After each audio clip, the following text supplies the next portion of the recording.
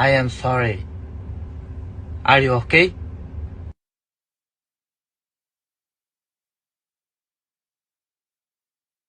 Podcast is intended for mature audiences.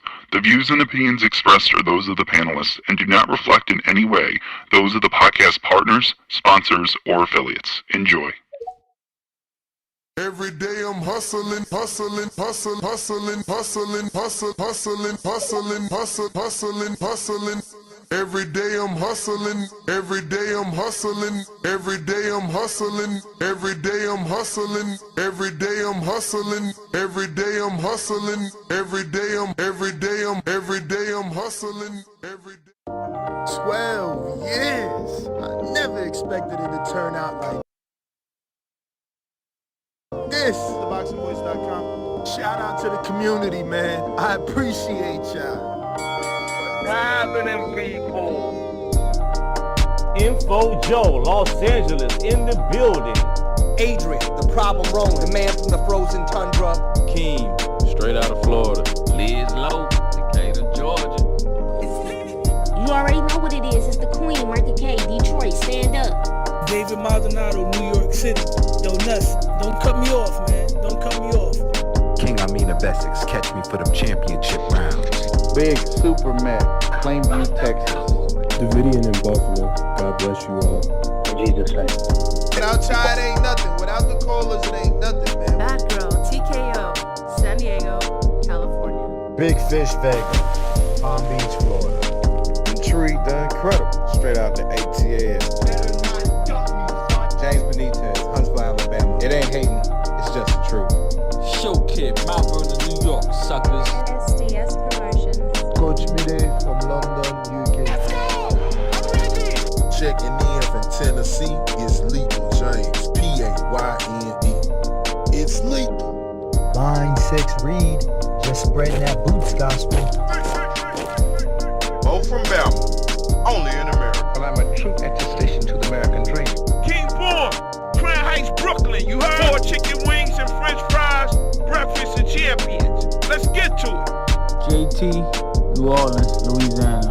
Stuff like that. Yo, TVV, this Coach J-Mac. New Orleans, Louisiana, 504, baby. What have you? C. Y. E. California.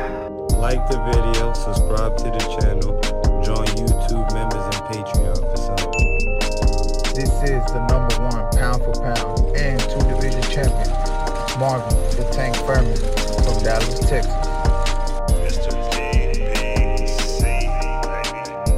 LV Southern, from DC to Stunt City, Bomb Squad.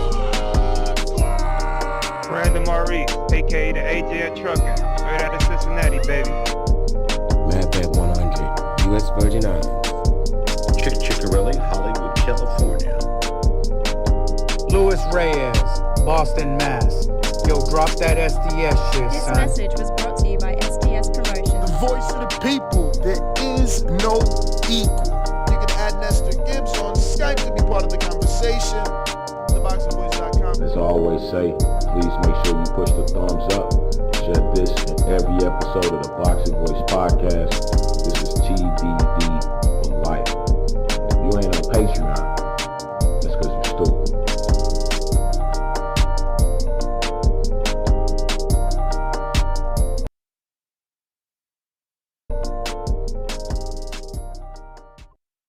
What's going on, ladies and gentlemen? Good morning, good morning, good morning, and welcome back to another edition of the Boxing Voice Radio.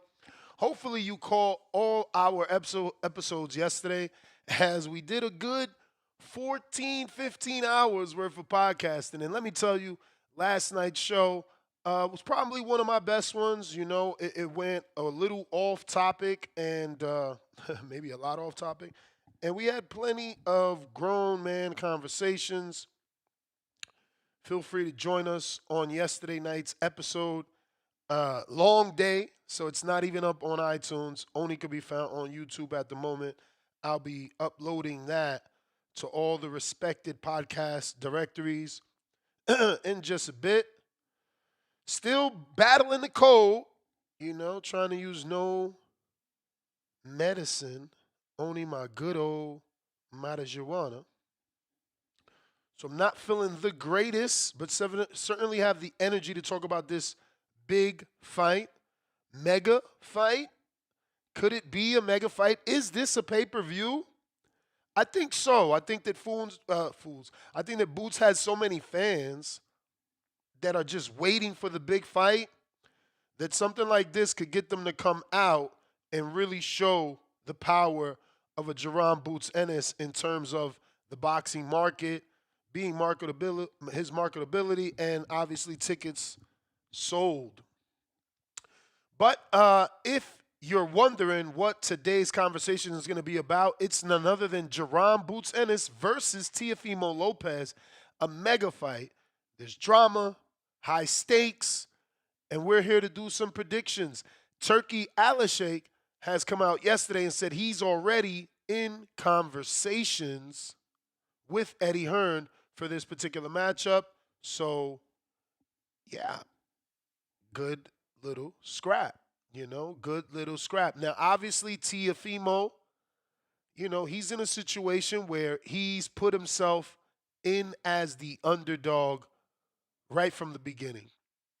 He'll be the smaller man facing the bigger man who throws more punches and who's a fan favorite. So it is an uphill battle for Teofimo. So truthfully, we need to be respecting Teo because he doesn't have to take this fight. There was never talks of him and Jaron. He started this.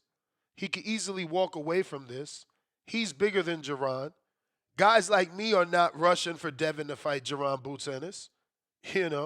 I don't see anyone rushing to fight Jaron Boots Ennis. So, yeah, this is a little left field, but right up Teofimo's alley, right? He's the guy that's fought all the names when you think of the 135-pound division. And you think of all the names that it had.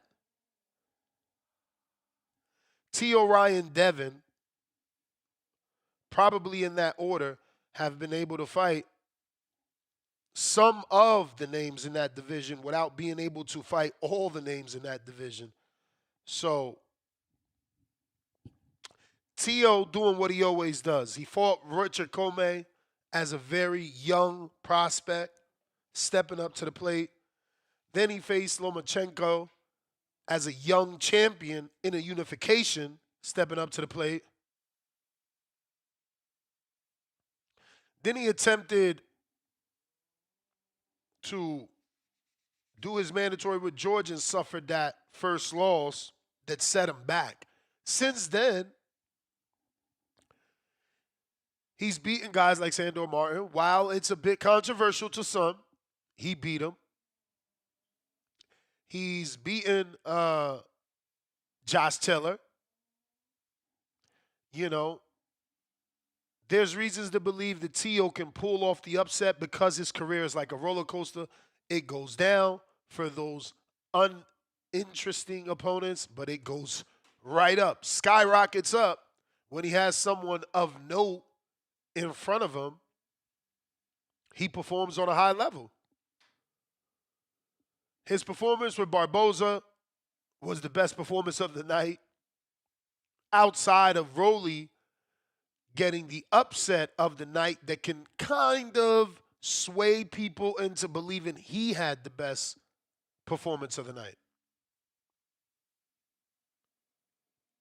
But the Ennis versus Lopez fights is in talks for an August date in Saudi Arabia per Eddie Hearn. So we won't have to wait too long. Can you imagine getting Tank and Roach and Boots and Teo in the same month? Obviously, Ring Magazine is reporting on this. There's also some audio of Turki Alashake botching Teo's name, but announcing this particular fight is in talks. Any response to being called a sausage, Edgar? That's not it. This is it. With Eddie Hearn to do. So this is a quick little 6-second clip of Turki Alashake confirming this news. Give me a sec here to press play. With Eddie Hearn to do Boots and to Malivo. We are discussing now. He called my man Tumerivo. Was Teofimo hard for me to pronounce in the beginning? Timerivo. Sound like he mixed them up with Teo and medieval times all at once. For big fights for with Eddie Hearn to do Boots and to Malivo. We are discussing now for big fights for with Eddie Hearn to do Boots and to Malivo. We are discussing now for big fights for with Eddie Hearn. To Malivo. So that's obviously some audio confirming these conversations. Now, some might be asking, why is there drama? Well, Lopez is a risky call out, so there is drama. If Ennis loses to Lopez, his career could be over. Let's be real. Maybe there's going to be some of us like myself that won't immediately throw Boots away. But there are going to be some overly critical critics that are going to look at Teo as a 35-pounder moving up to 47 and beating Boots. And that's your legacy. Someone smaller moved up and beat you. So we'll always remember Roberto Duran for beating Sugar Ray Leonard. That's never going to change. And that's why this is high drama alert. Obviously, more drama. The size gap. Ennis 74-inch reach, Lopez only 69. Ennis taller, Lopez shorter. Now, Lopez is the one that called him out. And Lopez has history with Jaron Ennis from the amateurs. Now, is Lopez's call out bold or is it foolish? You know, is it bold or is it foolish, right? Did he maybe chew off more, or is it bite off more than he can chew? Yeah, bite off more than he can chew.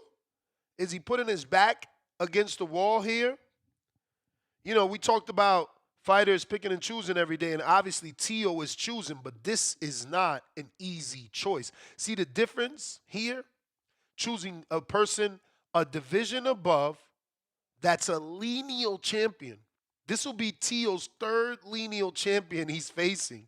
And again, if somehow Tomerivo can pull it off, that's 3 undisputed champs, and Ennis being the best out of all in terms of physicality. Maybe they'll still give Lomachenko that sort of ranking because of his all-time greatness in his career. But in terms of danger, Ennis may be the most dangerous opponent Teofimo has ever faced. The size difference, the reach difference, Ennis's power makes this Lopez-Ennis fight a huge gamble for Teofimo Lopez. Huge gamble. I mean, do we dare compare this to Kell Brook taking on Triple G? Or am I going too far here, because that was obviously only one weight class that Kell Brook, two weight classes that Kell Brook moved up from 47 to 60, but this is only one. So maybe that comparison is a little too much. But Kell Brook is one of those guys that moved up to fight a bigger man. Now, if you're considering Teofimo still a natural 35-pounder, then I can see, okay, he's moving up to 47, and you're looking at it like a Kell Brook, Gennady Golovkin situation. Now, in terms of Ennis, he's definitely receiving some controversy and backlash. Obviously, Ennis's rejection of Virgil Ortiz in 2024, that sparked outrage in this community. we were not happy that he decided to say, no, I want to stay at 47 and unify and not fight Virgil. So you don't want to fight the power punch and Virgil that we've been wanting you to fight since neither of you had belts and both of you were at 47, but you do want to fight the less power punching Teofimo Lopez, who's moving up in weight and hasn't had a stoppage of note in quite a few fights. So Ennis is receiving some sort of backlash from overly critical fans who are like, well, you just gave the extra $300,000 to to Stanionis. Why don't you send a respectable offer to Brian Norman Jr., who is scheduled to face Jin Sasaki, right? So this is just some of the stuff that Ennis is receiving backlash for. But Ennis has to prove that he's not a ducker. Maybe get a KO. Is Boots playing it safe by taking a Teofimo Lopez fight? Or is Lopez the perfect test to prepare Boots for a Jaron, Boots Ennis versus Brian Norman fight? Really, that's what it boils down to. And what's going to be driving this fight is the size mismatch, which makes it the heart of the drama, which will give it that extra push. There'll be conversations, oh, he's too small. Oh, he's slick enough. Oh, he's too small, but he's skilled enough. Oh, he's too small, doesn't have enough power. So these conversations will be bubbling all the way until August when this fight happens, if it happens. But the size mismatch is certainly the heart of the drama here. This is what's going to intrigue people. We were intrigued when Kell Brook wanted to move up 2 divisions. We were intrigued when Roberto Duran moved up to fight Sugar Ray Leonard. I was intrigued. I was campaigning for Guillermo Rigondeaux to move up and fight Loma. I thought he could really do it. Now, these fights usually don't end well.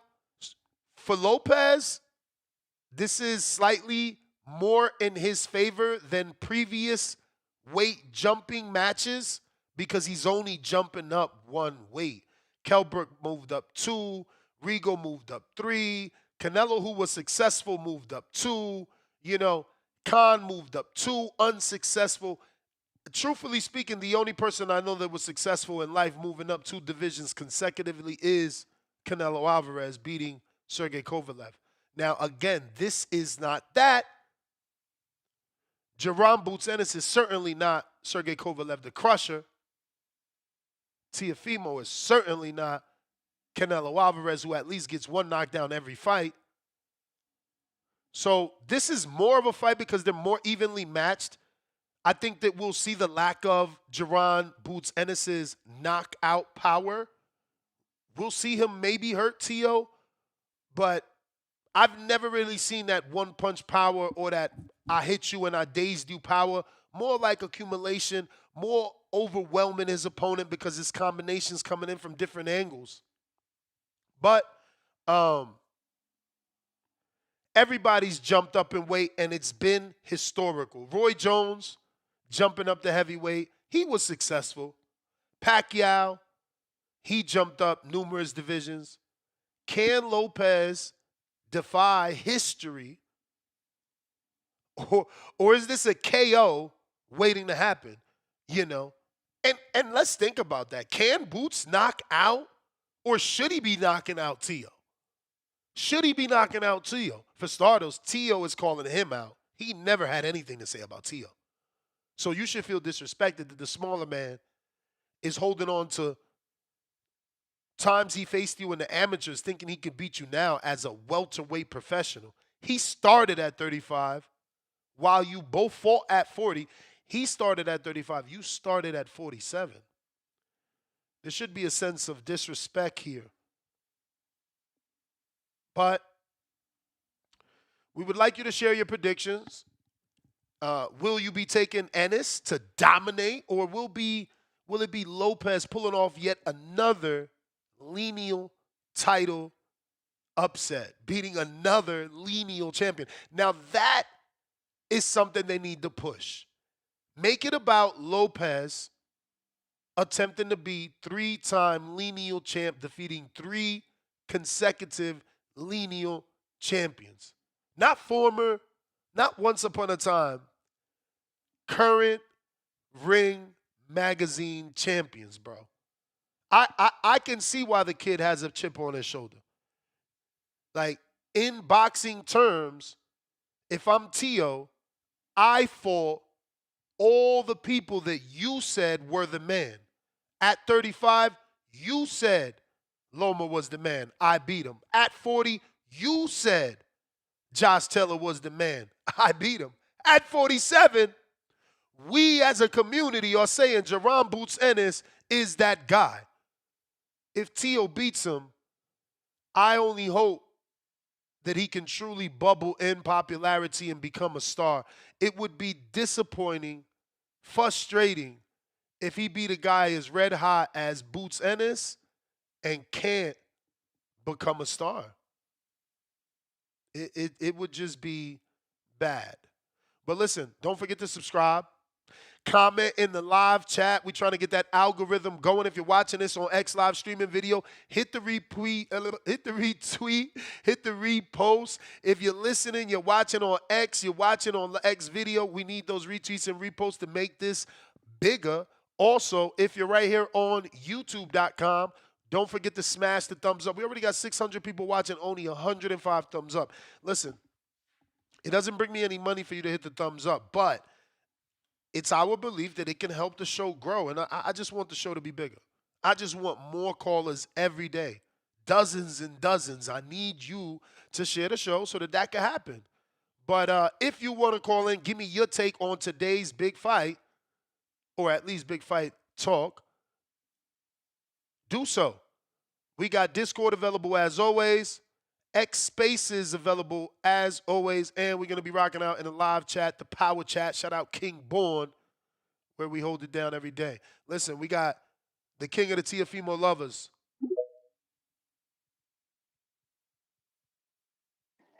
Yo, top of the morning, Ness. God bless you, bro. Bless. Amen. Yo, you know what's crazy, bro? This is actually a fight between 2 of my favorite fighters of this generation, bro. And this is a lot different, you know what I mean? Even though Boots hasn't really fought the big names, this is one of the most dangerous fights in terms of jumping up in weight, because usually when the smaller guy moves up, he's usually the faster guy, more athletic. And Tio does have the edge in athleticism. He does have the slight edge in speed, but you're not fighting some pug, some robot flat-footed guy. You're fighting a guy that's arguably probably the second most athletic fighter in boxing.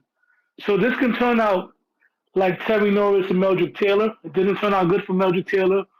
Or it can turn out like Roberto Duran and Sugar Ray Leonard. Now, I'm a Tio fan, but I would have to favor Boots because of the size and everything he brings to it. But if Tio pulls off the victory, I wouldn't be surprised, because he really is a special fighter. And I'm going to go on the limb right now. If he beats Boots Ennis, I'm going to have to leapfrog him over Inouye and place him at least at number 3 pound for pound. You know, the guy, with all the criticism he gets, he's really, come on, man. Imagine if Tank were to say, I want to move up and fight Boots Ennis. This goes to show you that he wasn't clout chasing when he was calling out Bud Crawford. He couldn't get Bud Crawford, so he's getting the guy that was chasing Bud Crawford. I mean, you got to respect that, win or lose. As far as Boots, I think you're underrating his power. Boots is a big puncher, bro. He's not an accumulation guy. He knocks guys out. Maybe not one shot, but he got a lot of power, bro. Tio hasn't shown the same power at 140, and now he's going to 147. I think this is going to be a part of his career where he's going to be more of a boxer. He's going to rely on being gordo, and how boxing dudes more than instead of knocking dudes out. He's probably going to get knockouts when he faces guys that came up in weight like him.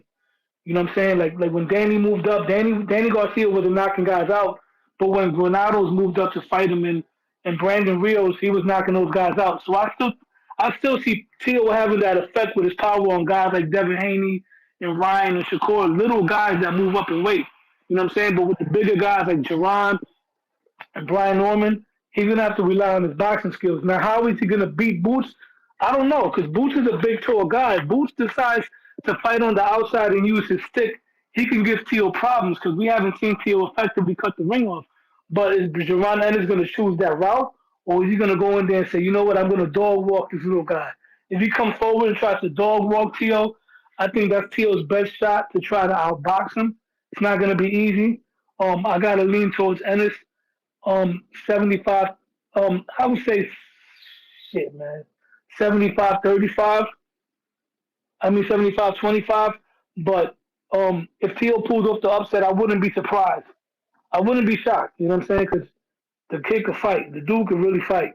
And I got to give him credit for choosing this fight. If I was his management team, I would have went the winner of Richardson Hitchins route with Kambosos. Following after that, I would have went after the winner of Subriel Matias and Puello, and then move up after that. But you know what? He's chasing boxing immortality, and we gotta respect that, man. Shout out to him. I'm just mad that this fight's gonna be in Riyadh season. This is a fight that should be in Vegas or somewhere in the East Coast. Cause there you go. There you go. There you go. There you go. Come on, bro. Come on. Nobody in America was giving this. Bob, how many years has Teo said he want to fight Boots? At least 1.5? We ain't heard a peep out of Bob. He sent one offer that we don't know how real it was. I'm going to give him that. I'm not here to argue with you today. I'm going to say Bob sent one offer. I'm going to say that. But that's it. Like, that's it, bro. You know, they not pushing him. And they're not doing what they need to do. But hopefully if he wins, you know, that really going to entice the other guys to move up. And you just never know. Obviously, there's going to be unifications for him and Brian Norman, but maybe it does draw back Crawford. Maybe now Alex Sheik, who's making this fight, does say, hey, Crawford, I got another 50 for you to beat up this guy. I didn't think about that. That's probably something that would entice Crawford because, once again, you know, hopefully Crawford is like Canelo where, all right, you got to do something in my division or, you know, with some of the guys that I avoided for me to fight you. No, I mean, Crawford, he'll be able to retire without criticism, but he'll still receive criticism. There's no way in hell you can retire if Teo beats Boots clean. Like a Barboza win or like a fucking Josh Taylor win. You can't retire without fighting Teo. You gotta at least address it. You said he wasn't good and he got 3 lineal champs under his belt and he beat the dude that was, you know, chasing you. So you gotta cut that shit and all his fans will have to cut that shit out. There'll be no way Bud could just retire. That's crazy. At least he gotta retire with an explanation. Yeah, because this guy, like I said, he's been calling you out and he's showing that he's serious. And if Teo does beat Boots, he could beat him in a tough fight without it being controversial. Because I personally, if he does beat him, I don't think he's going to beat him the way he beat Josh and this guy. Because he whitewashed those two guys, Josh Taylor and Barboza. He could beat, you know, if he wins, he can probably beat him 7-5 or something like that in a close fight. You know, steal the rounds with some. I mean, we got to look at the intangibles, right? They're both athletic. And I give Teo some advantages. I think Teo's defense has gotten better. I see his defense being better than Boots' defense because I never seen Teo get pieced up with 4-punch combinations. I've seen Boots get pieced up with 4-punch combinations. But Boots looks like he got an iron chin. Teo's chin, even though he's been dropped a couple of times, he was never wobbled. He was never hurt. His chin looks solid so far, but he's never been in with nobody that punches like Boots. The hand speed, movement, I got to give the slight edge with Teo with the athleticism because he's smaller. But Boots, with his height, his reach, he can move and jab, not only from a conventional stance, he could also do it from a southpaw stance. I mean, if he fights a disciplined fight and decides to box Teo, he could win the fight. But if he goes in there with his pride, like, man, I'm not running from this little guy, I'm going to walk him down, that could play into Teo. And Boots makes mistakes when he comes forward. You know what I'm saying? Sometimes he throws the right hand and he pulls out and gets caught with that left hook. So this is an interesting fight. It really is, man. I I'm hope with Tio you. wins. Listen, I got to get to some other callers. Obviously, we Go got ahead, a man. bunch of people jumped on. I was letting you burn out. But Hey, Les, appreciate it, man. Have a good one, bro. you the man. Majid, what it do?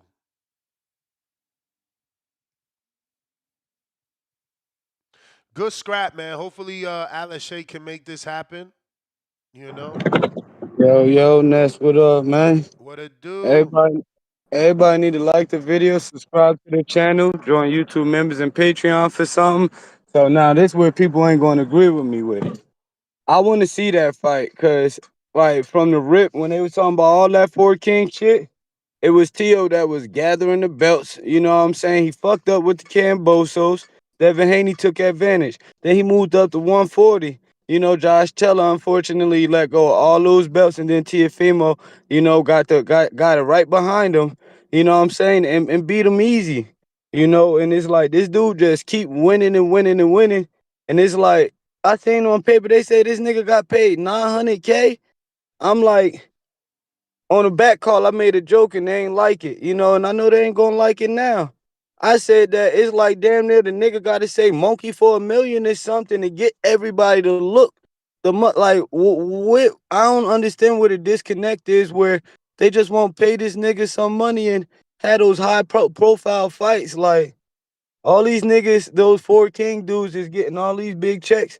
And he the only one when it's like, other than that undisputed, he accomplishing more shit on paper than all of these niggas. You know what? They got the Ryan and Tank pay-per-view with the 1.5 or whatever the fuck they made. But I'm just like, they need to throw Teofimo in there. And if the niggas in his class, like, you know, all of them, they ain't gonna fight him or nothing. Talk about he ain't worth this and worth that.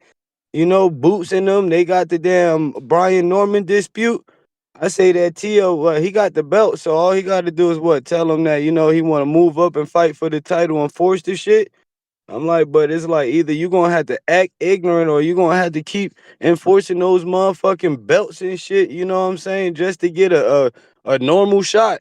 The payday part, I don't know how the fuck he get it, but I'm saying that Bob Bam dropping the ball on that nigga because ain't no way that he ain't a multi-millionaire like you know what I'm saying, like the rest of these niggas when he doing all of this shit. He even won the fight and we ain't hearing nothing about nobody on that card fighting him, so I don't know, man. I don't like that crazy shit that Teofimo be saying, but I think that the banana joke's cool because I think he look like a monkey too, you know what I'm saying? So they probably sitting at the same table eating that shit. So whatever with that shit. I'm just like, come on, man. Put him against the big dogs, bro. Like, oh, this shit nasty work. Like, I don't know, Ness, but it's making me disgusted, bro. Like, somebody to, I don't know. I don't know, man, but I want to see that Boots fight. I sent you a video when they sparred back in the day where it was looking like he was giving Boots some fun work with all that movement that we seen that Boots can't deal with Karen. You know what I'm saying? So I want to see the fight because we ain't getting nobody else trying to fight him and shit. And really, that's all I got, man. All right, champ, you the man, you the man. If you're watching this on YouTube, don't forget to hit that thumbs up button. If you want to voice your opinion on today's show, don't forget we're taking callers here on X Spaces and Discord. Links pinned to the chat. Also, don't forget, quick reminder, we are doing a PS5 raffle. Only way to enter must be a YouTube member plus a $25 virtual ticket. How do you purchase your virtual ticket? Just head on over to our Zelle or our Cash App. You send 25, or you can pause the screen right now. Scan this with your camera app on your iPhone. It'll take you directly to the Zelle or to the Cash App. You send 25. Your name's in the running. Everybody's names gets put in the wheel. We do the live spinning wheel virtually in front of your face. The winner is announced. The PS5 is mailed out.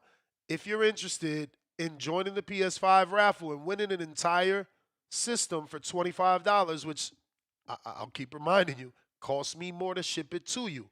I just shipped one to California, one state over. Not cheap.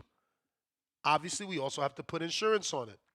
So this is a steal for anybody in this community. You know, you can be purchasing a virtual raffle ticket to maybe try and win for yourself, try and win for your son, try and win for a relative. It's just too good a deal. You know what I mean? So if you're interested, you know what to do. And if you want to talk boxing, raise your hand, request so that we could get to you and put you on the line. We got IVS $10. He said, counterpunches for whoever. I got you, champ. Paper Chase HTX $2. Hope T.O. gets slept. Salute TBV. I meant this. Gavin Goins $2. Boots by Body Bag. Pack T.O. up for the culture. Box emoji. Plain emoji. So I guess he's shipping that box. Packed them up. Ghost Coast $2. If Boots beats T.O., Boots murders Crawford. 100 emoji. I don't know about that. I don't know about that. Yeah, that's a little strange. But once again, if you're on YouTube, smash that thumbs up. Absolutely free. Free counterpunch for Tyron. What up?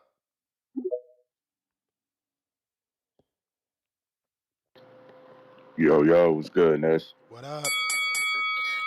Shouts out TBV. Hope everyone blessed tuning in. Yeah, man. This is why, you have to love T.O.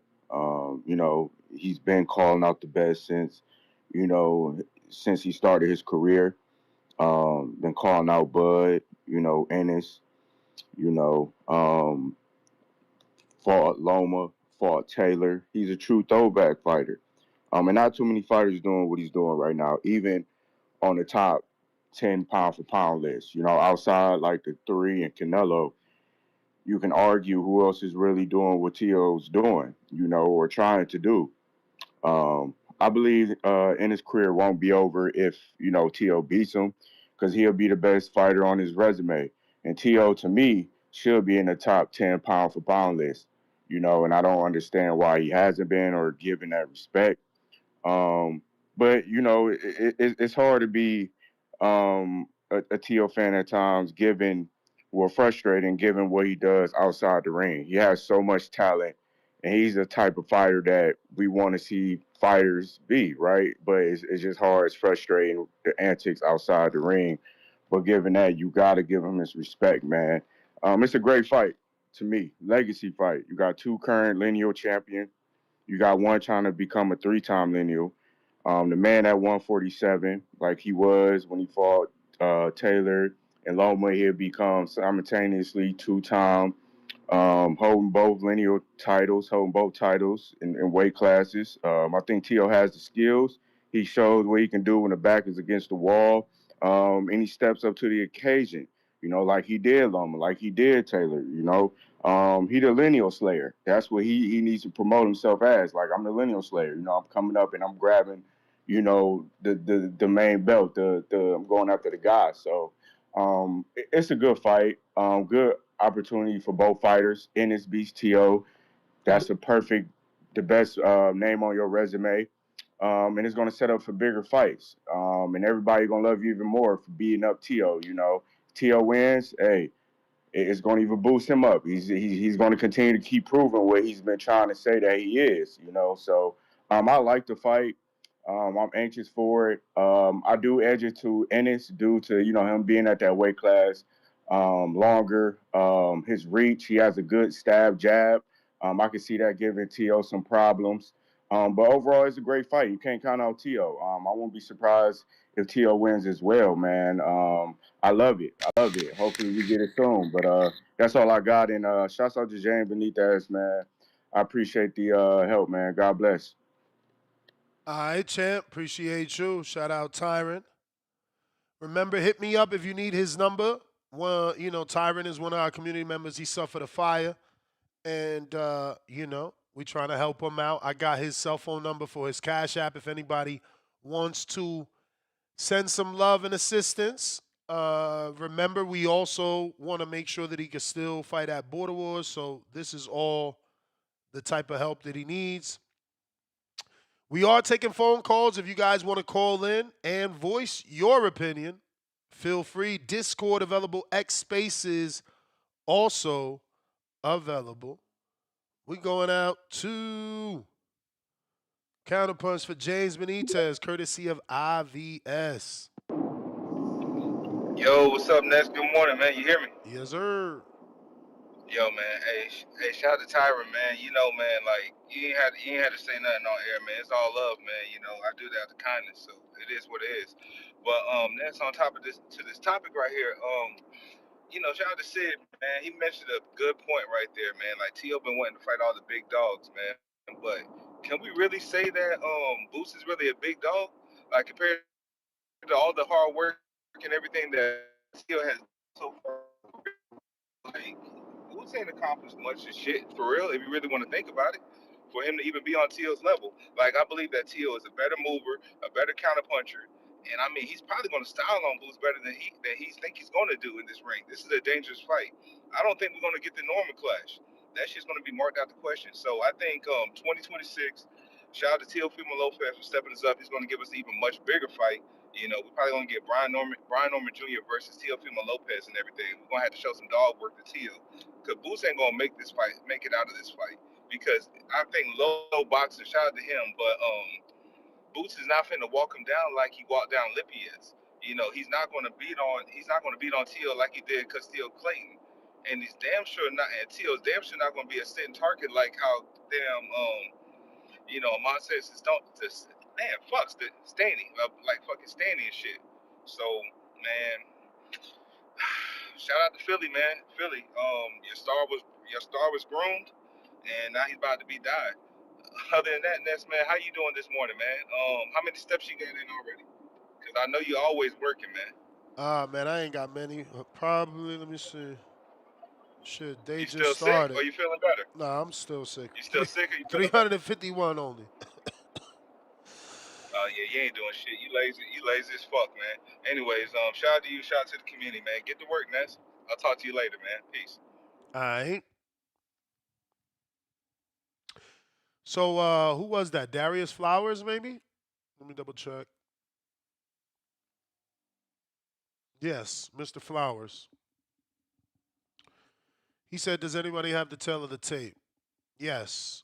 Jaron Boots Ennis is 5'10", 178 centimeters tall. Teofimo Lopez is 5'8", 173 centimeters tall. Jaron Boots Ennis is currently the IBF welterweight champion since 2023. He's had 3 title defenses. He is also the WBA super welterweight since April 2025. 0 defenses of that belt. And he's also the ring welterweight lineal champion since April 2025. No defenses on that belt. Teo has been the WBO junior welterweight since June 2023 with 3 defenses. So they equally have 3 defenses of their current title. Teo's also the ring junior welterweight lineal champion since June 23. He's had 2 defenses of his lineal title. Boots' record is 34-0 with 30 big KOs, making his knockout ratio an 88% KO rate, while Teofimo Lopez is 23-1. That one loss coming at the hands of George Kambosos. 13 of those wins by knockout, giving him a 54% KO ratio, which is very low if you're considering actually knocking people out. Remember that thing that Marco said, if you got under 65, you're probably not getting a knockout, according to Marco. And ever since he said it, we've been trying to test that theory and see how right he is. Professional rounds completed. 209 rounds based off 34 fights, averaging 6.1 rounds per fight because of his 88% knockout ratio for Jaron Boots Ennis, while Teofimo Lopez has had 149 rounds based off his 24 fights, averaging 6.2 rounds per fight. So while Teo has a less percentage in knockouts, he and Jaron are still equal. And you have to consider Jaron has a lot of knockouts because he had a lot of club fights. It took him a long time to get signed to majors. Stances, both men are orthodox, but obviously Jaron Boots Ennis capable of switching. High capability of switching to southpaw. They're both 27 years old. Both born in 1997. Both 1 month apart. Jaron born June 26th. Teo born July 30th. It's getting spooky. Are these guys meant for each other? What the hell? Obviously, Ennis has the clear physical advantage, but Teo, he's got that in-ring experience. You know, he's got that high level experience. That's what you can't teach. That's what you can't teach. Alex Vega, what up?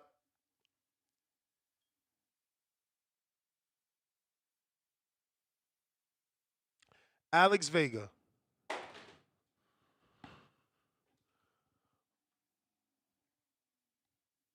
While we wait for Vega to connect, if you're watching this on YouTube, I need you to hit that thumbs up. Let me get some love. We need to share the show. This way we get more callers, more boxing opinions, real boxing talk, you know. When we run out of callers, that's when we start going left and start talking about stuff that not everybody likes. And don't get me wrong, you know I love my going left sometimes. Alex Vega.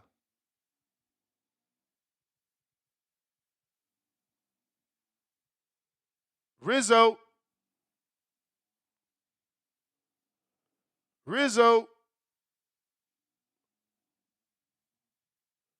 You gotta unmute. Oh, you hear me? Perfect. All right, cool. Yeah, shout out, what's up, Ness? How you doing? Can't complain, brother. Good morning. All right, so I'm gonna get to this. Let me get to this real quick, man. So I don't know why everybody's talking about this Lopez Boots fight. I mean, it's crazy. Lopez has had a knockout since 2022.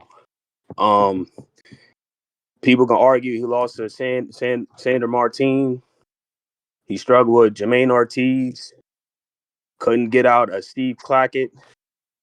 You know, so you talking about Boots? Talking about him beating Boots is crazy. I say Boots gets him out in 5 rounds. Makes it take a knee like Colin Kaepernick. Emo gets back up. Gets knocked out. Point blank, period. I don't even know why anybody's entertaining this fight. I know they're talking about fighting. Only reason why I would want to see it, so Boots can knock the racism out of Lopez. He's been talking crazy for a long time, and nobody's really done nothing about it, except for Crawford. But other than that, I wouldn't want to see the fight. I mean, Boots ain't going to get no credit for beating Lopez. He's not. I don't care what kind of accomplishments Lopez has done in his career. He's not going to get no credit beating Lopez. Guy coming from 140 to 147. Just not. I don't see Boots getting any credit for that. In a perfect world, I would like to see Boots fight Norman, but we all know that's not going to happen. You know, Norman taking the route to going to Japan or whatever. So, you know, Barrio, scary ass, don't want to fight Boots. So he fighting Pacquiao that hasn't fought. I don't know how long, 46 years old. So it's just like, you know, Boots he don't really got no options. So I guess he gonna have to fight Teofimo Lopez or move up to 154. I mean, all these guys is doing is waiting for Boots to stall and have to move to 154. They're just trying to stall him out. So they can try to take over the division and see who's gonna be undisputed. I don't see Boots getting undisputed at 147. Too many people are just not trying to really fight him. I mean, it is what it is. But that's my take on that. Boots puts him in a casket. Fight don't go past round 5, in my opinion. That's all I got. DC. All right, champ. Big up. Alex Vega trying you again. Can you hear me? We hear you. Yeah, I always forget when I get to the house and connect to the Wi-Fi. Audio don't work. But yeah, man, good morning. Good morning. Good afternoon to some. Yeah, man, onto this topic. You know, this is a fight I don't think was really on anybody's radar until Teofimo started bringing it up. He's been hard-pressed on it ever since it seemed that his call out of Terrence Bud Crawford has basically just been mostly ignored. as being a real challenge that Terrence wants to take on, or if he even sees it as a challenge.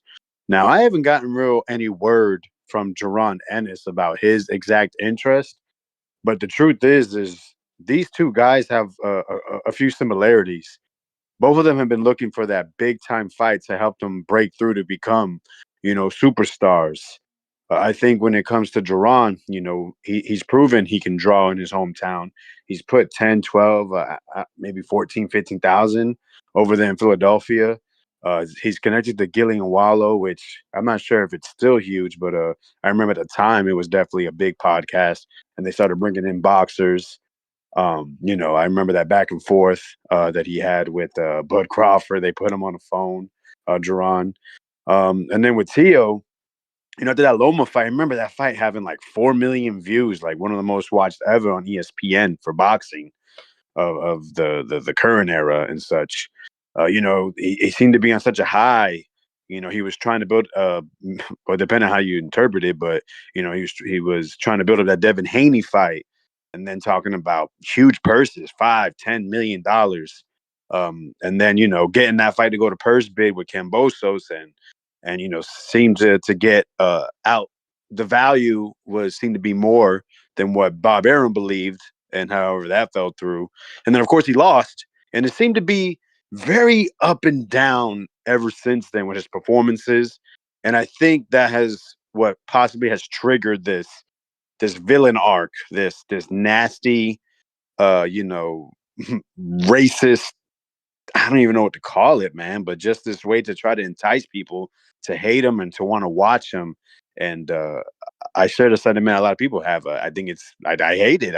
It's disgusting, and I wish he didn't do it. But that's what seems to do it when it comes to specifically boxing fans or people interested in entertainment.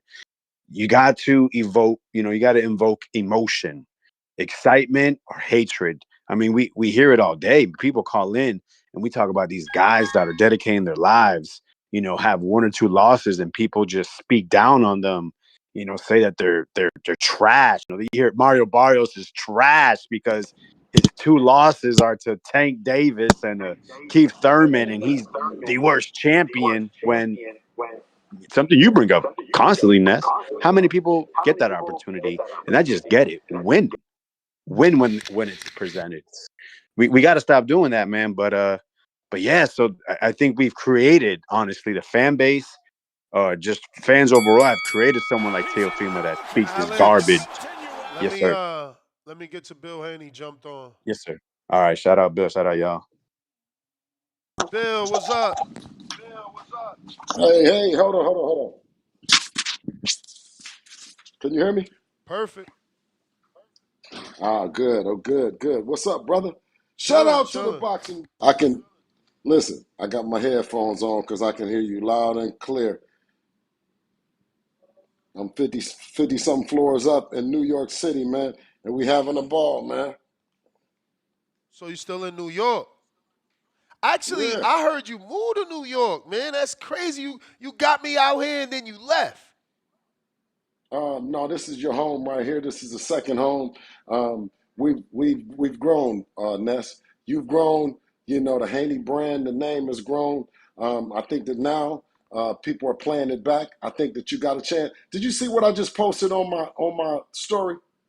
Instagram. Let me check. Instagram story. Just check within the last hour.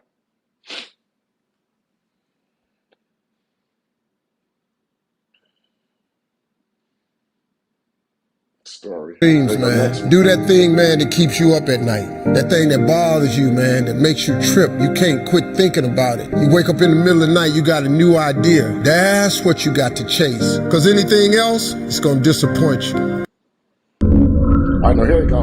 Look at this, Ness. Look at Dan's right hand up. You see that right hand up? Did you see? Go back and see it again. They said, can we do it? Are we ready? Go look at it. It's a masterclass, Ness. Look at it. One more time. I say chase your dreams, man. Look at there. Ooh, look at that right hand back up. The right hand back up. Ooh. Who? Yo, I'm Hey, gonna be man. real. No disrespect to Dev. I was impressed with this. Lord, man. I ain't know Sean had it like that. That's Yeah, man. You crazy, man. listen. He is a natural, bro. I watched this whole sparring, bro. For this to be his second time sparring, that's crazy. I Yeah, never yeah. was this calm, man. Is he gonna Look take at it the feet serious though. Look at now? the feet. Look at the feet though. Look at the feet. And he's going the same direction. And that's why I'm telling the Haneys are educating you. Look, he's going and that guy, that kid, is no different than Ramirez. He's a better fighter than what you see when you use the feet. Is he gonna When you take it use the serious feet. now? Because I thought he wanted to do tennis. Man, he tests my kids test all of the parent to partner patients that I preach. It starts at home, and it's getting behind your kid's passion. You know what I mean? If that's what he wants to do, then I'm gonna get behind him. But I didn't think we were gonna be still, in the gym training this way. I trained with him, but we were training in tennis, and he said, "Pops, during this training camp for Ramirez, he said, Pops, I want to train, I want to box, I want to fight." Obviously, you know what I'm That's saying, as a crazy, parent, man. How'd that make you right? feel? Because I mean, Well, I mean, obviously, you put in a lot of time in tennis. Is he completely pivoted, or he wants to do both? well, no, he's as far as right now, he's pivoted to boxing, and like I said, and I totally support him. That got to But be you know what I Devin, mean? right? Like not Devin physically Yes, influenced him, but him watching his big brother be so yes, great. yes, Yeah, yes. that's crazy, man. That's what that I is, and was I so told them, happy to see that. It was I'm like, wow, I can't believe it. Honestly, I hey, can't hey, believe it. He Sean. looks like he been sparring for years, man. That's I wild. know, right? I know how I tough know, it right? is, man. That That looks sport. real good. Listen, Sean, come here. It's a tough. It's the hurt business. You know what I mean? And um if you don't have it, you know what I'm saying? It's even tougher. In tennis, you can learn on the job, right? But Hmm. with boxing, it's the hurt business. So, I support him. I'm behind him. But of course, we have work. We have a lot of work to do. That's one thing that we do. We have a lot of work to do. So all these kids, when they were, all these men, excuse me, when they were children. Obviously, we're discussing Boots and Teofimo. This is like an old sparring video of them. I spoke to Bozy years ago where he said he built Boots into a welterweight. That in the amateurs he was fighting at 40. How realistic is it for Teo to get a win over Jaron Boots Ennis, in your opinion? Man, shout out to Bozy and what he has done. And I knew that it would come out sooner than later in terms of what we knew that to be. That Bozy built Jaron Ennis for 147 pounds. He built him up to whereas with Devin, he went more strength and those kind of that kind of direction. I went more with fast and agility, and I stayed at the lower weight to unify and ultimately become undisputed. But we were all one division apart. Shakur, um, Devin, and Boots. Ultimately, knowing that they could all end up together, in the ring at some point in time. They were the ones winning. Um, a lot of the times I think Gary Antoine Russell, of course, he was in there as well. Um, Teofimo, um, he didn't really win as much, but he won some. He was somebody that always showed up, and he did have his share of winning as well, but probably not as much.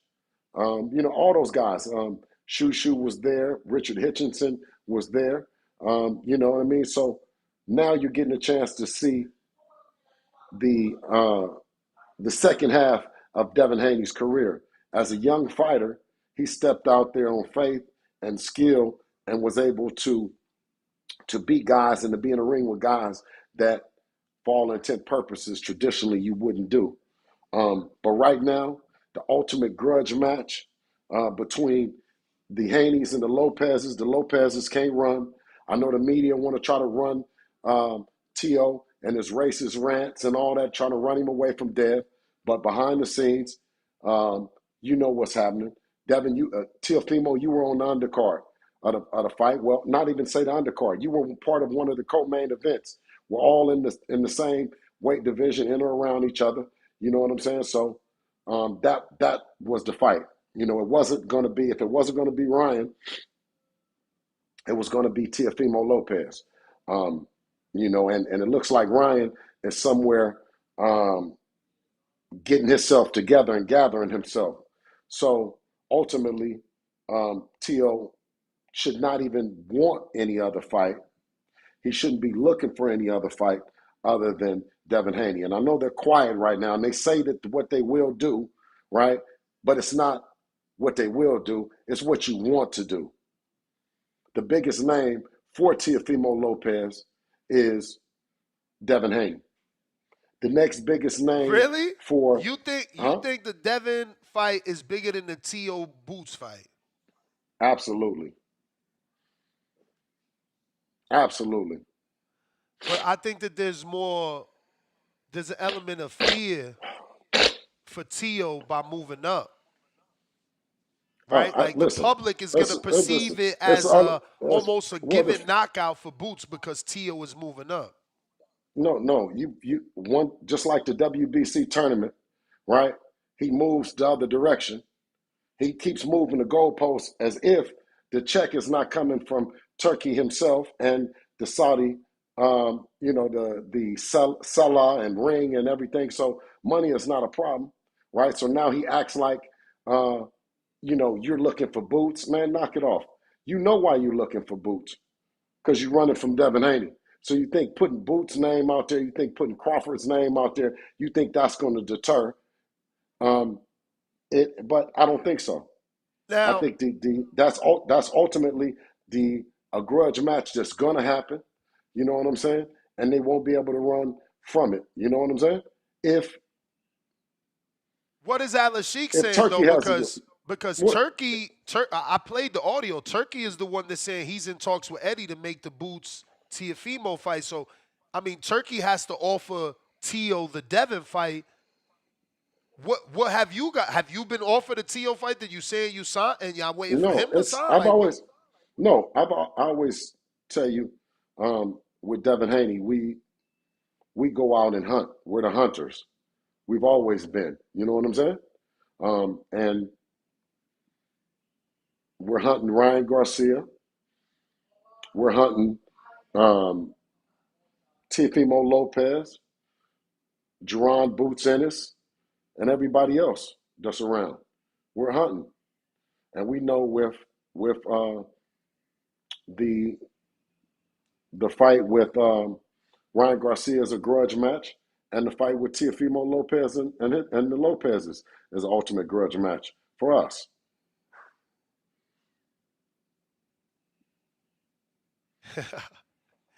Hey, that's so funny. You know, I've been loving AI. So I asked AI, what fight is bigger, Devin Haney versus Teofimo Lopez or Jaron Buzenes versus Teofimo Lopez? The verdict, Haney versus Lopez is bigger for marketability. Haney established fan base, their long-lasting standing rivalry, and the Saudi back hyped outweighed Ennis' rising star status. Haney Lopez could be a pay-per-view blockbuster, while Ennis Lopez is more niche. That's crazy. That's crazy. I don't know that I believe it right now, man, because Tio's coming off a good performance. And he has don't go with your heart. Don't listen. Don't go with your heart. There's a lane for him, as one of my callers just said it. I don't want to ruin their phrase, but I think they said the lineal. Damn, what they hate. The lineal destroyer or something. Like, he's got a lane. Like, this will be three's a charm. Like, these phrases are in life before we got it. So, like, if he beats three lineal champions, that's history. That's history. That's high stakes, too. And moving up to fight a bigger man that's naturally more gifted than you, physically bigger than you, more Okay, athletic than listen. you. Well, that's the case. Is then maybe Devin steps up and fights the winner of Canelo and Crawford, right? I mean, what the fuck does that have to do with stepping up and fighting a fight that ultimately, what did it say? The biggest fights. The biggest fight is Haney and Lopez.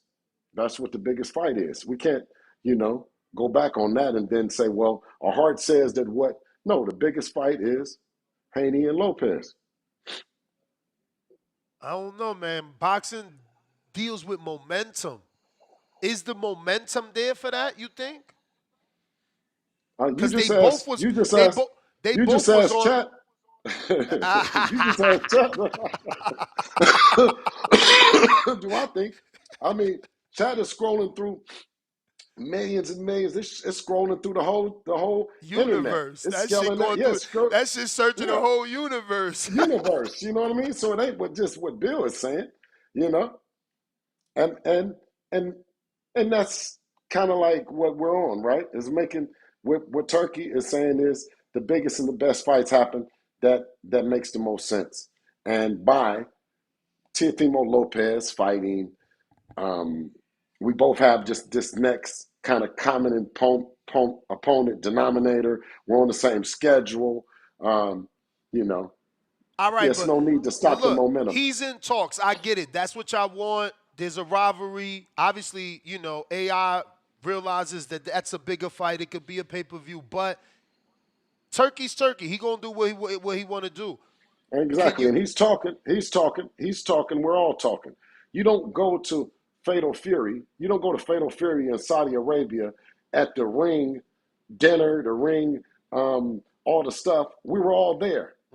You know what I mean? So now he's trying to run from it. Man, you came out there to Saudi Arabia and you know that the deal was on the table for you to fight Devin before that and you ran. You know it's another deal on the table for you to fight. And you Can running we? again, talking Can we about get you another looking for fight though? to Like hypothetically, just because he's already in talks allegedly, according to Turkey Al no, Sheikh, everyone is would you everyone is would you everyone is in guys talks. take that Conor Benn fight? We see Shakur talking about Conor a lot. Conor did huge numbers. He came to America looking to see could he get a fight with Ryan. Ryan ended up losing. No, Does that no, interest? no, it doesn't. What? That's not a next fight. That does not interest me. He just fought at 160 pounds, right? We just fought at 144. No. How about that? No. You heard it from a Okay. boss. So you want to stick to Later fighters on. that were champions? I'm just saying, it's no, not right now. We have plenty of time. We have plenty of time to do that fight. He just fought Eubanks at 60. You know what I'm saying? Fought him at 60. I'm not interested. And I'll tell you when I am. the Ryan fight, is that something? Because obviously Turkey Al Sheikh, he said he spoke to Ryan and he's going to give Ryan another fight to bring him back. So I guess they're going to give Ryan a tune-up. So he's off the table for now. So what's your eyes really on for your son Devin? The same guy that was on the build-up, the same guy, what they said was the winner, the same one. He said he was going to fight the winner of it, right? That's the guy. Rolly? Oh, no, Rolly didn't say that. No. Who said he was going to fight the winner? Teo. Oh. I don't know, Bill. It just seems like Teo has so many plans already. There was early talks of him signing that deal, and he was supposed to get Hitchins, and he was supposed to get Boots. There's really never been any rumors of him fighting Haney. And that's because behind the scenes, what they're trying to do is run him away because he knows what it is. He knows what it is. The people know what it is. It's been like that, I done told them. I done told his dad, right? We done told the management team, right? We've actually been in a tournament together. It just is what it is. So I need to get your thoughts on Antonio Tarver and have you guys spoken. Everyone is feeling like he was overly critical. And obviously it was the return of Jim Lampley, and they were just kind of, yeah. What did you think of that Yeah. playback? The people have said it more so than anything about Tarver and Tarver's take on it. Yeah, I don't really have any comment for him. He was doing his job, as I think more so a company man because he still has yet to. Tarver, why don't you talk about Canelo and what Canelo did the very next night? If we're going to bring highlight to CompuBox and numbers and all that other stuff. You see how when Devin doesn't have anything to do with it, you guys never talk about the pay-per-view, the numbers and all the stuff. The numbers don't make a difference. You see? You know how but when it's Devin and you want to paint the narrative, then you paint the narrative that fight was boring or that fight was this or that, right? But actually, if you play it back and you look at it, what I just showed you, it's a masterclass in lateral movement. It's a masterclass in patience. And I'm so happy that those that are narrative driven decided to go with the narrative, right? And the real ones that put together that masterclass and that plan get credit for it. And Bill, I'm everyone glad knows who they are. I'm glad you gave me an opportunity to talk to you, and you're bringing up that fight because I had told my audience I had to ask. I didn't understand why was it. I mean, I think I understand, but I'm not a trainer. I'm just trying to learn here. This is not criticism. Yes. What was the I guess science behind not using the jab? Like we know Devin to use the jab. Like that's his. Right. That's Right. Devin. And Is the Devin Haney on jab? But on that given night, right, under the lights, right, do you panic and do the only thing that you're good at? Or do you develop more tools in your arsenal? Do you trust on can you trust the game plan? That's what it is. Can you trust the game plan? And the entire game plan for me centered around showing that we couldn't, if we don't want to be hit with anything, we don't have to be hit. We know that when the game plan, they says, oh, it was a terrible game plan. You got hit with 3 left hooks and you got knocked down 5 or 6 times. So when my game plan was to not get hit with anything, then we're boring. I'm saying this, but that doesn't mean the next fight is going to be the same game plan.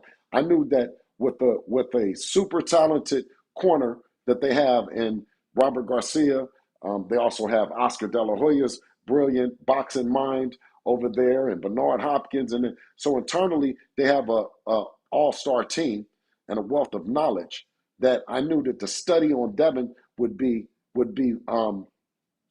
precise. So the jab, what you guys traditionally, everything that you guys see in Dev, they were prepared for. Robert Garcia said he was not prepared for that, what Devin done. And that's part of using all and every inch of the ring, the squared circle, and that's the science, right? And winning is the name of the game. Nah, for sure. For sure. You know what I mean? I like that Ness, jab. it adds another dimension. But it adds another dimension. Of course, they say, well, Devin will beat you. He can go forward with the jab. He can out jab you to death. He can do all that, right? He has a great right hand, right? He has, you just saw the hook, and you see him holding his hands up, right? And you also see the ability that he has the great legs. He has great feet. So you say, well, someone that beats him is going to have great feet as well. They're going to have to be able to close that door. These are layers of the game that, obviously I didn't want to, when you have the warehouse of tools that Devin has, right? It's the long range game. So I didn't necessarily want it to show certain dimensions until we came into certain fights. But being that the people had put so much pressure and talked about not getting hit, well, I wanted to put on a masterclass and show them this is what a masterclass looks like of defense. And they says, well, no, we want defense and we want offense, we want excitement. Well, that is exciting when you have all the drama in the world and you have a fighter that's 26 to go and stick to the game plan and to say, okay, Pops, first round, second round. I said, no. If they said you did it 1 round or 2 rounds and you switched up, they'd say it was luck. They'd say it was Ramirez. I said, but when you do it 12 rounds in a humid New York on a Friday night in front of everybody, they'll be critical of you, the ones that don't know what they're seeing. But the guys in the industry are going to fear you even more because that's something that's extremely hard to do and very rare. So Tarver, one of the quotes was he's too worried about getting hit. Did you feel that it seemed that way aesthetically to the viewers? Pressure was on. Well, the pressure was on from him not to get hit from his corner, from me. That's where that was, and that's where that anxiousness to move and double step around comes from his corner, and me saying, okay, no, this is what we're going to do, and this is what we're going to deliver, no matter what they say. It's part of the Queensberry rules, right? Winning is winning, and you can win like that. But I'm saying is they were overcritical about whether or not Devin could, and I'm saying that goes back to Mason Menard. We pitched that performance on Mason Menard when we used our legs. You slowly but surely was talking to us, and oh, we want this, we want that. When we gave him that performance nest, right there, you know what I mean? Right there, rock 'em, sock 'em with Ryan Garcia, they didn't call him a warrior. They called him Chinny. They called him all the things that, you know what I mean? I said, okay, well, this next time I'm going to show you. If we don't want to get hit, man, we're not getting hit with shit. From nobody. Just sticking with the Tarver because these are kind of some of these hot topics that the fans have picked up. Yes. Where is it here? He was suggesting that obviously maybe Devin was going through something, quote unquote. He's still suffering from some things from that fight, implying end quote, implying obviously that Devin had some mental scars or possibly. No, ain't no mental scars. We got mental awareness. We know what time it is, and we're not going back. We're not, we can forgive, but we're not forgetting. You know what I mean? And we know, so we're not going to go in there playing with them. You know what I'm saying? At all. We're going to show you guys just that, and then put some respect on his name. That we've given you all kind of different fights. We went forward. We went sideways. We went lateral. I'm talking about sideways. We went lateral. We went forward. We didn't fought on the inside. We didn't fought on the outside, right? We've had a Jorge Linares down 8-9 rounds, and we still fought on the inside. Get clipped, and the motherfucker say we chinny. Come on, man. Nah, I hear you, man. You know you ain't gonna win it with the fans, though. That's for sure. Dan, you sick too? Yeah, everybody's sick. Yeah. No, we gon' yes, we are. We winning. Listen, they tried to run a media smear campaign, and that didn't work. Because 7 world champions at 26 years old, those kind of accolades beat out and outlast any of that chirping that they're doing. You ain't lying, man. You can't erase what he's already accomplished. That's 7 when. How long does Devin want to be out the ring, Bill? Like, has he expressed? Yeah, has he expressed how long? No, man. We've signed up. We're in the Fatal Fury tournament, man. Listen, and all of them gonna get it. Okay, so what does that mean? Like, what is your expected return month then? I got a call about. I shouldn't say. I can't. I can't announce no dates, man. But I just got a call about something that's real soon. Real soon. That sounds good. Sooner than you guys think. What do you think about Berlanga, man? You know Berlanga from the amateurs. Can he beat Hamza Shiraz? Because obviously it looks like that's a Turki al-Sheikh guy. They trying to set him up to beat Berlanga to get the Canelo fight. Can Berlanga get that win, in your opinion? Hey, listen, Berlanga and the family, you know what I mean? Big Edgar, and Edgar, you know what I mean? I'll roll with them, you know what I'm saying? They like family, I'll roll with them. So I haven't got a chance to see the guy, but I hope that he brings out everything that'll show the skills that Edgar truly has, because all those guys, Edgar can box and he got knockout power, but he doesn't necessarily just have to rely on his knockouts. He can box as well. He's part of that same group that I mentioned earlier with Devin. What do you think is next for Barboza? He built himself up. He got those 2 big wins, but the fight that he was chasing for 3 years, he fell short. I mean, he got to just go back to the drawing board. He got to go back to the drawing board, And being that he's up in Big Bear, he can come in and be a sparring partner for Devin's next fight. Okay, man, everybody's in Big You know Bear. what I'm saying? Brian Norman Jr. is over there. What's Yep. up with that? I heard Brian Another- Norman ain't want to spar because he believes he wants to fight you guys. How'd you feel about that? Yeah, Brian Norman is, will eventually be one of the fights that's on the table as well. What do you think about this fight with Jin Sasaki and him going to Japan? Is that something, you would allow Devin to do? Not allow, he's a grown man, but I'm saying, would you advise him to take a fight in Japan? I don't know who the guy is. Who is the guy in Japan? He lost to Andy Hidioka. That's the only fight I watched from Jin Sasaki. I mean, not the only. There's another one that Top Rank aired, but other than that, I've only watched 2 fights of him. Yeah, no. I don't know. I don't know the fighter. I don't know what that, he's the champion. Why would he have to go there? I mean, the money. He's being paid very good, according to the reports. Is it a Turkey a la Sheik bag? Is it that kind of fight with Turkey, or who is it with? No, Mr. but Honda or Norman? Yes, it's with Mr. Honda, and Norman's not on the Turkey radar just yet. right? So it's with Mr. Honda then. Yes. Okay, yeah.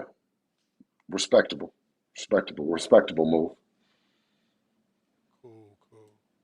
So how's Yeah. New York, man? You transitioned over there, and how's that been?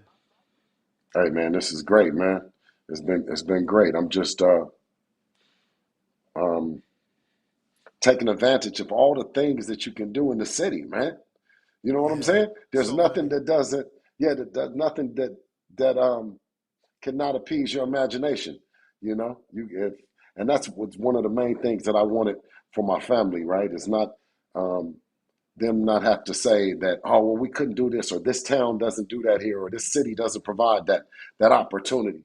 I wanted them to have an opportunity to grow, and what better place than New York City?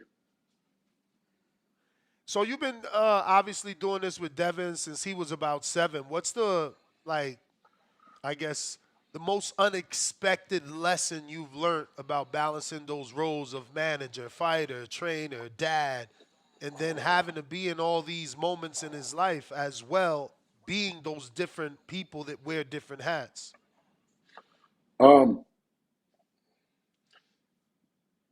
You can't trust people, man. You can't be as trusting. I came into the game and I wasn't trusting, right? And we accomplished our goals and things and then I kind of, started taking for granted that the business would be kind and be respectful to us, and that's not the nature of the boxing business. So I've learned to not be as trusting. But trusting in what? Like in allowing someone to train Devin, or trusting in negotiations?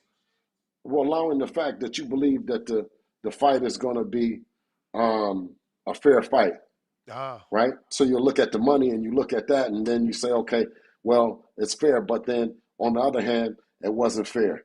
The 3 pounds and the PDs and all those other things, right? I'm more calculated and more, more focused on detail, and not as trusting. And what advice would you give young father-son combinations? I a mean, you got a lot conversation. out there right now. You got the Yeah, yeah, right. Merriweathers, the Yeah, Walkers, the Williams. There's a lot of, there's a lot of father sons right now. right. Spend a lot of time communicating, right? Uh, communicating, is one of the easiest things in the world when both parties want to do it, when it's open.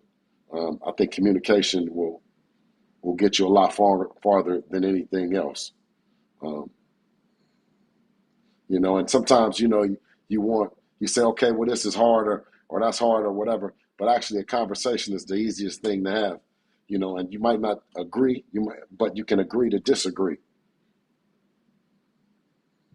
Back in 2022, Devin fought George Kambosos. Now, what is building up to be a Devin Haney nemesis in Richardson Hitchins is facing George Kambosos. People have always been critical. Uh-huh. People have always been critical of George, specifically Hitchins, but now he's facing him in New York City. What's your thoughts on him accepting George as an opponent, as a voluntary defense, and also the outcome of that fight? Two great teams that deserve everything that they have coming. You know what I mean? Africa, I can't say enough about him in terms of his grit and his grind up through these New York boxing gyms and, navigating the New York streets and doing the right thing.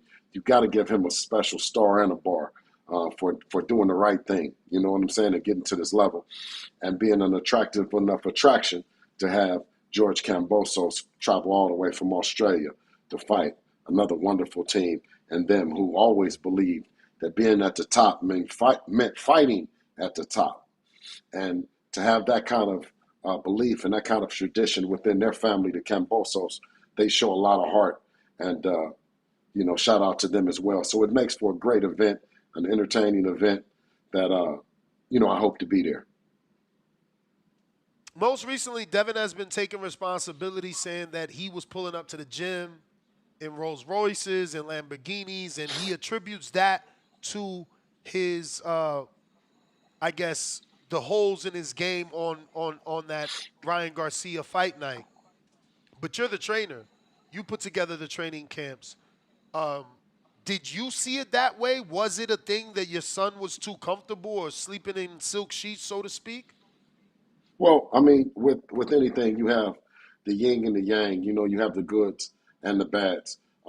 Me being a trainer, I would want him to be not as comfortable, right? To have uncomfortability to prepare him for the uncomfortable situations that happen in a fight. But also as a manager of him, right? I want him to have the most money as possible. I want him to have all the fly shit in life. You know what I mean? So within that, I have a dual hat of trying to bring that balance that I can, and that balance of opinion and all that other things. But ultimately, he's the boss, and he knows what kind of sauce he needs on that night. So a self-checking beats any other kind of checking in the world. He self-checked his game, and I saw a patient, deliberate, strategic, and determined fighter in there. He was determined to show Jose Ramirez that you're not in his league. When it comes down to it, on that given night, you don't have the tools to handle a Devin Haney, and that's what he showed him. And even with help, like I say, from an all-star studded cast that they have over there at Golden Boy and Robert Garcia, for them to transmit the information to him in that real speed and that real time says a lot about our team and our game plan. I'm sure you've seen this, but would like to get your thoughts. Oscar De La Hoya has come out and said that, quote unquote, I'll never, ever put Devin Haney in with one of our guys. I won't waste my time with Devin Haney because he runs and will continue running. I know you and Oscar have been, kind of. Well, first, First, if Oscar gets another fighter other than if Oscar gets another fighter other than Devin Haney, other than Ryan Garcia to get in there with Devin Haney, then that's one thing. But outside of that fight, he doesn't have anything. He doesn't. He's the B-side with Chavez to Jake Paul now. He has a bunch of B-side situations. I don't believe outside of Virgil Ortiz, I don't see him having anything to be talking crazy about someone like Devin, an undisputed 2-division champ with a fan base that's undefeated and that has an ultimate grudge match that people want to see against his company. So understand this. Oscar, easy, 3-0. Jojo Diaz, Jorge Linares, Jose Ramirez. Easy, 3-0. We beat him. He's never beat us. Oscar's never beat us. Unless he came with a fighter that was on drugs. So, a man that had been beat by another man 3-0 and then also been busted for using drugs, I'm sure. He has nightmares about Bill Haney. Bill Haney is the curse. It's his curse. I just told you, out of the 7 champions that we fought at 26 years old, and beat, 3 of them have come from this guy, Oscar De La Hoya, or Oscar De La Fuya, depending on who's listening. We got some from the people here. Politically Incorrect with his $2 hater chat. Haney deception documentary. Haney's are frauds. Did you ever see that YouTube documentary? No. Did you ever see a Negro come from East Oakland to a view like this? Huh? Did you ever see that? This is not a fraud. That's no fraud, man. New York. Okay, but what I'm saying is, what makes it a fraud is that you on here saying that you did something, you ain't did it. I know a bunch of fraud niggas and frauds and all that, right? I just told you we done beat the man. At 26, we have 7 champions that we done beat, and we're undefeated. Nobody has done that. Canelo, Floyd, Oscar, Tank, nobody. Tommy, Devin has one of the top jabs. Devin has one of the top 7 jabs in the history of boxing. Why didn't he dominate with his jab last fight? I know you answered that. I don't know if you want to add anything else. If not, just shout him out. I'll just kind of reiterate that because he has one of the best jabs in the business and everyone wants to. I hear you, Bill. I'm sorry. I had to let my dog out. Okay. Because he has one of the best jabs in the business, because everybody knows the jab, that's what Robert Garcia and them was preparing for. But just because, you know what I mean? Just because that's your best on that given night, you bring out what you can win with, right? You don't bring out your best shit. You bring out the shit that you win with. And that's what he did on that Friday night, May 2nd. Pistol Parkway Mozzie, $2. Dev, a bigger bag, closer fight for Tio, I would think. So I guess he's in agreement with you. We got Adrian, $5. Bill, your son doesn't look the same. He looks timid and scared to engage. You're going to get him hurt if you don't tell him to retire? Unnecessary punishment. What the hell? Listen, that's definitely a bot. Instead of saying that what Devin has accomplished has been tremendous, you know what I mean? And started off there. Start off what he has accomplished has been tremendous. Few fighters, in the history have accomplished that. And the sky's the limit. The future looks bright. There's some tremendously talented young fighters in or around the division that's going to make this shit hot. and boxing is thriving and alive right now. That's what he should say. To be clear, you guys are campaigning at 47 in your next fight, regardless of who you fight. There's no way we could see you go back to even 140, right? Well, with everyone saying now that they're going up to 54 and 47 and all these other things, it only sits right for us to campaign in the money division, 147 pounds. Tip Bayless, Bill taking callers? Yeah, always.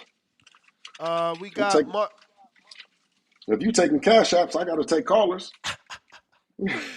Marquise Blocker, $5. Bill Haney talks like his son didn't just put on one of the two most boring fights of the year so far. Haney should fight winner of T.O. Boots. Clinic. Devin is bigger than T.O. and Boots. So, what are we talking about here? Waiting to fight that? No. Tommy David, $5. Can't brutally beat Regis and Kambosos, but give so much respect to Ramirez that you tuck your tail in and run. Dominate with the jab, and you will never get booed. I don't know. That's true. No. Because when he dominated Kambosos, then they said, oh, well, you dominated him. Why didn't you push for the knockout? So there's always criticism. No, it always is, and we wear it well. Great performance, great show of defense, great show of another dimension to Devin's game. Whoever's next, man. You know what I'm saying? Like I said, this is Devin Haney versus everybody, man. All right. Coyote Blanco, $5. Bill, you laughed and posted memes, GIFs of Shakur running after the De Los Santos fight. But now, when Dev did it, it's beautiful science? F out of here. Oh, no. I mean, listen, if we can't compare De Los Santos to Jose Ramirez and you know what I mean? A guy that has a career, a body of work of being a pressure fighter, a Mexican pressure fighter, right? To De Los Santos. Two completely different fighters, two completely different styles with two completely different set of accolades. Different corner, different everything. All right. We got Octo, $2. Tell Devin no more boxing shoe malfunctions. Yeah, did he have a malfunction in like I seen y'all had to put tape?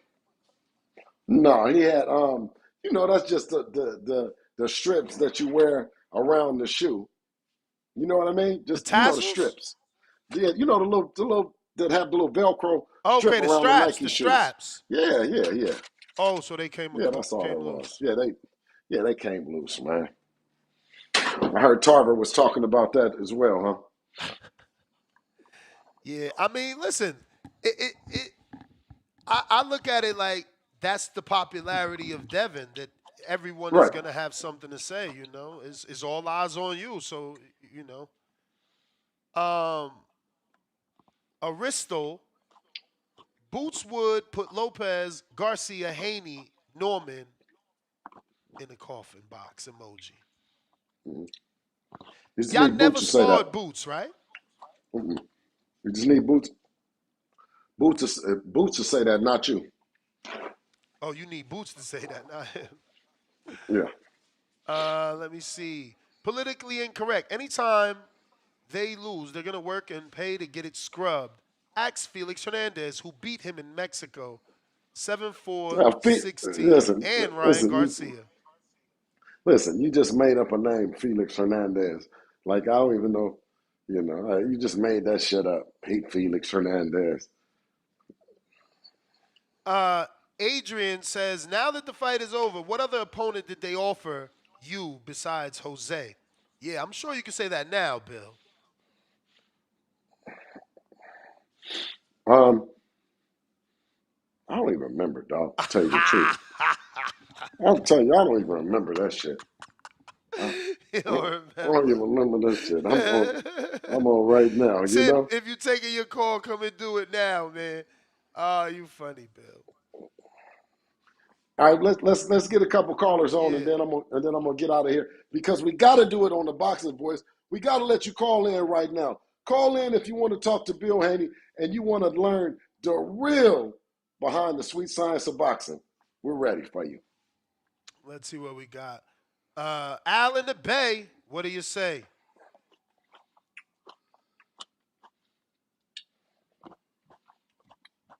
Al. Yo, what's up? What's up? Straight from the What's Bay happening? Area. You know Yes, what it sir. Yes, is. sir. Yes, sir. Um, Yes, sir. yeah, man. Shout out Bill Haney. You feel me? True Bay Appreciate you, King. boy. You know. Um, yeah, man. Sometimes you gotta switch up your boxing style, man. Cause you feel me? I was saying the same thing about Devins, like why you're not using the jab. But it's smart though, smart. Because you don't want somebody controlling your game plan. So you want to bring Right. something out that they haven't seen. You feel me? The Bay So that was Way. pretty The smart. Bay That was Way. pretty smart. The Bay. Hey, listen. Uh, The Bay Way. The Bay Way, man. That's how we gonna do it. We never gonna let you see what we wearing. You think that we gonna come up and we're dressed one way, and you be surprised who that guy is and how he's dressed. Just because we're not gonna give you that. Everything that you gonna think that you gonna get from a nigga from the town is gonna be different. It's gonna be camouflage. We threw him a curveball, my man. We threw them a curveball, and then they could never adjust to it, and we was going with the money. Point seen, money gone. The Oakland way, man. Point seen, money gone. I don't care how you see. You saw the point. You had action at it. You had 36 minutes to do it, and you didn't. You didn't pick up the money, so we picked it up and we was gone. We got politically incorrect, $5. Felix Fernandez, the guy that stopped Devin with a body shot in round 3, Bill. You know who that is. Three If crying you out loud. don't knock it off, we got you can listen.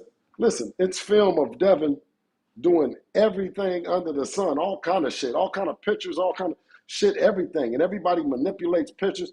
Well, show it. Don't talk about it, be about it. Sacktown, laugh out loud, pillow.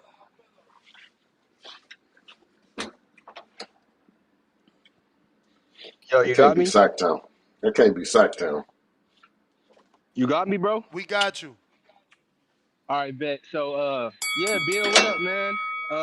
What up, though? My, what up? So what I want to talk about is, remember that Mm-hmm. conversation you had with Floyd when you called him the fool ass Earthman? Uh huh. Where'd I you come kind of up with that, remember a bro? little bit. Huh? Where'd you come up with that? Well, that's what came to my mind. You know, back when in Oakland, that's what they would say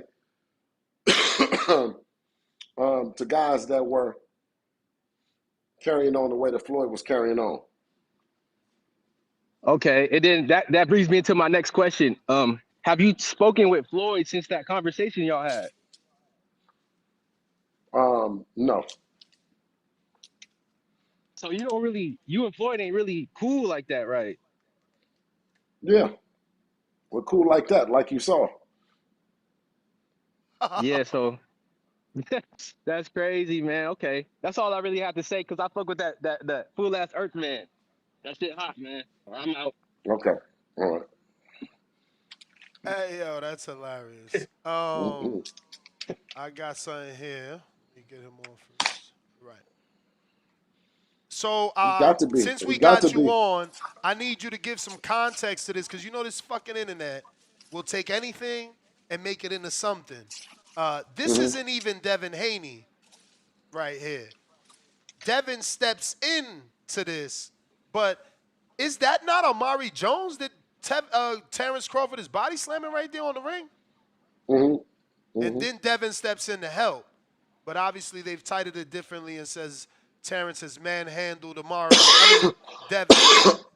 Obviously this is all playful, but how old is this Yes. video?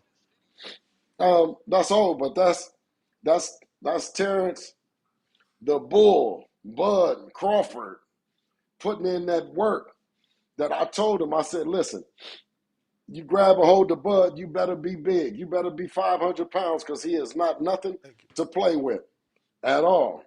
That's like family. You know what I'm saying? So, but you still do not play with Bud. Do not be grabbing on Bud. Don't be touching on Bud because he's going to react. He's going to get off. And you could be a big bodyguard. You could be a little, you can be a tall, whatever. And that's why I'm going with him over Canelo.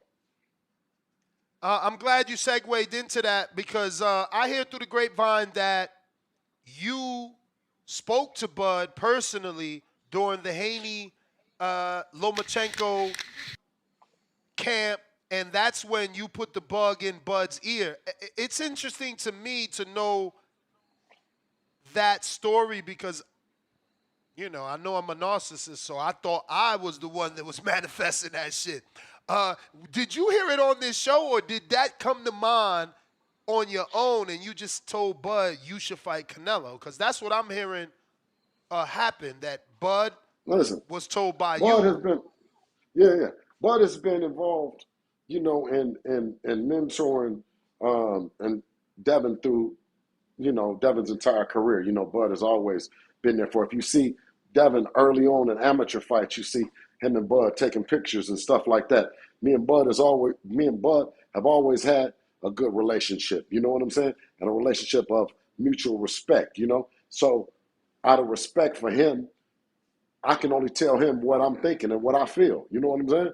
So I said, Bud, it's you.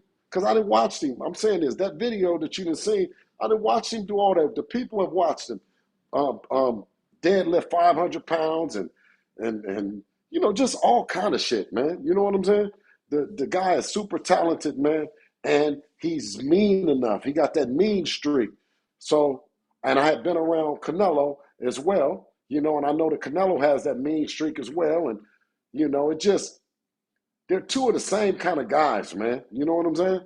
And he gave the world the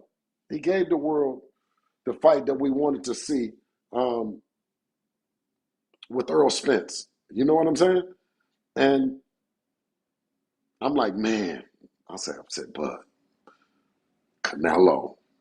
I'm just looking at him, and then I see Canelo, and I know that Bud can't be intimidated. You're going to actually have to do what you're saying. You're not going to be able to scare him off.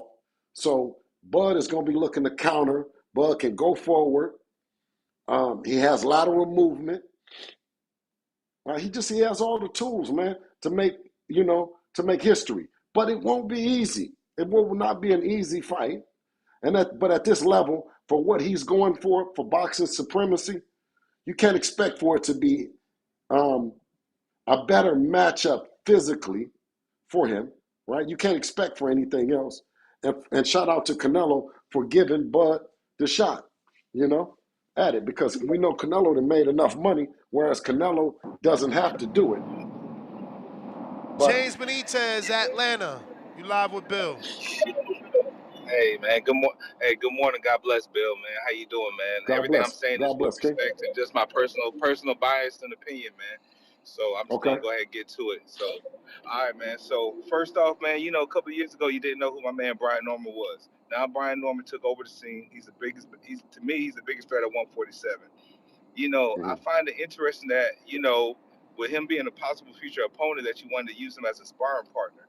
Like, I look at it as kind of disrespectful, because, why you want to just try to belittle a champ just to use him as a sparring partner when you shouldn't do that, in my personal opinion. You should just try to go in there and get what you get. You could probably just ask around. He's a killer because everybody knows the story of what he did to Bud, and then Bud got off and everything later on. But I'm just keeping it real, man. Like, if he would have been your sparring partner, he might have hurt Devin before the fight. That's just how I personally look. And that's just me personally, bro. He might have actually hurt him before the fight.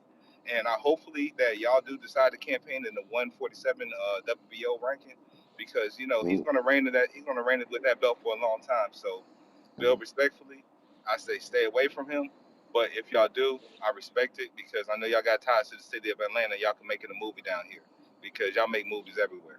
So stay blessed and just stay away from Team Norman. Ness, is always, shout out to you, shout out to the community. and I'm gone. Mhm. Yeah. One of Brian Norman, um, sparring Brian Norman, whether we fight him or we spar him, it doesn't make a difference. It's a sign of respect when you call any fighter up and say, like I did with Brian Norman with his dad, hey, come on, man, and help me. And in the end, we'll be helping each other. You know what I'm saying? By bringing in the fighter to get ready. I don't see nothing else is wrong with it. I don't see, I think it's respect, like I said. And I also told I'm him with you. when that time happens and it comes that we can get it on. It don't make no difference, and it still don't make no difference because he didn't come and spar. It still don't make no difference. We still, when time comes for them to get out, we gonna get out. Pat Bandero, you live with Bill. Hi, Ness. Hi, Bill. Shout out to the Hey, community. I know you have a lot of people waiting, so I just have a couple of questions, Bill. First of all, shout out to you for the great job that you're doing with Devin Haney. Doing a great job with him. I have just one question. Are you going to keep Shane Mosley in the corner now, or what's happening? we haven't addressed, as far as I know, it's the corner is the same. We haven't addressed anything involving you know game plan or anything like that. What the corner looks like. So as far as I know, the team is still intact. Okay, and yep, piggybacking on this, I would like to know, did you Where are you actually? from? Are you from the UK? Well, I'm actually French, but I live in the UK. Yeah. Yeah, you live in the UK. It's a guy named Tunde around there. You know who Tunde is? No, I'm from He's talking I'm about from Coach. Manchester. He's talking about Coach Tunde Ajayi, the trainer of Anthony Yard. No, because I live in Manchester and the yard is in London. Okay, but so do you know who I'm talking about? You know the coach, right? No, I don't. I don't. Do you know the fighter Anthony Yard? Yeah, I know the fighter. Yeah. Okay. So he has a coach that's in his corner. Shout out to them, and they won a close fight, did they, Ness? Pulled out a good one, right? That was a good Yep. win. Good win. He's somebody that Are you we've talking about worked with, and we went. Are you talking about the trilogy? No, I was talking about actually the coach. I'm just speaking on the Jaya. He's Oh, right, somebody. okay. He's somebody due to scheduling. We wanted to work together, but him and Devin, the fight with Yard was coming up quick, and Devin's fight, not quick, but they were coming up around the same time that enabled Tunde to come out here and enabled us to go there. So, but just I heard your accent, and that's someone that we were, we look to work with. Okay, good to know. Yeah, I wanted to follow up. Did you see the Are you happy with the improvement that you were expecting from collaborating with Shane Mosley? Have you seen that 100%, or you still feel like there's still a lot of work to do on that? Or No. The Shane Mosley's tools that Devin was able to retain are still in the toolbox. They're in the toolbox, ready to be used when the time presents Devin's intellect to use. He doesn't use. He doesn't use. Um, yeah, he doesn't use Sugar Shane, or he doesn't use the stuff from Floyd Senior or Junior or um, Roy Jones or whatever. He uses it on his time, and it's in there. It's in there forever. Obviously, we spent a lot of time with Sugar Shane up in Big Bear, and I think it was mission accomplished. I have But you Hook. don't. Yeah, but you don't just come out and just start fighting like Sugar Shane. That would mean that you didn't have any identity in the first place. You know what? I'm glad I didn't allow you to finish because it reminded me. I wanted to stick on the Shane topic. I didn't watch the video. I'm just entirely too busy to watch every video. I read the headline, which I know that means that you watched the video because Based off the comments, you can tell that they sensationalized the headline, essentially saying that Shane Mosley said it was Bill Haney's fault that Devin fought like that. Did you watch that fight hype video to get the context and see where they changing his words or not? No, but it's the sentiment and what he's driving home is saying that the lead trainer, Bill Haney, it was my game plan. And no matter having Shane in the corner, no matter having Nate in the corner, right, who fight different ways, right? And to say, okay, no, this is the game plan we're going to stick with and we're going to stay here. This is what we're going to do. I stayed focused on that. Devin, he listened. He stayed focused on that. And I think you get a chance to see and hear others' opinions of what could have happened had Devin not stayed focused with the lead trainer's game plan. You could have maybe listened to Shane, or maybe listened to, or maybe looked up to listen to them and to say that things aren't going the way that I would like, Pop. So Shane, what do you think? Or Nate, what do you think? Or any of that. I'm proud of Dev because it wasn't that. We stuck to the game plan, and we came up victorious. And like I said, and added another dimension to it, and took away the narrative that you guys said that he can get. Devin is prone to a left hook. He's going to get hit by a left hook. He can't get away from a left hook. And to have a fight, which for us meant that it was the fight before the fight. It was the fight. I needed someone that had that pressure, that was going to throw the hook. But I also wanted to, under the lights, use our legs and our feet to get away from it. Hopefully, what I had thought was that Ryan was going to pitch a great performance, and then it was going to be him and them. So 12 rounds under the lights, and what they said was a tune-up fight. They're all tune-up fights. They expected us to be exciting. And their lane of excitement, I should say. Hook like Berlanga, $5. Haney's wouldn't get past the B-level Golden Boy welterweights, Alexis Rocha, Raul Curiel. Forget the Garcia rematch, little bro. Oscar owns you. All I can say is 3-0, 3 Team Haney, 0 Golden Boy. And 3 champions.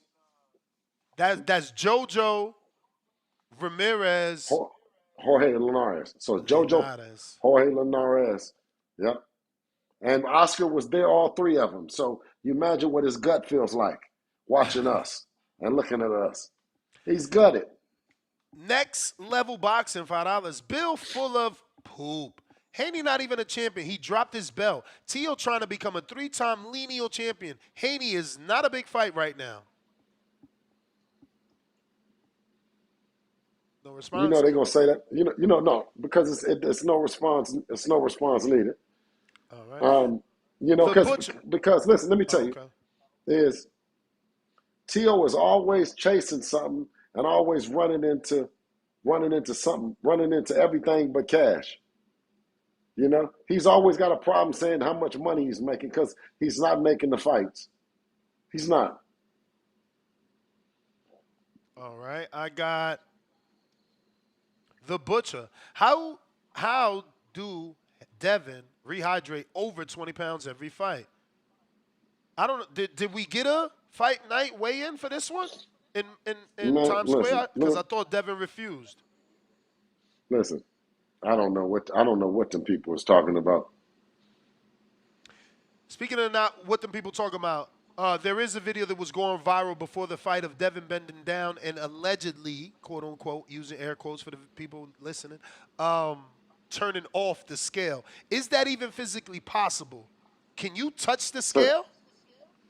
Oh, wait a minute. So we have a scale that you get on in the morning, right? That's the morning weigh-in. That's the official weigh-in. And then you have the ceremonial weigh-in. So when the ceremonial weigh-in happened, where Devin has on his shoes, his pants and all that, right? And he just doesn't have on a shirt. And they want to weigh him, and Dev said, "Nah, turn it off, man. You're not weighing me right now. I just don't have nothing to do. This is not the ceremonial." So they wanted to know. They were trying to be sneaky about finding out the hours since then to the hours, and then how much weight Devin had gained. Just an edge of information. All right, all right. I got Tip Bayless.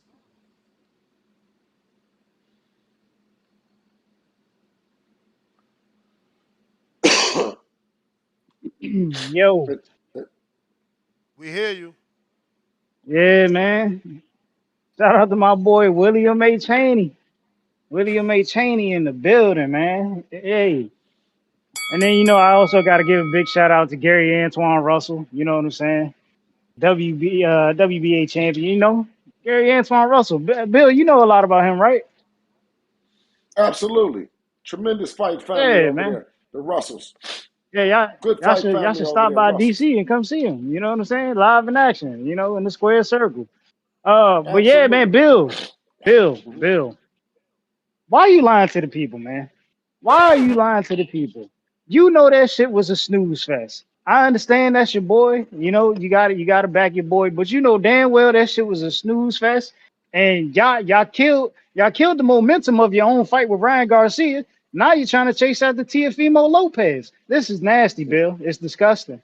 It's disgusting. Listen, Yeah, listen. y'all called out You Barrios and just did you Thurman. did, Y'all did you dropped the did ball you with that just when it come? came to Ryan Wait a minute. Garcia. You know what I'm Let me ask saying? you this. Then you go into the Did you Jose Ramirez fight, and you know what I'm saying? did You you dropped just the call ball out once Devin? again with that performance, and now you calling for Teofimo Lopez. Bill, at the end of the day, Did man, you did you y'all just got to step up and fight and entertain the crowd, man. Y'all okay, can't keep doing what y'all did doing. you I Now know. I ain't gonna blame y'all too much for Regis, because y'all went out Did there you and did just what y'all call did for to him? Regis. You know what I'm saying? A lot of people You were know a lot complaining about about Devin. y'all not getting him out Did of you there. just call for him? Did you just call I'm for sorry, him? one more Did you time. just say Gary? Did Gary Antoine Russell? Did you just call for Devin? Did you just tell us that we should stop by DC? Are we somebody Yeah, or yeah, nobody, yeah. man? No. Yeah, my ass. Are we somebody or nobody? Because you just said that we need to stop by there and see your man, the WBA champion. See, that's the one thing that's wrong with you tap dancing ass niggas, though. Niggas like you. Niggas like you is the worst shit ever in the world for boxing and life. Because on one hand, right, you say that we good enough to come over to talk to your boy over there, to Gary Russell. And I gave him his price, a good fight family and all the shit. And then you said, well, we weren't, right? And then said that we chasing everybody. What did you just get on here doing, nigga?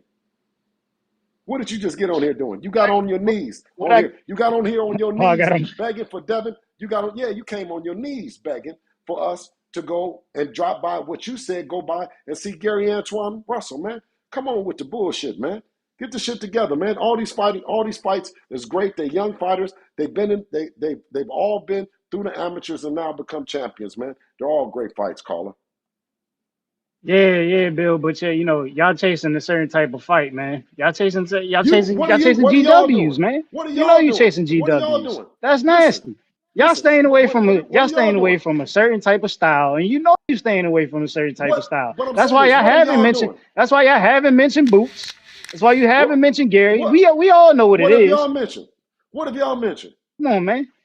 Come on, man. Come We on, we man. we see Come we on, see man. what the fighters you Come fight on, in the man. ring. Come on. Y'all go, What have y'all y'all stay with a mentioned? certain type of Y'all style, ain't man. mentioned nothing. Bill, you gotta stop it. Y'all ain't mentioned.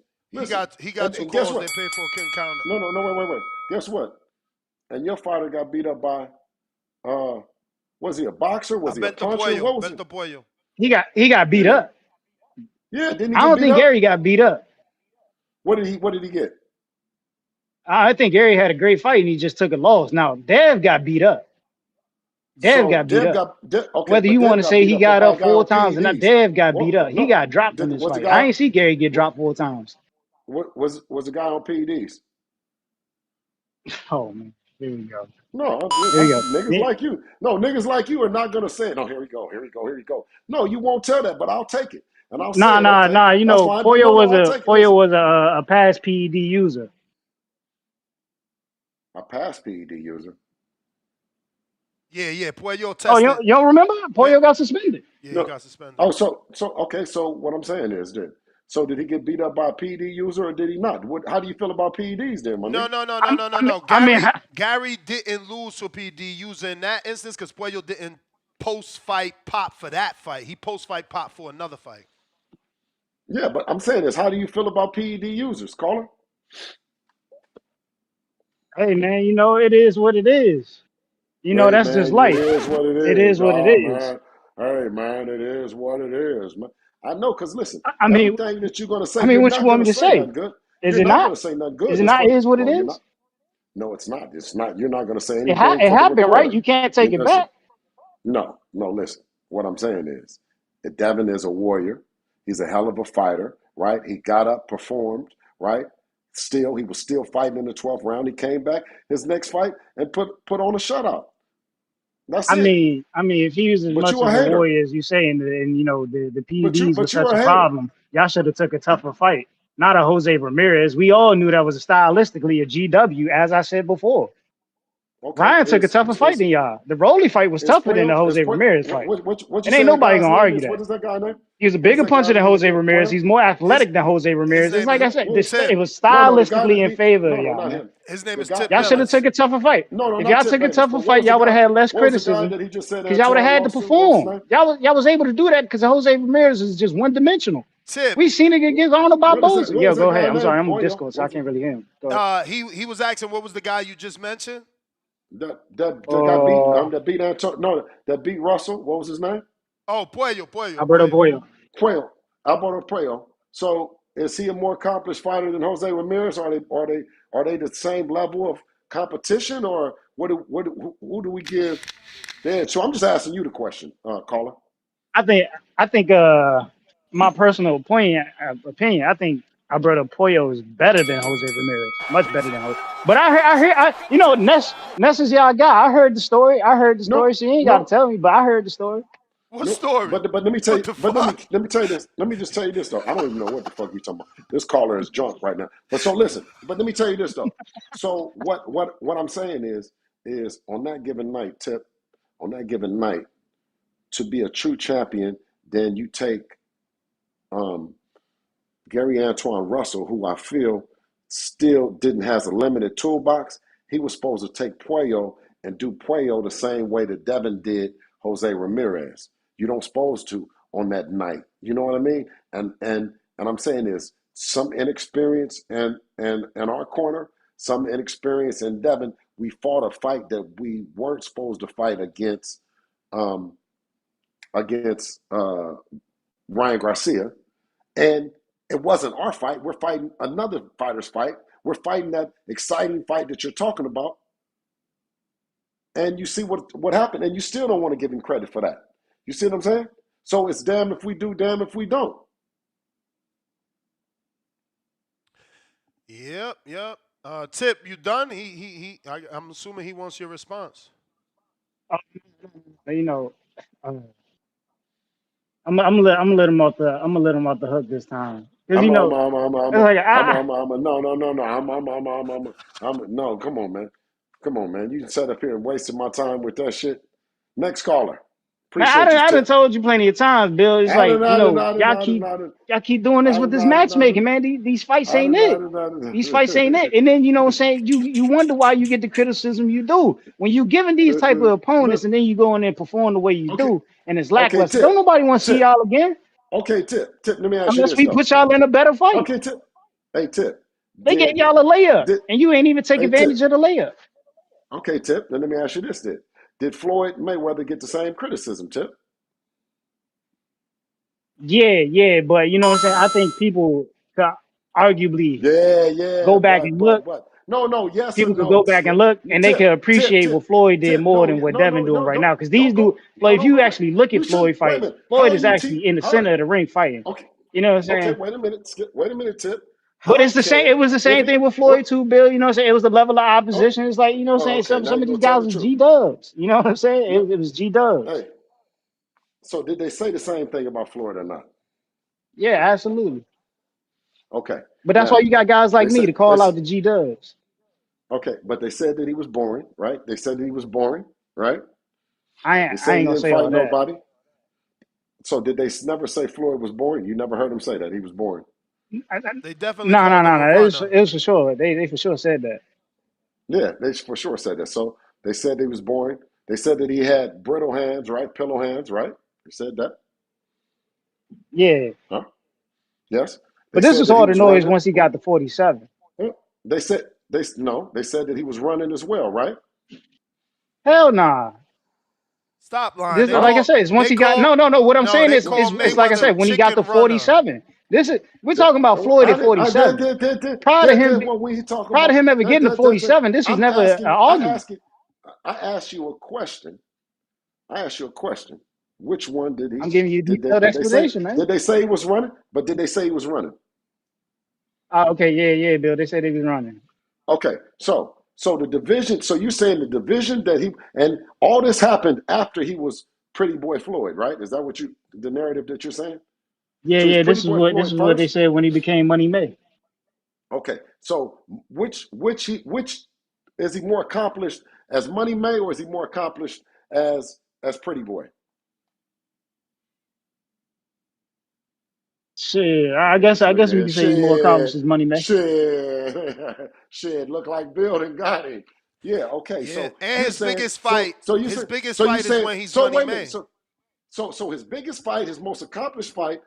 They said that he was running, boring, and chicken running, boring, What fight was and this? Both Canelo and Pacquiao's his biggest fights, and those are at Money May. Those are the biggest, most dangerous opponents of his life. You could talk about Corrales, but Corrales, he ain't Pacquiao, and he definitely ain't no fucking I don't know, Canelo. man, because you got an argument here because ain't nobody ever said he ran versus Oscar. It's still danger. Canelo, Yeah, Pacquiao. but nobody ever listen, said he ran versus Oscar. Oscar said he ran and retired from the rematch and didn't want to do the Yo, rematch. Didn't Oscar say that himself? when you hear people talk I'm about saying, did running, they Oscar say never that? bring up the De La Hoya fight. You've never heard anybody bring up the De La Hoya fight when it comes to these people who Did hate Floyd and say he was did running. did, They never bring up did the De La Oscar Hoya say, fight. did Oscar say that he didn't want to fight him again? That he ran from the rematch? Yeah, he retired. I mean, you talking about running from a rematch? I'm talking about running in the actual fight, dude. I'm saying actually running from the fights that get made because you were just talking about. I'm saying all No, this I'm happened talking. all this happened under the TBE era, right? No, The so you know picking the fights, you're the changing it. You're right. changing. We were just talking about in ring. Now you're talking about the rematch. Well, what I'm saying is when we're talking about picking the fights that the people want to see, and you're saying that we're picking fights and the fights that don't, and this and that. I was saying did Floyd, is that the fight that De La Hoya himself? Now I'm not picking a side on it because you know how I feel about De La Hoya or whatever. So I'm not picking. I'm only bringing light to what you're saying. All the things that you say about Devin are the same things, the talking points that old media before your time had created for Floyd. And so old media, they use the same talking points on Devin. And as guys like you that don't know, you're just repeating what they're saying. You're just repeating the shit that they're driving and they're kicking it, but you don't know no better. No, I'm telling you what I see with my own two eyes. Like it's what I seen with my own two eyes, Bill. How you gonna tell me what I seen with my own two eyes? And what I'm saying is, and then what you're seeing the same thing happen to Devin that happened to Floyd. You're seeing 7 champions. You're seeing Devin fight 7 champions by the time he's 26, and you're seeing Floyd only fight 4.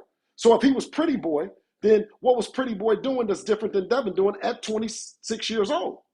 My man. And he never was undisputed. If he was Pretty Boy, why didn't he undispute? He dropped off. But shout out to we got Mr. Perfect. Yo. Live with Bill. Yeah, man. Y'all, I had Goof Troop tip, man. That shit crazy, man. Goof Troop tip, man. I'm sick of niggas keep bringing up that Ryan fight, but it's all good, man. We don't need it. You see what just happened to him without the eye string. But yeah, Bill, man, I just came on here, bro, to give you your flowers, man. Like, you really Appreciate you, should King. go down in the Hall of Fame, bro. Like, it Appreciate ain't you, King. what you did with Devin, like, that's how you supposed to build a fighter, bro. And I got to give you your flowers for that. Should be in the Hall of Fame. Y'all are the best father and son duo. Shout out to Floyd and Mayweather, but Floyd and Roger, but y'all the best, bro. At 20, you know, Appreciate at your you. young age, you know, undisputed, all that. So, and I like how Appreciate it, they try to put a narrative on Devin at the press conference. I like how you check the reporter. Because them niggas try to put bullshit narratives out there on Devin like he Yes. ain't solid, bro. So I just Yes. want to give you your flowers on that, man. And this big time Appreciate you, boxing King. Detroit. Big You time already know boxing it. Detroit, man. Yeah. Oakland to Detroit, man. You know how we good. All right. I got Treese Toledo.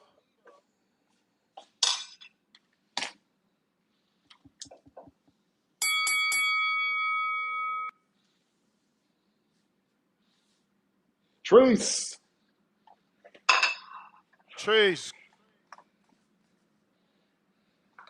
Brandon Cincinnati.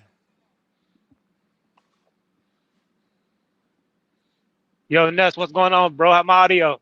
Perfect. Bill, what's going on, fam? Brandon, what's going on with your family? Hey, man, I gotta ask. I couldn't be me without asking this. If you don't want to address it, we ain't gotta address it. But I couldn't be me without. Before we get into the boxing game, question about something you said. Now, if you don't want to speak on it, I understand we amongst our square partners. But you said something that piqued my interest one time. And that Floyd Mayweather live, brother. I've been waiting to talk to you because I laughed like a motherfucker when you said it. You said, I've been around this motherfucker deep. I ain't never been knocked. Man. Now, I've had the luxury. I've had the luxury of getting some of it from GB himself. Your guy, big Oh homie, shit. Gangsta Oh Brown. shit, man. He told me a nigga that ain't never been knocked, never Hey, really did no sending. So I'm gonna yeah. ask you, you ain't got it. You can plead Listen. the fifth on it. Are you But let me just standing say, by that statement, BH? no.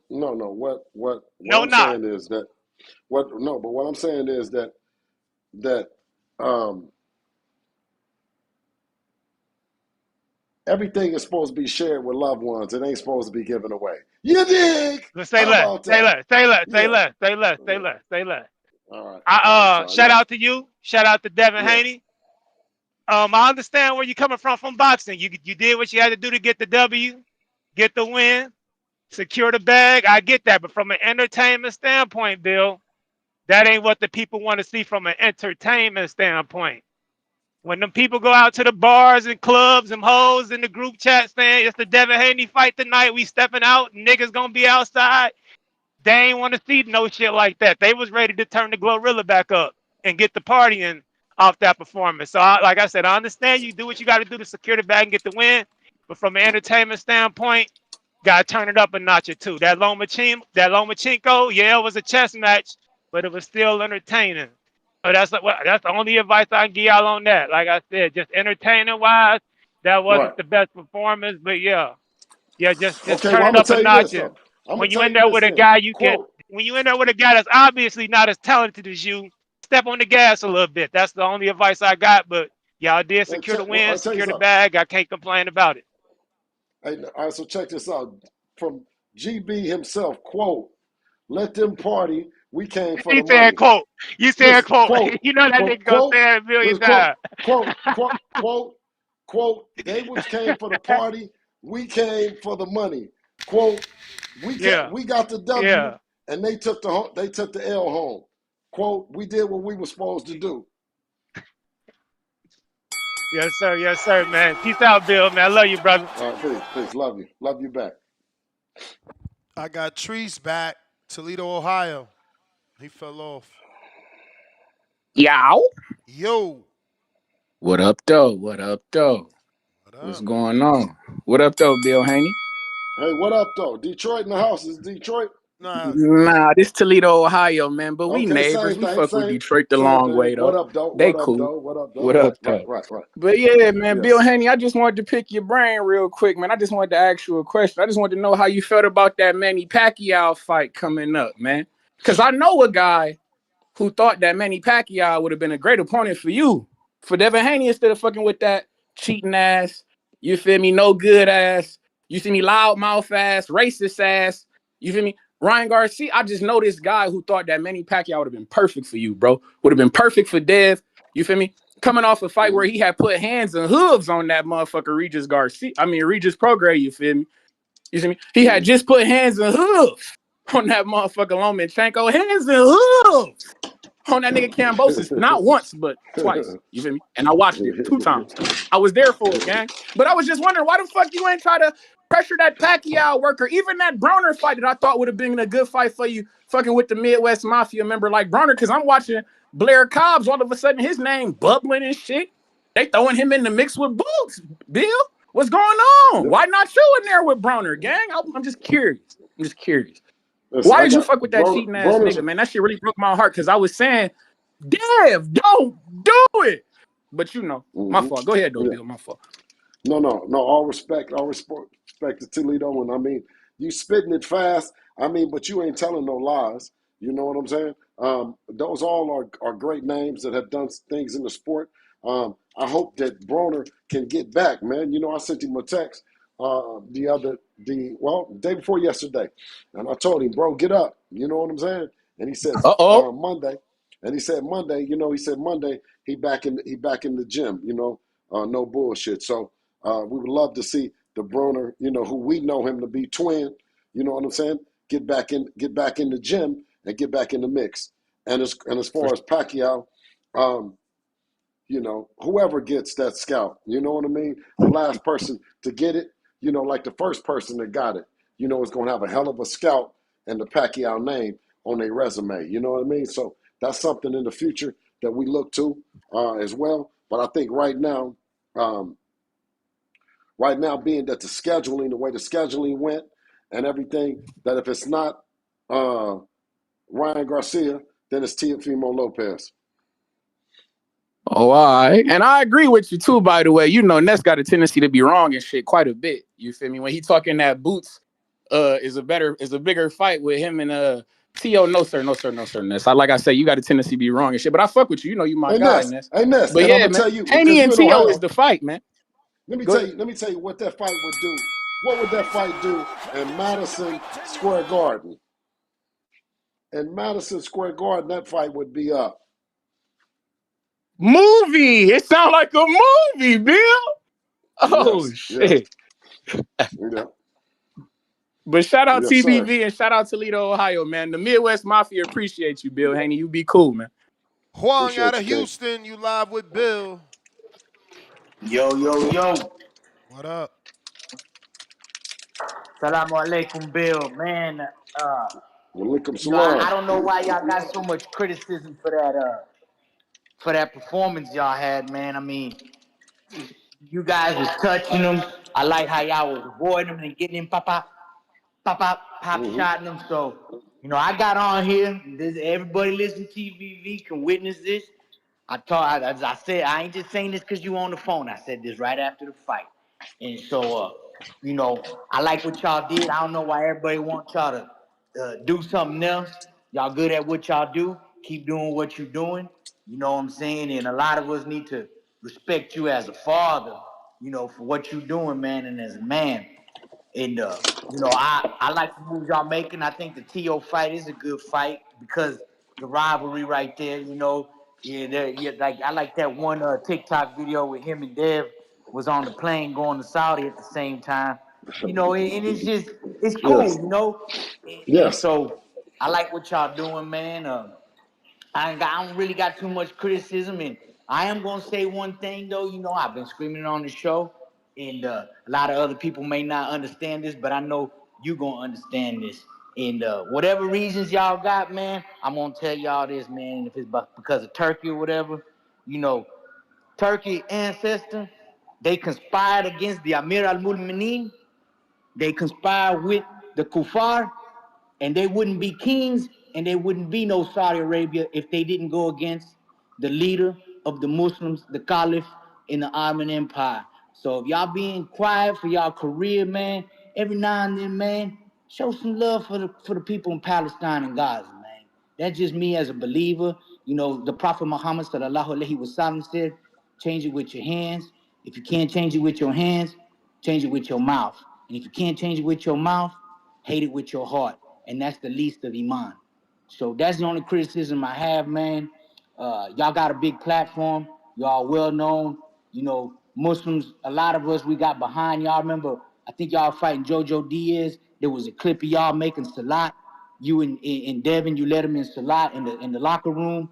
And I was with some brothers and we saw that, man, that touched our heart that day. That was about 3-4 years ago, right? So it really hurt us there, we can't get none. A lot of them UFC guys, they get on there and they'll say stuff, and that night y'all fought Brian the first time, or the only time, that Irish dude, he had the flag on his shorts. He didn't say nothing, you know what I'm saying, not get too controversial. But we got to show some support, man, because what's going on over there is not right, man. And as believers and as Muslims, it's important that we don't let nobody, how big they are, scare us into not saying what's right, man. And that's all I got to say, man. Assalamu alaikum. Absolutely, and I wish for nothing but peace in Gaza and Palestine, man. You know what I mean? I pray for it. A friend of mine took me to a place where the Jews, where they pray at, and you write on a note, and you write on the note, and then you put it in the thing, and it's supposed to be answered. And he wanted me to come in, and I had reservations at first, but within my heart, it said to go in. It said, as a believer, I went in as a Muslim into a Jewish, and I believe it's a synagogue. I don't know what it is, but you go in and you write it. You write whatever your prayer is, and you put it in there. And I wrote, peace between, you know what I mean, both nations. And that's what, and I'll continue to pray for it as well, and hate the war that's going on with all of my heart. Tommy David back with another 5. Bill, are you giving Haney fans discounts on pay-per-views when you tell him not to use his jab? Man, he ain't like you took that jab out the game plan. No. Oh, shit. Let me see. Hey, no, that's not a Haney fan. Oh, shit.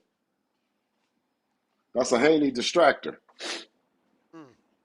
We got It's a Haney Lobo distractor. out of Phoenix, $5. Uh-oh. He says, where'd it go? Lobo says, Tip need to worry about making it to the gym today instead of running his crybaby mouth talking to Bill. So Lobo is actually fighting Tip in my next amateur show, August 2nd.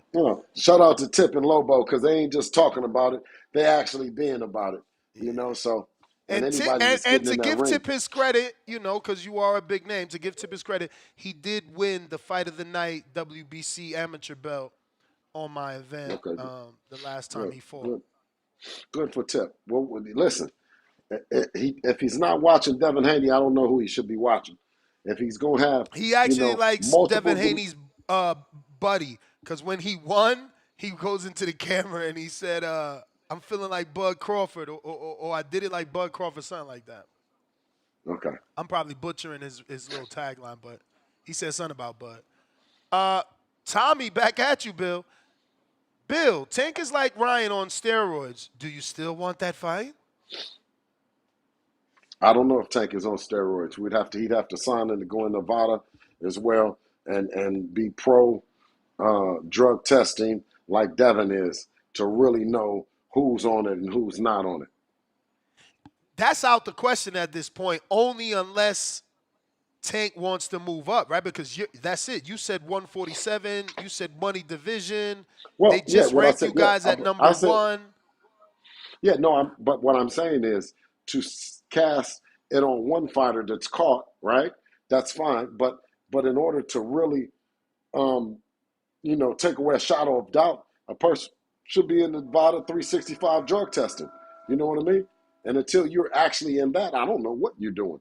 You could be doing just the same as the other guy. I don't know.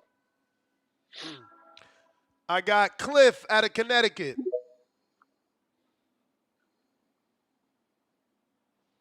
Yo, you hear me, Nuts? Yes, sir. Yo, what up, Bill? What up, though? Ain't nothing. So I wonder, like, how you deal with how you deal with being like for the people when the people is always like not showing love and respect, like Tip. or the fans when you stood in front of Ryan and then they didn't want to call you a warrior like you mentioned, or when you was here a month or two ago, and you had to argue with the former boxer telling you that Ramirez was too tough of a task for Devin coming off, the prior fight, and now they saying, oh, he wasn't even good enough of a fighter. You should have chose someone else. Like, how do you, what do you do it for? But when the people always got something new and they could never be satisfied. How do Well, y'all well, see, stay motivated to see, keep Tip. doing it for the people? See, well, there's a combination because Tip is a fighter, but there's no one out really giving Tip's story and really behind Tip and how inspirational and motivational Tip is to his own family to actually be the age. I can hear the maturity in his voice to know he's out there doing something that I just congratulated. It's easier for me to be a real man and stand on man time for me to ever stoop down to what they're talking about. You know what I mean? I know just even what Tip has done himself is admirable in the level that he is. But he's you know, he's a one man band working at a, you know what I mean, working against an orchestra, and so are we, but it's part of the game. And you know what I mean? And I relish in the opportunity for being able to be there for Devin as a trainer, as a manager, and as a father. But mainly, our motivation has never been the money, right? Because we knew the money was going to come. But our motivation is that it's another father and son that's looking at it and saying that it can be done.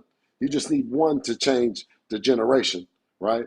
And to inspire them, to inspire the next generation. And I think that Devin is doing a good job at being a generational talent, someone that's coming in and changing the trajectory and the mind thinking of others. And that's what I'm so proud of him. But of course, if you want to be a fan and, you want to just have negative energy and you want to roll against or roll with the underdog or do all those things for entertainment, then you have those kind of people that are in the chat right now. You have those kind of people. And, we don't hate on nobody. You know what I'm saying? Yeah, for sure. So right now that Devin is for them at a catch weight and he don't got no belts right now. What are y'all doing? Is y'all just taking fights where he's comfortable? Are y'all trying to move into a division and put some straps on him? Like how y'all going about that? Well, like I said, is that at 26, I can say that to the top of the mountain.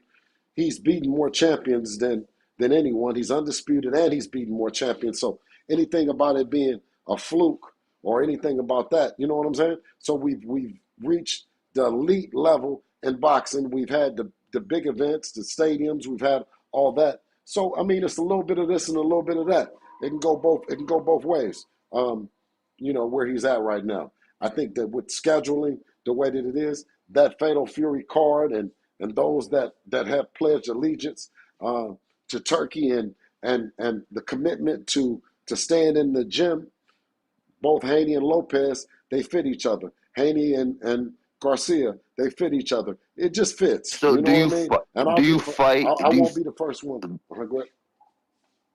Do you fight Tio at 40, or do y'all just fight where Devin's comfortable? Like how do you negotiate that? Do you want his Well, belt? Tio, Do you want the no, Ring magazine belt off of him, or do you fight well, him in a catch weight?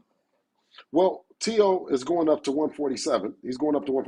All these fights is happening at 147 pounds. You have Boots. You have all the fights are at 147, and it's a glamorous division.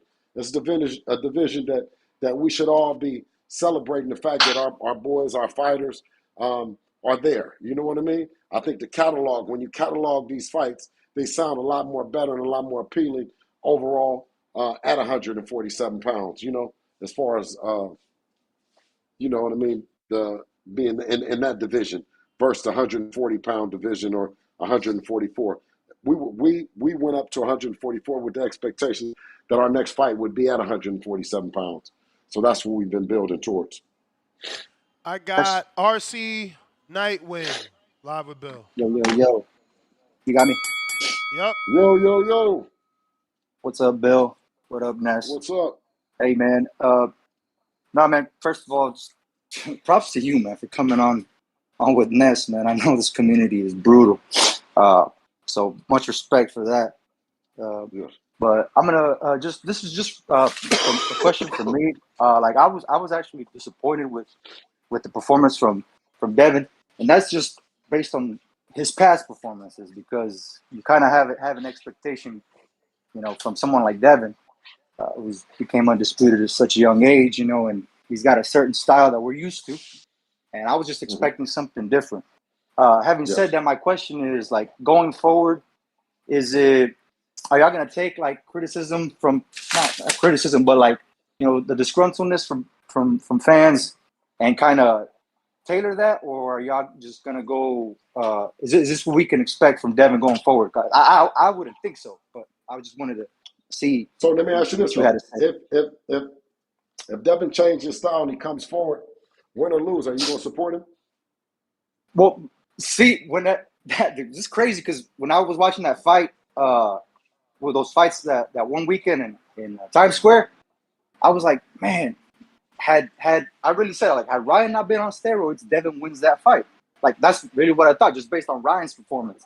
So I just feel like Ryan's got a lot in his tank with how he had been performing, not how he performed that one weekend. But yeah, if Devin showed out like he has been up to last fight, like man, hell yeah, I'm gonna watch. But So you weren't critical. that's why I wanted to ask, like going forward, what is y'all's plan, or what do you got to say about that? Like that? Okay, were you critical of his his performance with Ryan Garcia? Because he looked like he wasn't on steroids. I mean, that's all I gotta say about that. Like he looked like he was scared, like he didn't have that confidence that he had.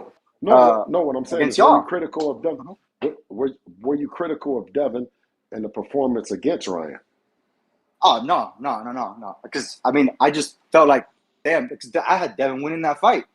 I had Devin winning the fight besides the knockdowns. The knockdowns changed everything, but I felt like Devin was outboxing Ryan. Okay, were the people for a whole year critical on Devin? Oh, for sure. Like, yeah. But that's why I said I'm asking this for me. Like, like that way I could, for me, because I felt like I literally said, like, man, if Ryan not been on steroids, I feel like Devin wins that fight just based on how he was fighting. Yes. But I still want to see that fight. Just so I can like confirm that. 'cause I feel like Devin wins that fight. Okay, so maybe he walks down his next opponent. Maybe he does. We don't know. We don't know what we're going to do. I know that particular fight called for that, and with Devin's warehouse of tools, he's able to do anything. Quan, Midwest. Yo, what up, Bill? What up, Ness? What up, though? And shout out to you, Bill. You know what I'm saying? I'm a long-time supporter, man. I've been really following the whole way since I really been in boxing myself, in my journey. Personally, I like what Devin do. I like his abilities. I love the jab. I try to emulate my jab. I know I can never be as good as his jab, but anytime I'm doing, I say I want it to be sharp like that. And I just think he has a lot of skills due to you being a great trainer, you being a great father, building them up in the game, working with a lot of different trainers, but also with the fact that I'm having all of those abilities, I feel like the problem is now, how does y'all like game planning? I know that's got to be kind of difficult on you because you're like, man, I know Devin can do this, he can do this and do that, but what do we want to focus on this fight? Is that difficult for you? No, Like to be able to no, say, and it's all right, not I going got to to be kind of. no, it's not difficult, and it won't be difficult for you when you just apply and you say, okay, I'm not going to focus on what I'm going to do. I'm going to focus on taking away what that fighter does good. What does that fighter do best? Can you stop him on that night from doing and being who he is?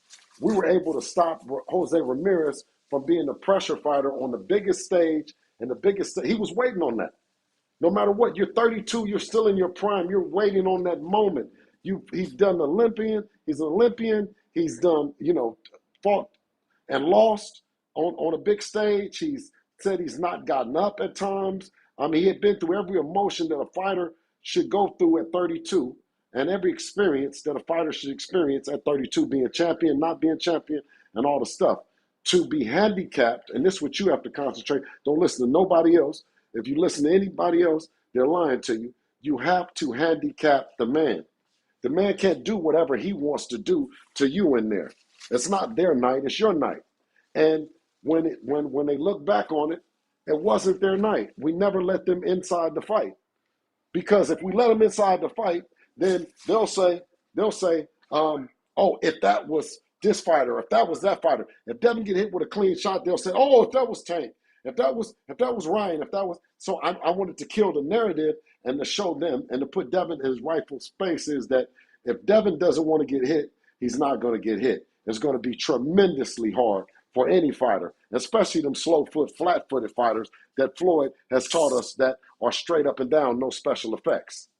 Listen, when we fought JoJo Diaz, when we fought JoJo Diaz, we gave JoJo Diaz action. They didn't give us no credit. We fought Jorge Linares. We gave him action. They didn't give us no credit.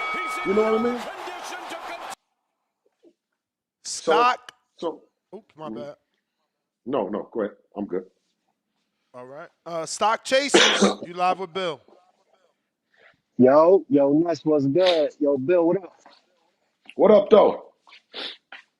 Ain't nine. Yo, listen, man, I'm here.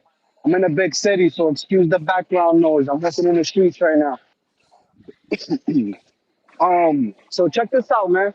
I only got 2 quick points, right? So my first point is, obviously, listen, I love Devin. I like Devin. I've always liked Devin. I want him to continue to work. I know it was a bounce back fight from that Ryan fight. So, I understand being a little, try not to get hit, man. I understand that part. It took me a couple of weeks to kind of settle down and understand that, but I get it for sure.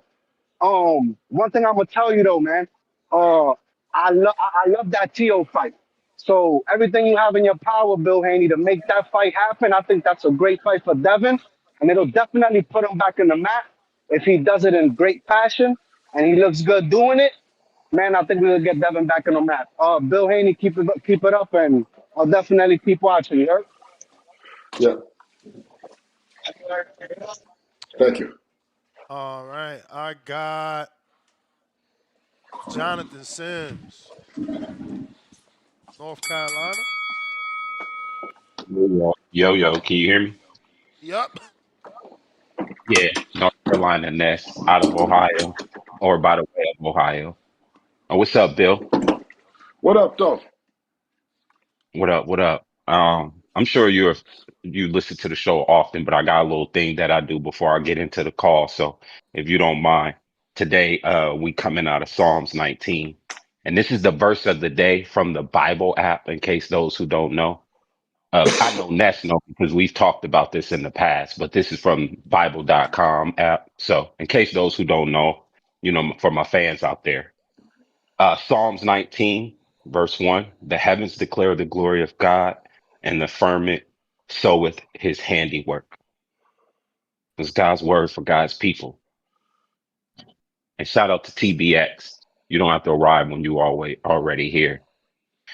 And I heard you had a conversation with one of my TBX member, Tip. I thought he was pretty respectable about the way he was addressing it. And I thought always you did a fantastic job adhering to his questions.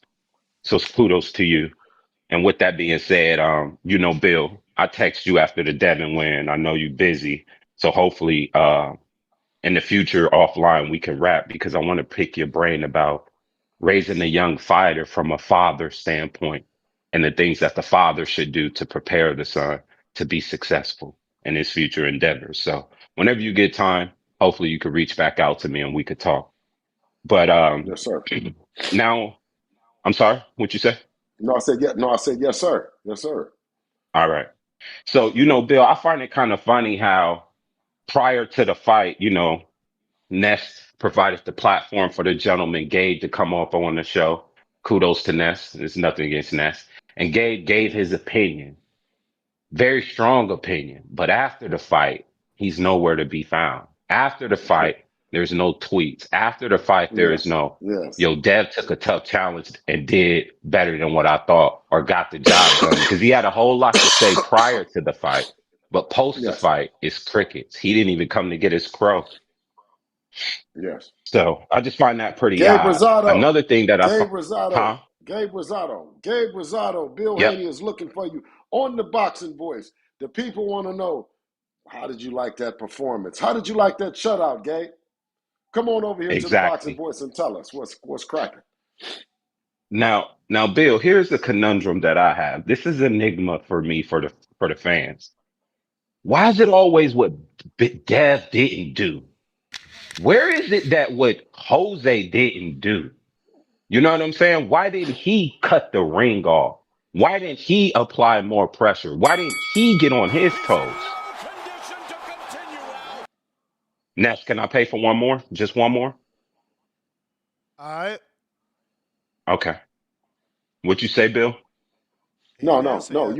You're absolutely no. You're an absolutely right. But the thing that is so gratifying, man, is when callers like you intelligently, you know what I mean, assess the shit. And guess what they say then? They say that we deriding, right? We deriding when we intelligently assess what's really going on. But this is what makes it all worthwhile. You know what I mean? Is someone come on and actually, giving us our flowers, man. So I appreciate it. Yeah, because Jose is a professional too, right? He's a champion Yes. too, right? He's supposed to have a tool bag too. So it's only up Robert to Garcia Devin to, huh? and Robert Garcia, trainer of the year, and Robert Garcia to know, okay, he's going out that door over there, right? Step to him on that and close the door then.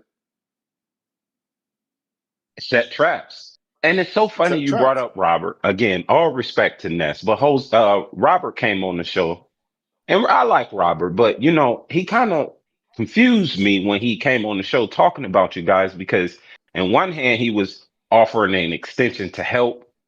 But in my mind, I'm like, why would Bill go to you when all your fighters are flat footed? And then B, he says, oh, but I'm not trying to take him or train him because I got fighters who I want to fight him. So what's going on with that relationship? Did y'all talk about I don't Dev coming to no. camp? No, but it's a respectful relationship. I have respect for what he's done in the sport, and he has a brilliant boxing mind. Um, I would have liked him to tell more truth about it. That it was a tremendous game plan on our part to not give them something that they had prepared for. I mean, shit, they had prepared for months and months. Exactly. The jab and to come over the jab and to do certain stuff, and we prepared as well. We were prepared for our game plan. And for Robert to choose not to, and Jose to choose not to adjust their game plan when we went round after round after round, no one wants to say anything about that. The fight happens At when the all. fight happens. The fight happens when the fight happens. And they say that we didn't come to fight. Well, you didn't come to fight because that's when the fight initiated. Cut the ring off, and then a fight happens. Yeah. But Yeah, other than that, and and if you like don't you cut said, the respect to ring off, Garcia, but he came on and said Jose trained hard, he did this, he did that. And all due respect, in the words of Bill Belichick, do your job and do it well. Y'all only trained one way, bro. Clearly. Y'all never trained different styles. Y'all didn't train to come a different way. Y'all trained one way and y'all trained that hard. And I just think as a trainer, he kind of set him up for failure. So lastly, the last thing I want to they won't bring say to that you, though. But see, Bill, they won't say that. They won't talk about Robert Garcia's but game I can't. plan, right? They won't. I Yeah, will. they won't mention that. Yeah, yeah. So the last thing I want to ask you, Bill, we look back at that Ryan fight and Dev gets a lot of the criticism. So with all due respect, looking back from your vantage point, what are some of the mistakes that Bill Haney made? And if you could go back, you would change them in the future. And that's my call. Hope to talk to you soon. Thank you, Ness. All right. Oh, absolutely. It's winning, having win on my mind versus having the people and thinking, okay, what are people thinking and what are they doing instead of actually serving the job that I'm supposed to serve as a game plan to win against that particular style, to handicap that style. The greats have said it all the time, and particularly TBE is take away what that fighter does best, Bill, I know you've been and on then that's where for you're at. a while, so if you do gotta go, let me just get two more. One question from me, and I got Yeah. somebody. Okay. Um, Yes. That's it. Ness. Thank you. so I had Robert on, and he made it seem like you were lying, and that you guys misrepresented that photo. He made it seem like every fighter had to get checked in the ambulance. I questioned him and said, well, Robert, why is there no photos of anyone else in a ambulance? And he didn't have an answer for that. But do you have an answer for that? And obviously, some sort of response to him claiming that that photo is misleading. Well, I mean, and let them tell it that he didn't get hit. You look at on you look on my story, Bill Haney _ on Instagram, and you'll see clearly that's one shot right there. And I say to everyone, I said, okay, out there fighting for 12 rounds and getting hit. Another shot was the body shot that everyone heard, the sound that's going around, that big body shot. So the truth is, there's no pictures of anybody. He came and said, we all were in the, no. The truth is that the only person that had a picture of an ambulance, and I didn't report it, Fight Hype, shout out to Fight Hype, and their reporting of it, is him in an ambulance. Devin wasn't, Rolly wasn't, and no one else have come out and shown to being in an ambulance. So for him to say that Bill Haney was lying, I think, shout out to Robert, good guy, but he came out with talking points of the people and narratives instead of actually talking about the game plan. What I expected him to talk about is what a wonderful game plan we put up against them. He went and said they should be, we should both be disappointed and stuff like that, all to diminish Devin, and at the end of it, diminished himself. Can you imagine a trainer like him, and at that moment, right, you have a, quote, inexperience in Devin, you have inexperience in Bill in the corner, and to say that we're lumping us together, that you didn't do the right thing, that you didn't come with the good game plan, that you didn't encourage your fighter to do something, you're telling a lie. Because why didn't you? I'll tell you why you didn't. You're lying about that, right? You did. You told him, you told him, SO, cut it off. And Devin was fast, and he knew that with that, he respected the power in Devin, and he just let us stay in first gear. He didn't make us go down in the second, third, or fourth gear. We stayed in first. Tip Bayless, 3 counters from the community. They want that bill and tip.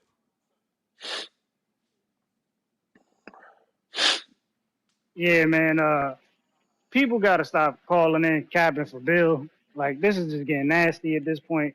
The fact of the matter is, man, y'all did it to yourselves, and y'all gonna continue to do it to yourselves because y'all keep comparing yourselves to Floyd Mayweather, and I don't know why. Like you wonder why, and I heard what What Jason do said. the numbers? You wonder why. The numbers compare. The But hold numbers. on, Bill. 7 Hold on, champions. Bill. No, You ain't no like hold on. y'all 7 wonder why. champions. No, Hold 7 on. champions. No, you listen. No, you keep not comparing it. You want to compare everything else. You want to talk about everything else, Tip. That's what you want to. You don't want to talk about 7 champions. You don't want to talk about undisputed champion. You don't want to talk about 2 division champion. You don't want to talk about I'm none trying of to that. let Dev be Dev. I'm trying to let Dev be No, no, Dev. no, no, Y'all no. keep Let wanting Dev to history. be Let Floyd. history. Dev ain't Let Floyd, history. man. No. Let history not be a mystery. He don't gotta be. He's Devin, and his numbers compare to the greats. If that's what That's you my want to point. talk He's about. Devin. So why do y'all? So if he's Devin, why I do y'all don't. keep making Floyd But comparisons? okay. I Okay. don't Well, get why? it. Well, let me ask you Like this. Bill, do you understand? Do you understand why Okay. y'all Well, take? what? Bill, hold on, Bill. Well, Let me are get you it the off. same Let me get it person? off Are because I you don't the think you same person? understand. No. Are you the Yeah, same? it's Are the you the same same person. It's person the that same didn't? person. Are you the? No, but are you the same person that didn't say nothing about the comparison, the CompuBox comparison to the fight of yesteryear?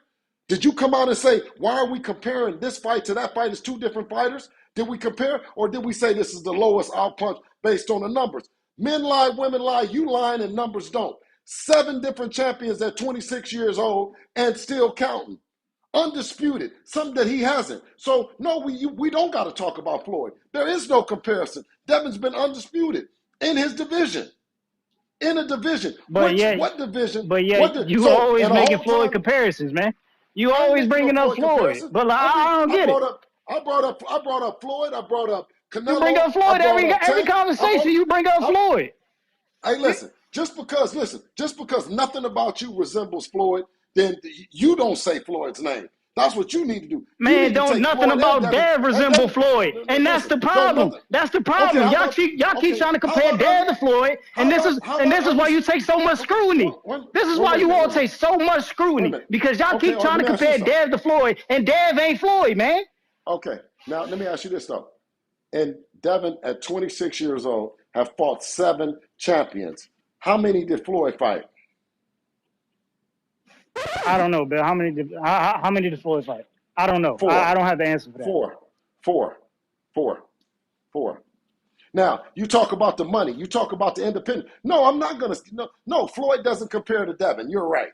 I should stop talking about that because he doesn't compare to Devin. He was not independent, right? He was not running his own company. He was still, others was making the fights. He wasn't making the fights. At 26 the worst years thing old, y'all ever did.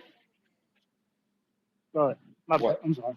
No. Yeah, I know you're sorry, but listen, let me tell you this though. No, let me tell you this. Because guess what? Floyd's was with one company. Let me tell you. We've worked with Turki Al-Sheikh, we've worked with Oscar De La Hoya, we've worked with Bob Arum, we've worked with Eddie Hearn, and we've worked with Showtime and Steven Espinosa and Showbox. So come on, man. We've worked with everybody. Yeah, so you're right. Floyd can't compare to us because we went everywhere, including we went undisputed and fought overseas, out the country. So, yeah, you're right. I'm not going to bring up Floyd. You don't need to bring him up either. Bring up Devin Haney. I try to bring up Devin Haney, but when I don't do that. Don't do that. I don't do that. Well, listen. What did he fight 7 champions? Is he undisputed? Huh? Has he been in big money fights? Huh? Has he changed and impacted and revolutionized the sport? That there's no signs of the streets, right? That you need drug testing, right? That a father and son can go from the bottom to the top. Did Devin Haney not revolutionize the sport, Tip? Revolutionize from the bottom to the top? I don't think y'all are pioneers of that. I don't think y'all are pioneers of that. Okay, let me ask this. There are those before you that have revolutionized it. Before Devin, was it a franchise belt? And when Devin had yes. Canelo, right? Canelo. No, listen. Yeah, Canelo. So Devin, as a young fighter, he did not take the franchise belt, although someone took the franchise belt on him, right? He's the first fighter to denounce the franchise belt, right? The sides of the streets. He crossed sides of the streets and broke it down before Turki Al-Sheikh came and worked with everybody. Devin was the one that said that we can work with everybody and make the biggest fights. No, but it was guys like you, Tip, that said you have to cross over and sign with a PBC to make a fight happen. Or sign with, that's what you said. Now you don't got to sign with shit. All Turki got to do is say the fight's going to happen, and it's going to happen. Devin did that before that. He revolutionized the sport. When it came to not only the sides of the streets, but also when it comes to making the fights happen, Devin is on there to make the fights happen. He's not hiding behind no promoter. It's all the other fighters hiding behind promoters and politics. Correct? Friendships, promoters, politics, and everything else. Friendships. Shots fired. Hey, you're right about the friendships. You're right about the friendships. Okay. You're right about the friendships. Listen. I'm right about the whole thing, Tip. You are getting fried right now, Tip. You are getting fried. I guess, man, you ain't even let me get it off, man. You just cut me off. Go ahead. I'm going to let you cut. Because the word revolutionize was too big for you. You started with the And I'm saying this, you don't understand that word until you do things to revolutionize the sport, man. That's the only thing that I'm talking about, man. Listen, when you talk about being on here, the fighter has sent his dad, his representative, a CEO. He sent a trainer that's over here talking to you and giving it to you blow by blow. Who else did that? Did we do that first? Tip? Man, then Terrence Crawford fight Sean Porter, who was his friend. Okay, Then he listen. crossed No, the I street asked before you. Devin I Haney asked even you. got Let an me just. undisputed fight. I asked you. I I, asked I'm you. just, I asked you. nah, because No, I just had to go back and think, because you said revolutionary, no, man. no. I I said mean, that's what you just revolutionize. explained, right? I said revolutionize. I just asked But you a shouldn't question. we say So you're Bud gonna not answer? revolutionized it before? So should we say So Bud you're not gonna revolutionized answer? it before Devin So you're did? not gonna. So you're not gonna. So Uh, you re, choose re, not to answer. You choose not to answer, okay, right? ask your question again, Bill. I'm sorry, Bill. Ask your question again. 'Cause I wish I would have got my statement off beforehand, but now I got to answer yours. It's crazy. I'm saying to you, whether or not Bud Crawford and his era, has done some amazing things. At 26 years old, have you seen or a fighter that has come and impacted the sports on so many different levels? At 26. At the age of 26, no. Okay, so that means that Devin has revolutionized the sport at such a young age, and I'm proud of him. I'm proud that he can have the wherewithal, he can have the patience and the understanding on a big night that it's going to take something, and they might call it whatever they're going to call it, but to handicap a tremendous fighter in Jose Ramirez and Robert Garcia, it's going to take something that the people will have to get a trained eye, will have to learn about. And I hope on that given night that you do, when you go back to Border Wars, I hope that you don't get caught up in the fog and the fantasy and all the things that Bill Haney has gotten caught up in, and you stay focused on that night, handicap your opponent, and win.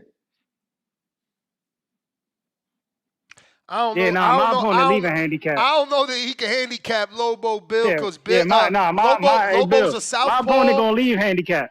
My opponent gonna leave handicap. Yeah, but he a southpaw that's super active, digs to the body. I mean, he's obviously Shakur Stevenson influence, so he be pinning the high guard and just stab you with that straight left to the body. I mean, matter of fact, ain't no time like right now to just show you, because we've been trying to get Bill. We've been trying to get Bill to a Border Wars. This is nasty. What? I'm showing him how big your fight is. Wild. Yo, you don't like promotion. You're wild. You don't like promotion. I know, I'm cool with it. But like the fact that you gonna show that, that's cool. Do you think that's? Send me your video so I can show him yours. No. It's good, man. Hey, Tip Mountains in the chat, man. Tip Mountains in the chat. This your opponent, though. This is his opponent, Bill. Look at his opponent. Okay. Uh-oh. Hey, all I know is, from what I'm seeing right there, Tip, you better not stand your ass right there. You better not be standing there. And I'm coming to the fight because I'm going to see what you going to do. You better use that Devin Haney on him. So you say he better not stand in front of him? He better not stand in front of him. He got them bag gloves, Bill. You think that really make the knuckles better? Is it good to use bag gloves, or is it better to use boxing gloves to hit the heavy bag like this? Man, I see some good form. I see him got some good form. He's good and balanced. He's a southpaw, so he's going to be awkward. He got a good double jab. I want to say, looking at him, he's not a converted southpaw, that he really is left-handed. Sometimes you have converted southpaws, but yeah, he's really left-handed. Let me get you some sparring. My man he don't play this shadow boxing while listening to the show, so you know he always working. FYI, Bill, this is Jesus Ramos' gym. Yeah, he works at the gym, and he's always working in the gym. Let me get you some sparring, though. Tip, you got problems, man. You got some big shit up, Tip. You want to bring me in? Hell yeah, Tip. Take that word. Tip, you want to bring me in, Hey, Bill, and look, this guy look just like Tip. Look how this guy comes out thinking, man, I'm sharp, man. I'm slick. He got that lean in his head, like I'm too good, and get popped right in the face. That jab. Shout out Lobo. Oh, Tip, send that work so Bill knows what you looking like. Hurry up. Nasty, man. Hit my DMs. I'm glad you promoting this man, bro. Because Bill, you gonna witness. Bill, you gonna witness a body bag. I just messaged the pre-pro, man. I just hit the pre-pro. Man, you supposed to hit the DM on Instagram. I tell you the Nah. whole world 1,000 Oh my times. bad. I send it to the DM on Instagram right now. Then. Yeah, I want to This see. is I want to see nasty. your work. I want to see your work. What you think about Bill, Lobo's patience here? Lobo's. Yeah, Lobo. Listen. Yeah, Lobos. He got good He patience, going to good sleep. defense. Hands up. He going to Hands sleep. up. He said he going to sleep. He going to He sleep. going to sleep. Well, Bill, Tip. I gotta be a good promoter. Tip did get a second round knockout, like a legit, not a Okay. he got blood okay, and he Tip. put the dude down Hey, and Tip, everything. that's what And you shout out supposed to Emperor That's what you King. He's a supposed good fighter. Emperor King did good, but Tip Yeah, no, that's Tip what you're definitely supposed to do. See, impressed I love, us. man, listen, and that's what I'm saying is I love all fighters. I respect all fighters. When I talk about different matchups and talk about what Devin does and what he's bringing is different. But these guys, Tip is a hater. He's a Devin Haney hater. Tip, Hey, where man, the your haters are footage, your biggest Tip? fans. Tip, Your haters are your did you biggest send it to fans, the man. Boxing Voice, hey, Tip? Did you send it to the I Boxing didn't Voice? listen. Yeah, Tip, I'm sending hey, it Tip, now, bro. hey, Tip, Sending it now. hey, Send Tip, it, man. hey, Tip. This guy I don't didn't know how say to I was promote. gonna stop calling you. I mean answering your phone. I didn't say stop calling, Tip. You're a hater, but listen, I appreciate you Here now. we go. No, I didn't. Oh, he sent this Let's see. highlight. Hey, man. Hey, Nah, Lobo, this I Let's sent see the nasty him. work. Let's fight. see him. I I sent the want to see fight. him though. He I sent, sent the fight. but I sent the fight. why you ain't send no I new sent the work? fight. Man, you ain't Fuck send the no work. Cause you fuck ain't the send no work. new The fight work. is what matters. The fight is what All Yeah. matters. Show Let me see it. Bill Let me Haney see the it. Let me fight. see it. Show him the Let me fight. see it. Let me see it. Let me see it. Let me see Tip. You already know Tip from out there. Let's go. And now we don't know how that nose. So Tip, first and foremost, Tip is in the white headgear with the white gloves. Oh, Tip, look at Tip, walking him down. Tip want a knockout. He want a knockout. He want a stoppage. You see it? He's going for the Oh, I stoppage. see Tip. Oh, he pounding. That's you in the white headgear? Yeah. Ow! What the fuck? Holy Now show Bill Haney. Tip with the business. Tip, hey, Tip. You all action, no defense. I see what you like. He said no I see what defense. you like. Hey, don't worry about the Tip. Listen, I see it all now. You don't like no defense. You all offense. You all gas, no break. That's okay, Tip. That's Tip, all gas, no break. You dig? And listen, yeah. You don't care. You don't care. Tip. You one of them Bill, niggas that say, I wish a nigga Bill, would. listen, Hey, you one of them, I wish Bill. a nigga would type. Yeah. Nah, I don't never say that, Bill. I don't never say that. But look, I want you to be there. I want you to be there. We're gonna be fighting August 2nd. I want you to be there, Bill. Cause I'm telling you, you're gonna see a different level. Bill a You gonna busy see man. Hey, Wisconsin, What city is I it? hope. What city is it? It's in Wisconsin. Oh, Wisconsin. It's in Wisconsin. No, I'm not gonna tell you no lie. Hey, listen, Neo concert the same night. Unless, I don't know, your wife might love Neo. In the same city, Neo's gonna be performing at 7:30 p.m. Man, I mean, obviously he ain't gonna hit the stage. He ain't gonna hit the stage at that time, but But who don't like Neo right now? Neo is you know what I mean? He's the poster child for a man living his life, having fun. You know. Yeah. He's the poster child right now. Hey, Tip, so you done? Yeah. So you bowed out? Tip He's been sending done. more footage. He's sending more footage? What you doing? Okay. What are you doing, Tip? Hey, listen, because listen, because practicing on defense is what you're not doing, Tip. You know what I'm saying? You're doing everything but defense right now, Tip. Did he show you the Devin Haney jab, Bill? Well, I seen him jabbing, but I didn't quite get a chance to see the Devin Haney jab because one thing I'm saying about that, Tip, you got to be able to throw that motherfucker, for longer than just one round. I need to see more of it. Not to say that you don't got it, but I need to see more, Tip.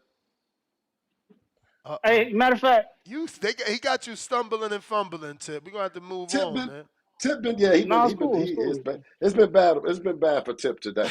He started out. It's just been real bad for Tip. But hey, tomorrow will be better, Tip. You know what I mean? I'm in the chat. I'm I'm around, and you got action at me before you got action at Border Wars. Don't worry, in August. BH, I'm gonna hit you on Instagram direct, man. Listen, absolutely. He want them tips. He want them defense tips now. Absolutely. Shout out to the boxing voice, the voice of the people. And I came over here and I had a great time. I let the callers call up, and guess what? The people have voted. The people have spoken. Nobody opposes Devin the Dream Haney, nor do they oppose what he did on that Friday night in that humid New York City. We look forward to our next challenge. We ready to go. And y'all stop promoting Tio. Promote him as a ducker. Yeah, he's saying all that racist shit. If he really wanted, then the ultimate grudge match. And yeah, and I'm the first one to say liquor and Lopez in the same sentence. I'm the first person to say liquor and Lopez in the same sentence, and you know it. And he talking about he mad at anybody. Take it out on the people that pointed it out. You did. And I'll see you later, man. Shout out to... Oh, damn.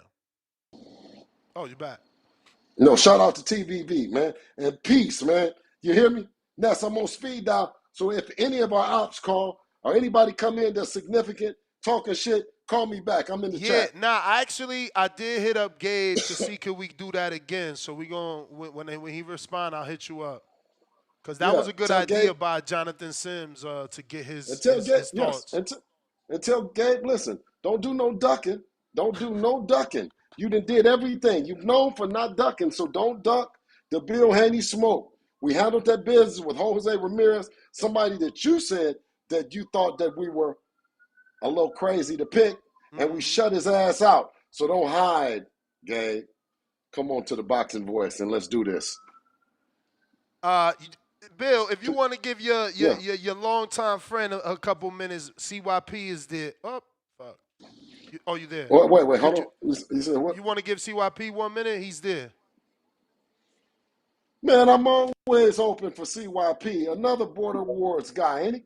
Yeah, he a Border Wars guy. CYP don't just talk about it. He done did it in the ring. I'll talk to CYP. CYP, I'm always going to talk to you. Huh? All right, look, nigga, I ain't here for no convo. I'm here to talk to the haters because I'm tired of their shit. Nigga, I want you to keep doing what you're doing and see if you can reach 10 excuses, right? Because the first excuse was he's too chinny.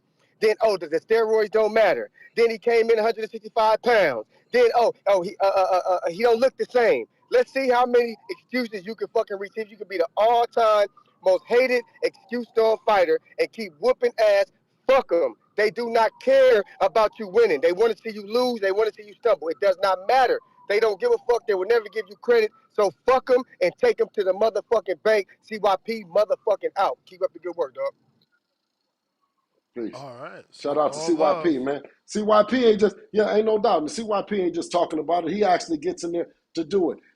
And shout out to all the Border Wars fighters. And I got a lot more respect for those guys that come on and talk because they're not just talking about, they being about it.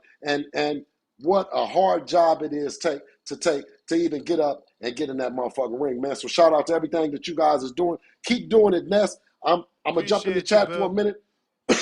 Remember, hey, Ness, call me if some of the ops come up, man. Call me, man. Call me. I'm ready to come back up. For sure. All right.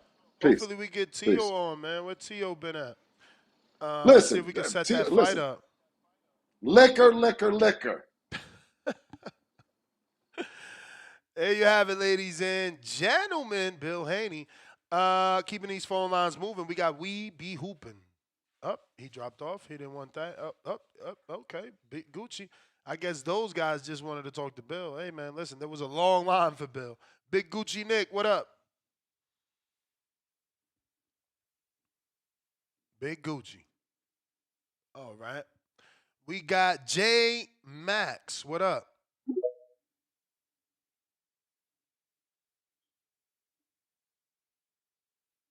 J Max. Yo, what up, Ness? What up? What up? It's Jay. Yo, it's Jay. What up? What up? You know who it is. Yeah, for sure. Yeah, I was trying to get on with Bill, but nah, man, should have texted me. You already know. Yeah, but I'm working, so I was only able to watch. But bruh, let me just say, Bill Haney, you know how I feel about Bill Haney. He's a master at marketing. Like, he's really good with his words. He knows how to change the narrative to his favor. The reality is, and I'm not, you might be surprised, Ness, but I'm not a fan of Tio anymore like that, bro. After all the antics and bullshit. Um, but long story short, man, the Tio and Boots fight is a great fight.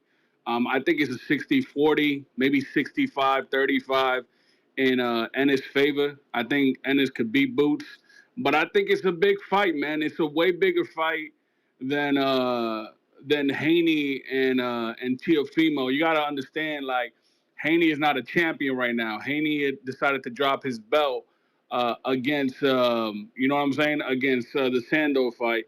But hopefully we get Tio and Ennis, man. That's my take. I'll talk to you later, bro. All right, all right.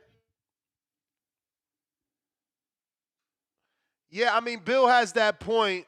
As the Haney voice, you might not accept my response, but there's more data on the internet of Devin and Tio. There's multiple offers. There's video footage of them in the ring. So that gives the indication that that could be potentially a bigger fight. But it's like I told Bill, momentum I think is a real thing. Pistol Parkway Mozzie, $2. Is Ness protecting Dev? I mean, I'm the guy who made a shirt to say he only fight champions, so I don't know. Was Ramirez not a champion? Is Tio not a champion? Who exactly am I protecting him from? Mozzie back with another 5. Empty them pockets for the Haney slander chat. Laugh out loud. Miserable. No life having losers. I got Boots. TKO. Rounds 5 through 7. If it happens. Also, got Boots by stop sign emoji. I guess okay, so it's stop sign emoji and Norman. So I'm not supposed to say emoji. Stop and Norman is what he meant. Angel Padilla, $2. Tio's my guy, but he should stay away from Boots. Mr. Perfect, $2. So who's favorite? Because if Boots plus money, I'm in. Yeah, no. We know that the favorite will be the bigger man. Tevis Smith, $10.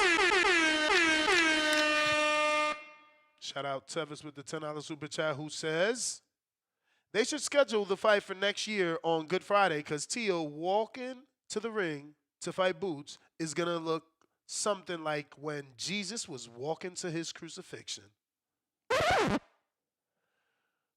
1K Brazy, welcome to the prospect level.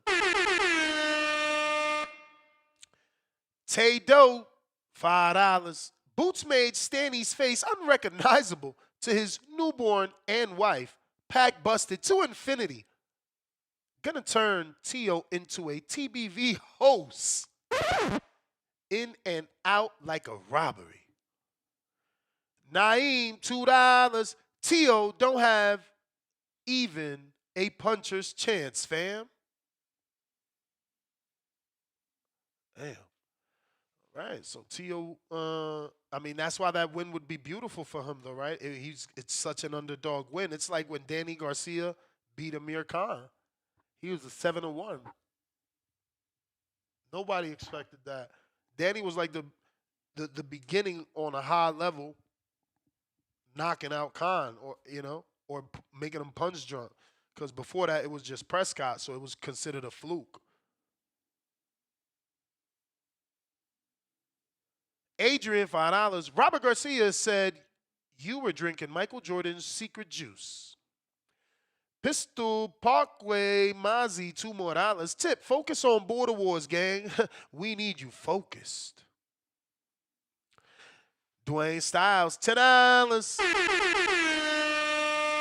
I've been back in the USA flag, since March, so I'm a little late. But thank you, TBV and Nestor, for getting me through almost 6 months in Mexico. Mexican flag emoji, boxing glove emoji. Canelo Alvarez is the face of boxing. TBV for life. Salute, champ. Blessings to you, man, to be able to travel like that. Candy, Slim, 501 on that champ level. $5. Dev boxed beautifully. All he needed to do was sit down and exchange 2 or 3 more times per round, and the masterclass couldn't be denied. King Khan, $5. Rose, the GOAT on Discord. Yo, let me talk to Bill. I've been trying for 3 years. Sorry, King Khan. We just seen that. I apologize. Manuel LG, member for 22 months on the prospect level. Bill, will you? I guess he meant Bill, who you got? Oh, he did right. Lord have mercy. Lord have mercy. Bill, who you got in the tank Roach rematch? Sorry, Manuel LG. We had to mix in your questions on, comments and super chats and callers that were calling in. It was difficult. Can't get to everybody. Obviously, Bill is a celebrity. Demo, Houston, $5, champ level. Rumors are Tio versus Boots in August. So if you guys don't get that fight in, Ryan gets a tune-up. Who's next? Broner going through Fat Camp again? Nah, bruv. New York Bullet, $2. Shout out Bill. American flag emoji, Puerto Rican flag emoji, New York City Statue of Liberty emoji. Tommy David, $5 more. Let me drop a bomb for you, Tommy. You was going ham. Devin is not a boring fighter, but when you call his last performance a masterclass, you're insulting boxing fans. He played it too safe. Did not fight. Adrian, $2 more, and Wolf in the corner would be fire. Who's corner? What are we talking about here? Tommy David with another $5. Bill, I am willing to spend more money on super chats than I did for the fight to let you know how boring that fight was. Still a fan. Politically incorrect, $2. Bill, quote unquote, so, thinking of how to justify. Faced with tears of joy 3 times. Profit, $2. Floyd didn't have a no contest on his resorts. I guess you meant results. At 26. You can't fault Haney for having a no contest. That was Ryan that popped. Remember that. Latron Cooper. What's up, Bill? $2. Pistol Parkway Mozzie, another $5.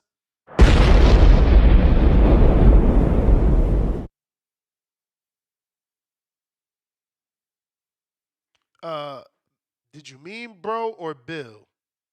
But Bill or bro, showing love to Border Wars fighters, and y'all still hating. Crying emoji. Bro, is that negativity spreads faster, bro. So people love to hate. They love to hate.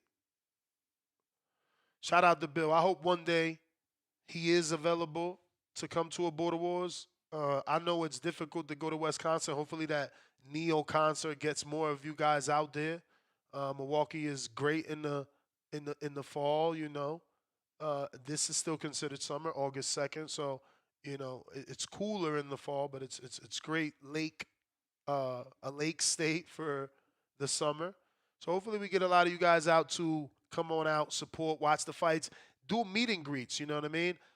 We try to have definitely no, Dwayne, I don't take super chats for the PS5 raffle because remember, you can Google it. YouTube takes 30% from content creators, so it's not worth it to me. It's got to be Zelle or Cash App again, so that I'm not losing and you're not losing. Because YouTube, they swear they my manager, bro. 30%. That's more than fucking James Prince, bro. It's crazy. I'm actually gonna AI that, see if that's still the case, but I'm sure it is, bro. They nasty with it. Nike Hendricks, what up?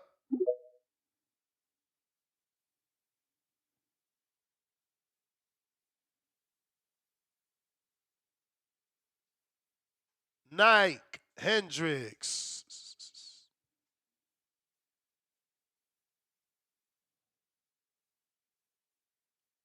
Nike Hendricks. You gotta unmute, player.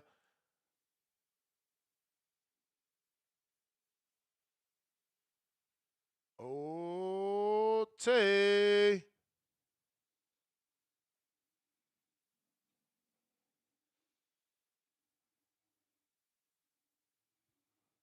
You might need to jump out, jump back in, player.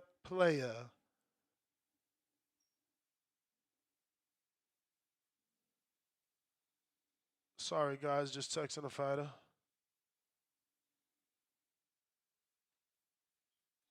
Trying to get you another little interview that we fucked up. We were supposed to have an interview on Thursday. That didn't happen. Oh, okay. Okay. Yeah, but this is all good when you got a motherfucker standing in front of you. You feel me? Somebody just sent me Jin Sasaki getting active in sparring. But again, this is all good when you got somebody in front of you. I think Brian Norman is intelligent enough to give angles, do some pivots, make sure shit looks different than this. Let's see if we got some audio.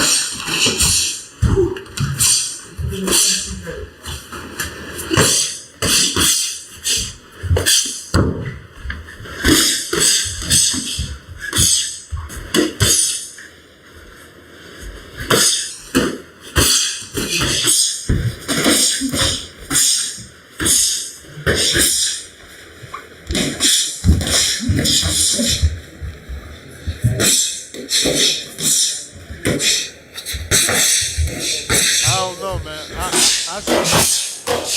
I see somebody getting hit, bro. Norman might sleepy.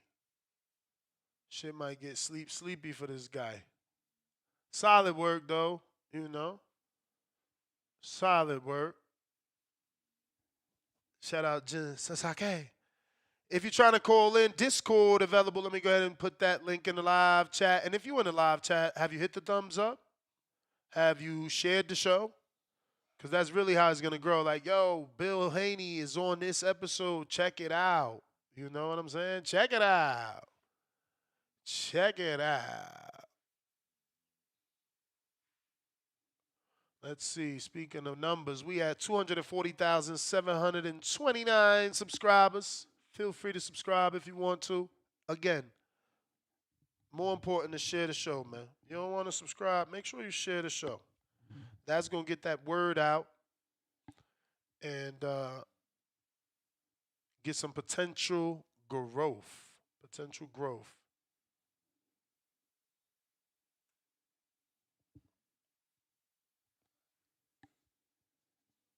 Bro think he a new way, Keenan Lofton says about Jin Sasaki. Yeah, I don't, I guess that's a good guy to try to be or mimic, you know what I mean?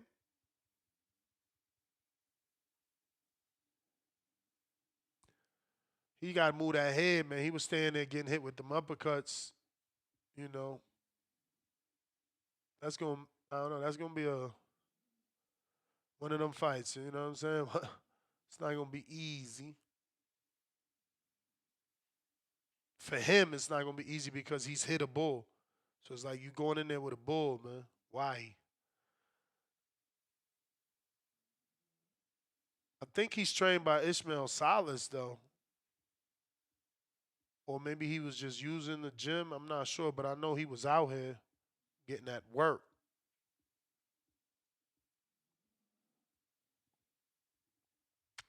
Phone lines are open if you want to call in and discuss this morning's topic. We are talking about the latest news from the desk of Turki Al-Sheikh.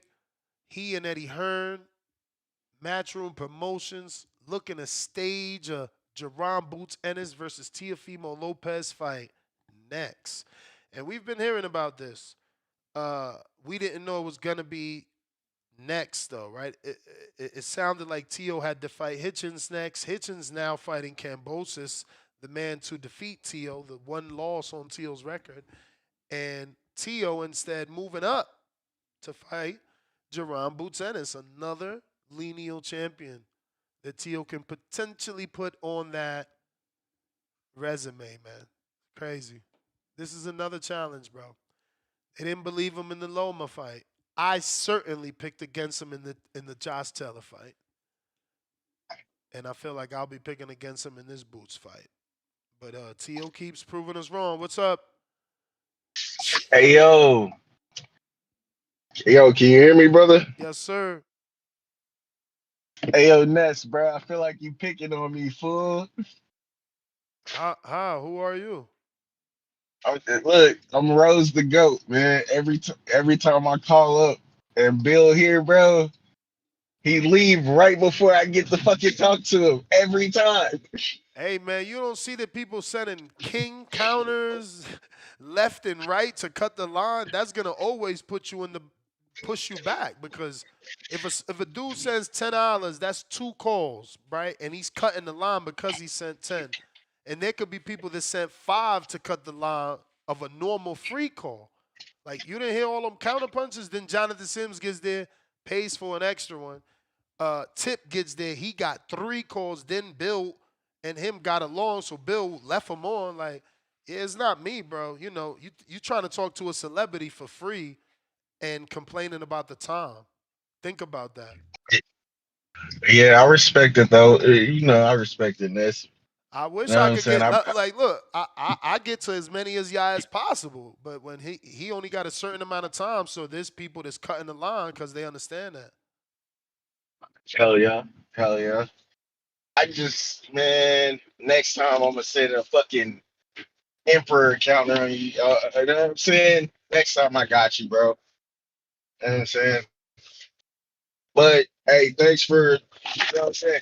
Thanks for having him on for real shit. You know what I'm saying? And thanks for letting him, at least talk to the people. But hey, that's my call. All right.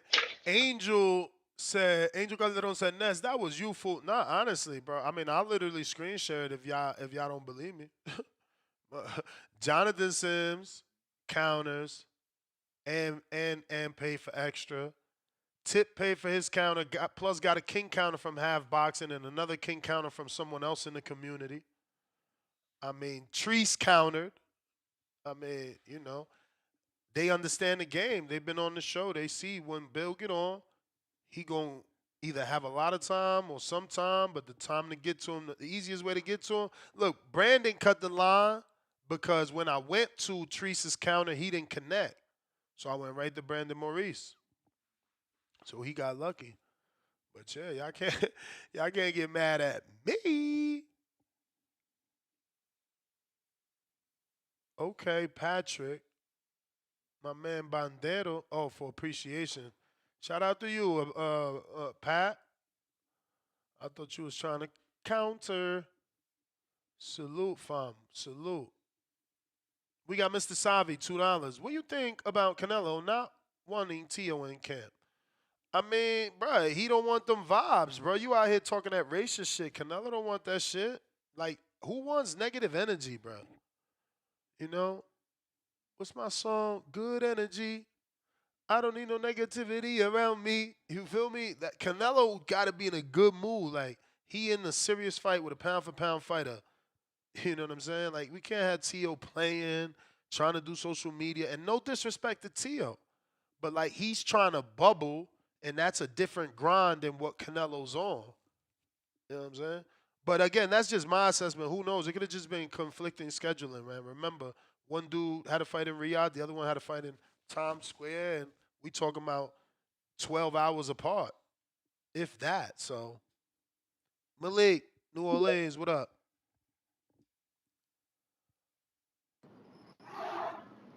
Yo,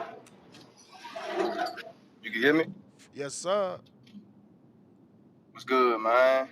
Shit, I miss Bill, man. I wanted to ask him a fucking question. I don't know if he touched up on it or not, but did he say Dev was staying at 47? He gonna just fight and catch weights for the rest of his career? Like, what he trying to do? Cause I didn't get to hear that part. Dev at 47. 47. So he ain't going back to 40 at all. He done with 40. Nah, he done. Damn, man. Damn. I wanted him at 40, bro. I wanted him at 40, bro. He moving good, man, to where like I feel like that style that he got is gonna be better at 40, man. But to each his own, bro. I guess he just won't be at 47 because he got better names at 47. But that style that he using, that shit man. I don't see nobody at 40 beating him for real, bro. If he gonna use that style, but that's cool. And I I for sure got fucking Boots stopping fucking Tio easily. I say 6, 7 round he getting stopped, and that's my call on that. I don't see that fight. I don't see that fight fucking going. I don't even want that fight. But I mean, if Tio want it, yeah, it's cool. I'm giving him his respect for taking it because he is fighting. He is fighting the tough opposition. I Yo, champ. got shit for Okay. Boots. I don't think he got shit for Boots. Man, you Dang. don't notice every fucking fight Tio take, bro. Tio bruised up fucking easily. Easy. Like, I mean, when the last time we seen T.O. and he's not bruised up and he's not beat up during the fight? I mean, even the last fight he had, I mean, he didn't get touched up that bad against Homie. But I mean, that's because Barboza ain't fucking giving him nothing. And he still had marks on his face leaving. So I feel like, man, you going in there fucking with a killer like Boots? Man, that shit not going. That shit ain't going how he think it's gonna go. You're not about to outbox that guy, bro. Like, he agree he a good boxer, but I mean, you really think that style is gonna give Boots problems? Like, I don't see it, man. But I mean, I take the fight. But yeah, that's all I got, bro. All right, champ. Appreciate you. Yo, new clip. New clip. I'm a Paul fan in boxing. I haven't watched his Paul America. Like, I'm not about to go subscribe to HBO Max. I haven't even watched that Paul documentary on Netflix. Um, but that being said, I will send this clip that I never seen before. We're gonna watch together, and it's from Paul America on Max. I'm like so happy, but I'm scared. I'm just like, what I'm a mess. I got my sprained ankle, and I'm just getting all these visions. It's just so beautiful. Old generation of boxing combined with the new one. And like what it's gonna do for so many fighters and so many people, and fighting Mike in like 18 days. And I'm like so happy, but I'm scared. I'm just like, what I'm a mess. I got my sprained ankle. Yo, so I don't know what I just watched, honestly. I don't know what I just watched. Is he saying he got emotional because his fight is so big, it's gonna help so many fighters? I'm lost here. Shout out to Jake though. You're doing your team. You're doing your team, man. I don't know what I watched. Though. I don't know what that was. Philly Rican, what it do?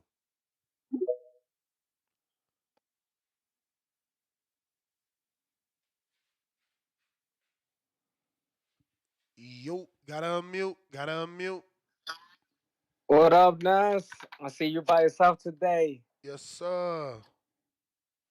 Man, let's talk about this Teofimo fight, man. I honestly, I think that Teofimo's trying to test himself to see if he would even have a chance against Terrence Crawford, and that's the reason I think that he's gonna try to get this fight with Jaron Ennis. Do I think he stand a chance with Jaron Ennis? Fuck no. I honestly think that he should stay at 140, and there's plenty of competition at 140. I mean, there's Matias, there's Russell, there's Cuello, Baro. Like, just continue dominating at 140 if you think you really, the truth at 140. I just think that Jerome Ennis is gonna outbox him. He's gonna be the faster guy. He's gonna be the bigger guy. Um, you know, J- uh, Teofimo Lopez is not gonna be able to showboat against Jerome Boots Ennis. That is out the window. You gotta fight 12 rounds against an elite fighter. This guy is the truth. You know what I'm saying? And then after Jerome Ennis gets the victory, guess what we gonna do in Philly? We gonna party our ass off like Freeway and Pity Crack in North Philly. You know what I'm saying? You already know, like that's what we gonna do. I say that's my call, bro. Just blaze. Okay. Hey yo, que tu quieres mujeres de sexy smoke la la. Yo, I used to fuck with PD Crack, man. I'm trying to tell y'all, don't make me do a whole nother show like last night. Definitely was rocking with PD, man. We might get this guest, man. So I need some callers. I got this guest I just sent the link to.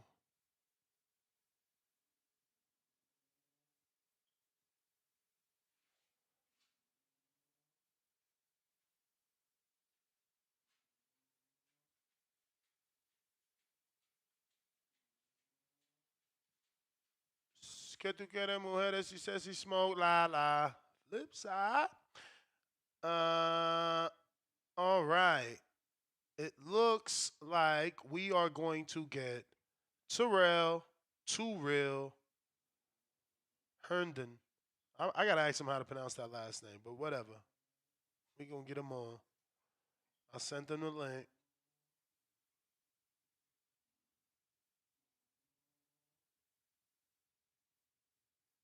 You know what I mean? So we waiting on that.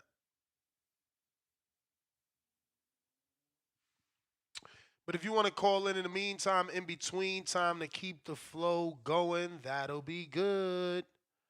That'll be good. This way, we can give our good friend Tyrell an opportunity. Oh, there it is.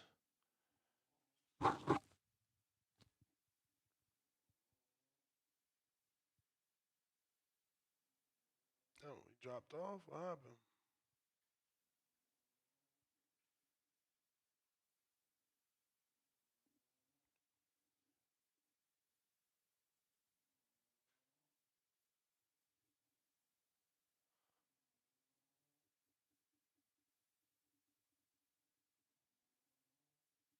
I don't see you. I told him to try again, though. Let me resend this link separately.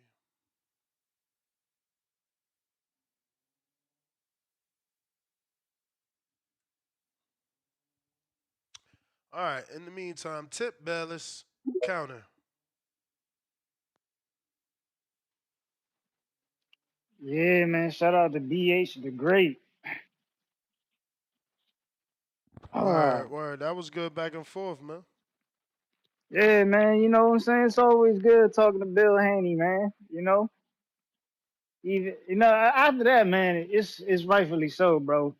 I think I should get hater of the year at this point. You know, even if Bill acknowledges it. You know what I'm saying? I think it's already in the bag, man. It's already in the bag. But yeah, man. When you listen to Bill, bro, you really gotta listen to Bill, and Bill a great coach, man. Bill a great coach. Some of y'all might not have heard what I heard in the Bill, the back and forth between me and Bill Haney. You know what I'm saying? But there was some subliminal talk in there. You know what I'm saying? Like Bill is a great teacher. Trust and believe Bill is a great teacher. It's just subliminal talk, man. Y'all just gotta really listen to the undertones of the conversation that's at hand. Yeah, Teofimo and So you Boots, not man. so you not gonna point them out. You're hilarious. You want people to go back and listen. Why why would I do that? Why would I do that? You know what I'm saying? If people willing enough to, call people from your gym, and get moles in the camp, they can go do the homework, you know what I'm saying? Like they can do all that, then they could go back and watch the video, you know what I'm saying? Like it ain't hard, you know. And then shout out to Bill, shout out to Ness too, man, for promoting the fight. You know what I'm saying? Something other people don't do in this community, man. You know what I'm saying? Like, ain't nobody gonna be paying attention or looking for certain fighters. You know what I'm saying? Because they don't get out there.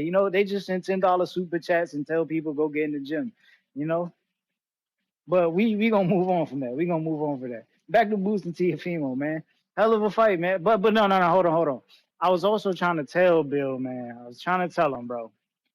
The Floyd comparisons, man, is why people give him a lot of the scrutiny he you know what I'm saying they get, man. Like, dog, since day one, we heard Devin Haney was like this next prophet. Like you know what I'm saying? Like who was that? Was it Roger or was it Senior? Where they was like he can be all these pros at this level right now. Like the same thing they did with Kermel, bro. Like they put him in the spotlight. So people are expecting you, you know what I'm saying, to live up to these expectations. And I'm like, yo, we're like since y'all are connected to Floyd, bro, y'all gotta distance yourself. You know what I'm saying, and stop bringing up the comparisons to you and Floyd. Like it's a hindrance, bro. Like let Devin Haney be Devin Haney. They trying to take a route, you know what I'm saying, that they shouldn't be trying to take right now. And you know, I get it, but it ain't working. You know what I'm saying, the way they think it is. But yeah, man. Teofimo Boots, man. Hell of a fight. Um, Shit, I think Tia. That's it. That's a guess. I'm about to get off.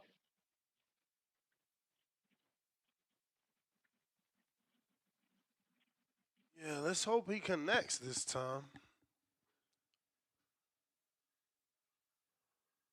Too real, you there?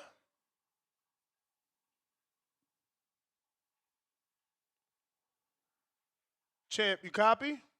You got to unmute yourself. Yeah, can you hear me? I hear you perfect. So, obviously, I can pronounce Tyrell, man. How do you pronounce that last name? It's Herndon. Herndon. Okay.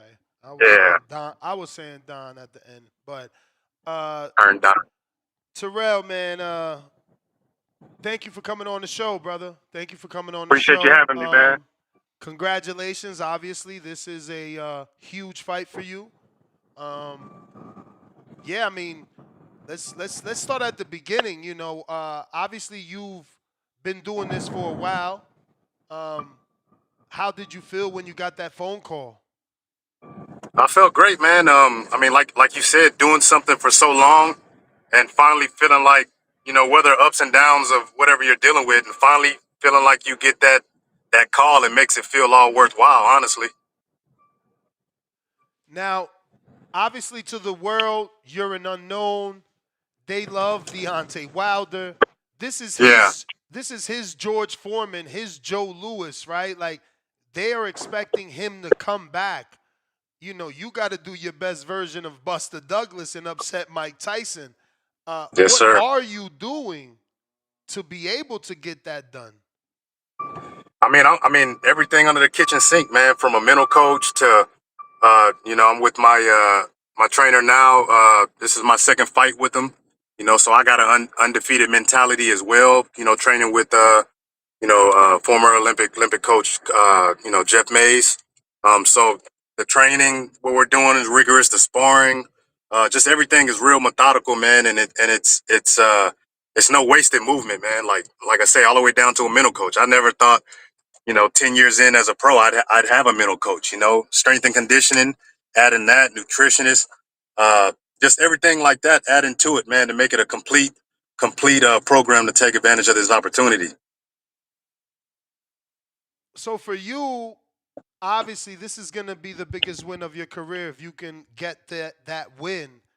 Um, on the flip side, it's a double-edged sword. There will be critics that say, if you beat Wilder, that he is done. Are you mentally preparing for that? Yeah, and that's where that mental coach comes in.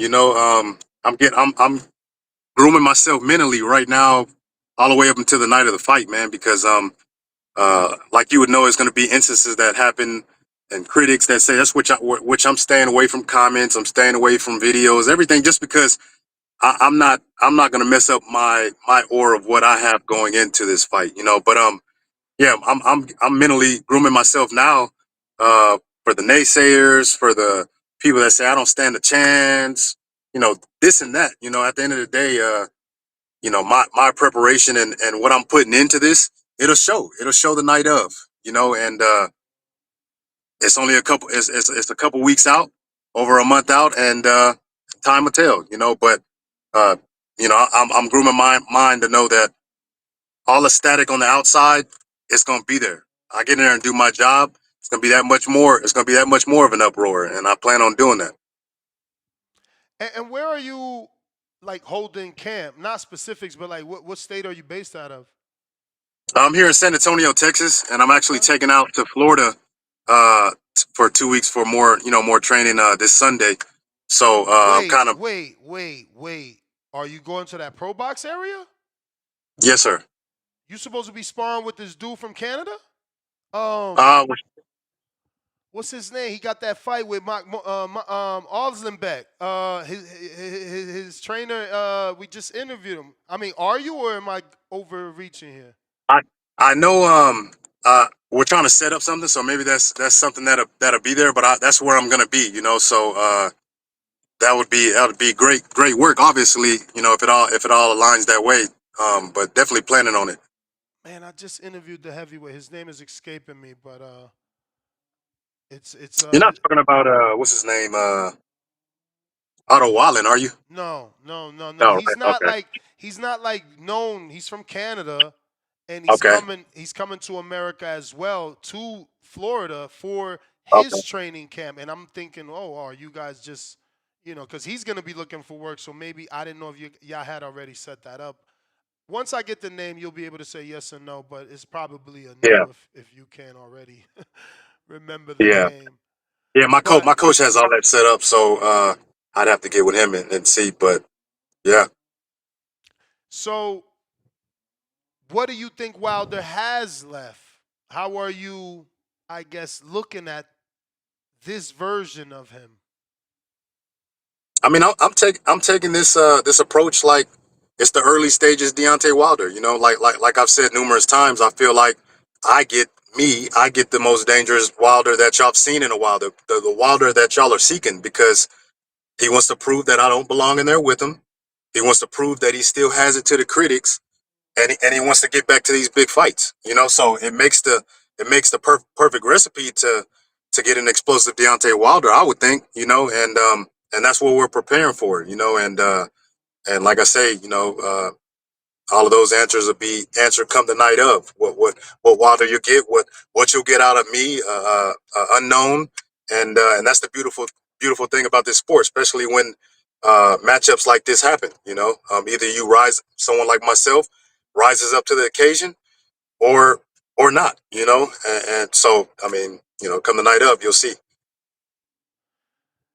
Yeah, so the name of the heavyweight is Ricardo Brown. I'm not sure if you're familiar with that name. He's actually got a big fight scheduled as well. Not as big Okay. as yours, but a big fight. Not as big as yours, but a Yeah. big fight.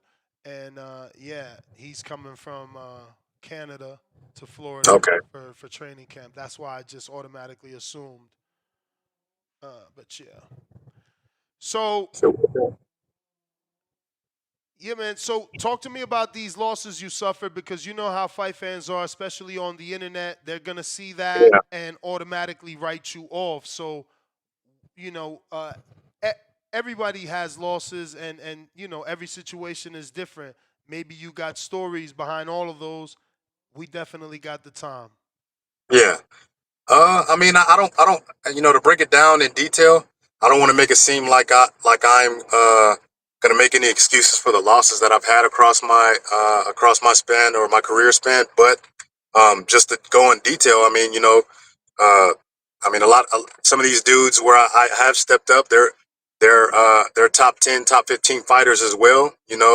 The FA Jogbas, the Brandon Glantons, and through a course of a career which I felt like I was learning on the job. I had 25 amateur fights, which I feel is good coming in, but I don't have these 100+ fights. So I was learning on the job, and along the way, like I say, stepping up with these fights, I just didn't have in the moment as far as trying to secure the win, uh, the mental fortitude, the the the proper technique, whatever it may have been, to where it just didn't work in my favor that night. And even in a loss where I shouldn't have lost against a well upside down fighter, that's on my record. Uh, that one sucks. Which, like, the win loss column doesn't tell a story. So I appreciate you opening up, asking what it is. And like I said, that's not me giving an excuse. I'm just elaborating on some losses to give clarity. But even one of the ones with an upside down loss, it was a flash knockdown. Happens in boxing. I get up at the 8th, but it was the week or the month where those boxers were a lot of the fighters a couple years ago in that year. They were passing away in the ring, so they were uptight. And they told us, and that's my fault. That's one thing I learned too. They told us in the the referees come in and they prep the fighters and let them know what they need to do. I had my headphones in, because I felt like I've heard it at that time 10 plus times. And they said if you take your mouthpiece out, it's an automatic. We're gonna wave it off. So when he gave me the flash knockdown, the ref comes and they ask, are you good to continue? And I take my mouthpiece out, tell him, yeah, I'm good. And by me doing that, that wrote that story on that one, and I mean that's just like I said, to elaborate on that. But yeah, it's just all extreme learning lessons for me, man, through my career, and I'm blessed to now being who I am to get an opportunity like this to shock the boxing community. So, man, I had that question. Oh my God. Okay, yes. So you were giving us the reasons to these losses. I'm sitting here waiting for you to finish to find out what's different now. So like I say, I mean, longevity in the sport, learning things along the way.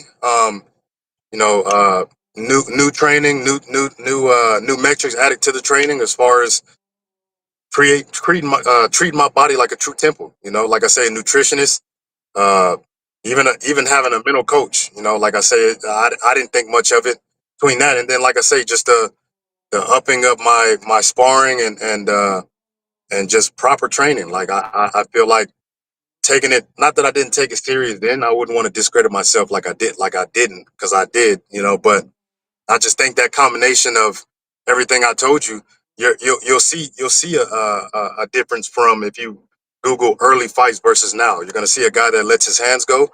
You're gonna see a guy that's throwing crisp shots, and you'll see a guy that can absorb some shots as well. And and even going, I'm sorry to kind of backtrack. Even with the Richard Torres fight, I honestly I thought that would be my before the change of hands. I thought that would be an outcoming for me, or my coming out party. Coming out party. But yeah, but it wasn't, and I not to make excuses. I'm just putting the facts there where you Google. I learned now even more so. Stay ready so you don't have to get ready. When I got that call, it was a 2-week notice, and I'm like, well, shoot, we got to rock and roll. And I felt I was in decent shape. But that furthermore proves that I wasn't, So now I know. After that one, it wasn't like, okay, I'll wait on a call, then I start training. I started working to where every day I'm training to where if a call ever came in like this one, that I would already be ready and I would slide into camp. So I took that as a huge learning lesson as well.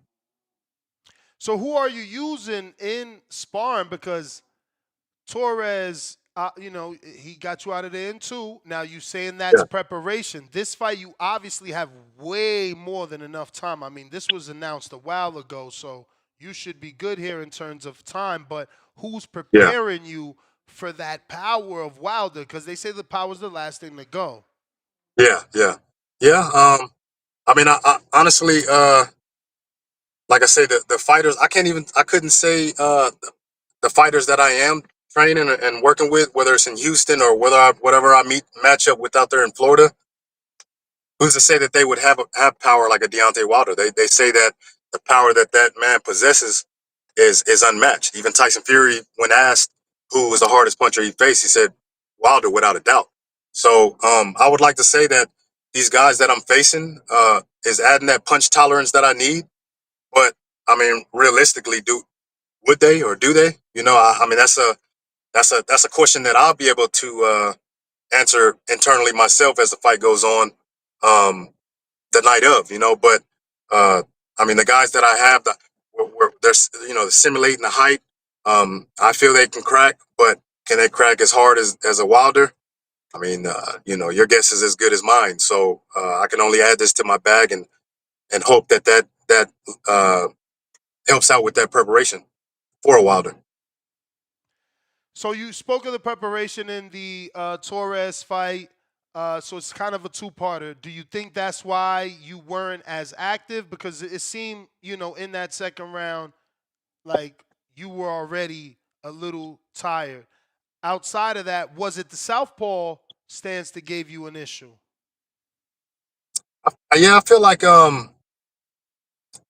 if you do go back and watch, I feel like my first round was a lot more crisp, even but towards the very end where it almost would look like I would fade away, but that's the way I wanted to continue through all of the rounds. But uh I felt like, his style is a real come forward pressing style. And without me putting the proper training that I would say that I would have wanted to put in, expose that. And leading into the second round, it was a little bit more. I was a little more gassed. I believe he dropped me in that round. Um, I would kind of like they would say, I would have liked to gone out on my shield. But I guess it was almost made like I turned my back, which in reality he flips good angles. He flips real good angles, and as a boxer, you're taught when somebody gets behind you, put your hand behind your head, and the rep does his job as far as breaking up and resetting. And unfortunately, I didn't have that night.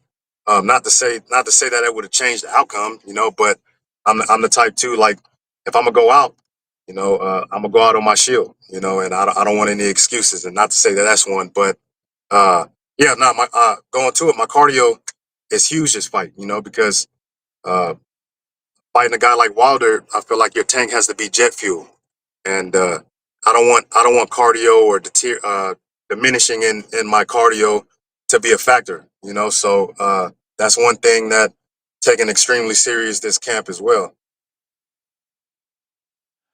Did you watch the Parker Wilder footage, and do you think you can put together a Parker-like performance? He boxed Wilder and kept him offset. He did a lot of good things. Is that footage you've been looking at? And again, do you think you can put something together based off that game plan?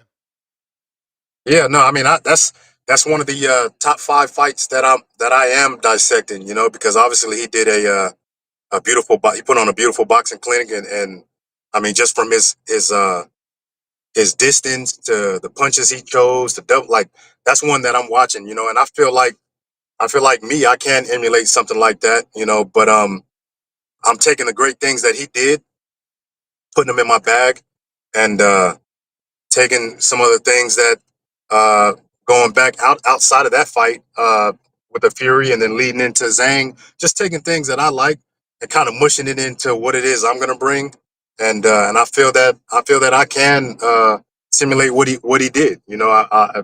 I feel like people that have known or know me in my career know that I can box. If there's no tape, that's one thing about until you get these fights, a lot of these fights, you can't until you get a big fight like this, you wouldn't know none of my fights. But a fighter like Brandon Glanton, they'll tell you that was a 4 rounder. I was beating a Brandon Glanton into the third round just boxing, and me being me and not thinking, I got disqualified that fight because I try to pick him up and throw him out of the ring. Why?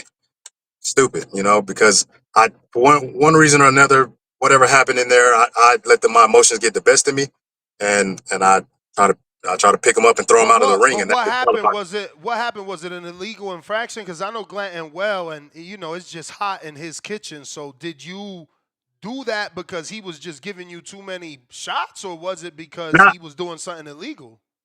yeah, nah. So his style is pushing forward too, and I was boxing real good. Well, he started coming in good, and I felt like some of the stuff. I felt like some of the stuff I would do, I would quickly get a warning from a ref, and I'm like, all right, all right. And then he would come in, I felt, and do the same thing, but there was no warning, and it was like you can keep. And once he's on you, you can keep throwing punches and whatever. So I kind of like I say early in my career, kind of got in a battle with the ref, like I'm doing the same thing, but he's doing the same thing, but you don't warn him. So when he did it again, that's when I kind of like picked him up and almost act like I was gonna throw him out. Once I put him down, they were like, "Nah, that's it," And like I said, there's no excuse for that. I was in my own head, but I just felt like if you're gonna warn me, if the other guy's doing the same thing, naturally you would warn him, right? But that's not how it played out that night, and I took it into my own hands, and the ultimate the decision of the DQ is there. Did the fans react in a manner? Because when we see things like that, first thing fans like to say is he checked out. He was looking for a way out. How do you respond? I mean, I wasn't, like I said, if I know that I was outboxing him there and I only had one more round. I mean, me checking out, knowing that I had one round to do what would be an upset, shame. That's bad on my part, and but I guess in a certain aspect, maybe I did. Obviously, to do something that irrational. I mean, I had to check out in some form, so I wouldn't fight that. I wouldn't fight that statement. Because if I would have kept composed, and finished out the rounds, it would have been a different. It would have been a different. I feel turnaround. I mean, it would have been a different story. So yeah, like I say, that's just one that it played out the way it played out, and the win loss and DQ columns don't tell you, or win loss columns don't tell you the story, but that's just kind of like an in-depth story on that one as well. Now, obviously losses don't define a fighter. You can get this win and turn it around and go on a streak and become the new Tevin Farmer. That being said, you guys don't like to look past your fight in front of you, and Wilder is a big fight because he's the most dangerous fight. Um, but I'm forcing you to because it's impossible for me to believe that you're going to sleep at night and not envisioning what your life looks like if you beat Deontay Wilder. Not envisioning how that night looks. Man, if I land that right. And, I just want to know what do you see when you close your eyes? Because the night hasn't come yet. So the anticipation must be building inside of you. I just want to know, what's racing through your mind. Now I love how you put that, man. Like a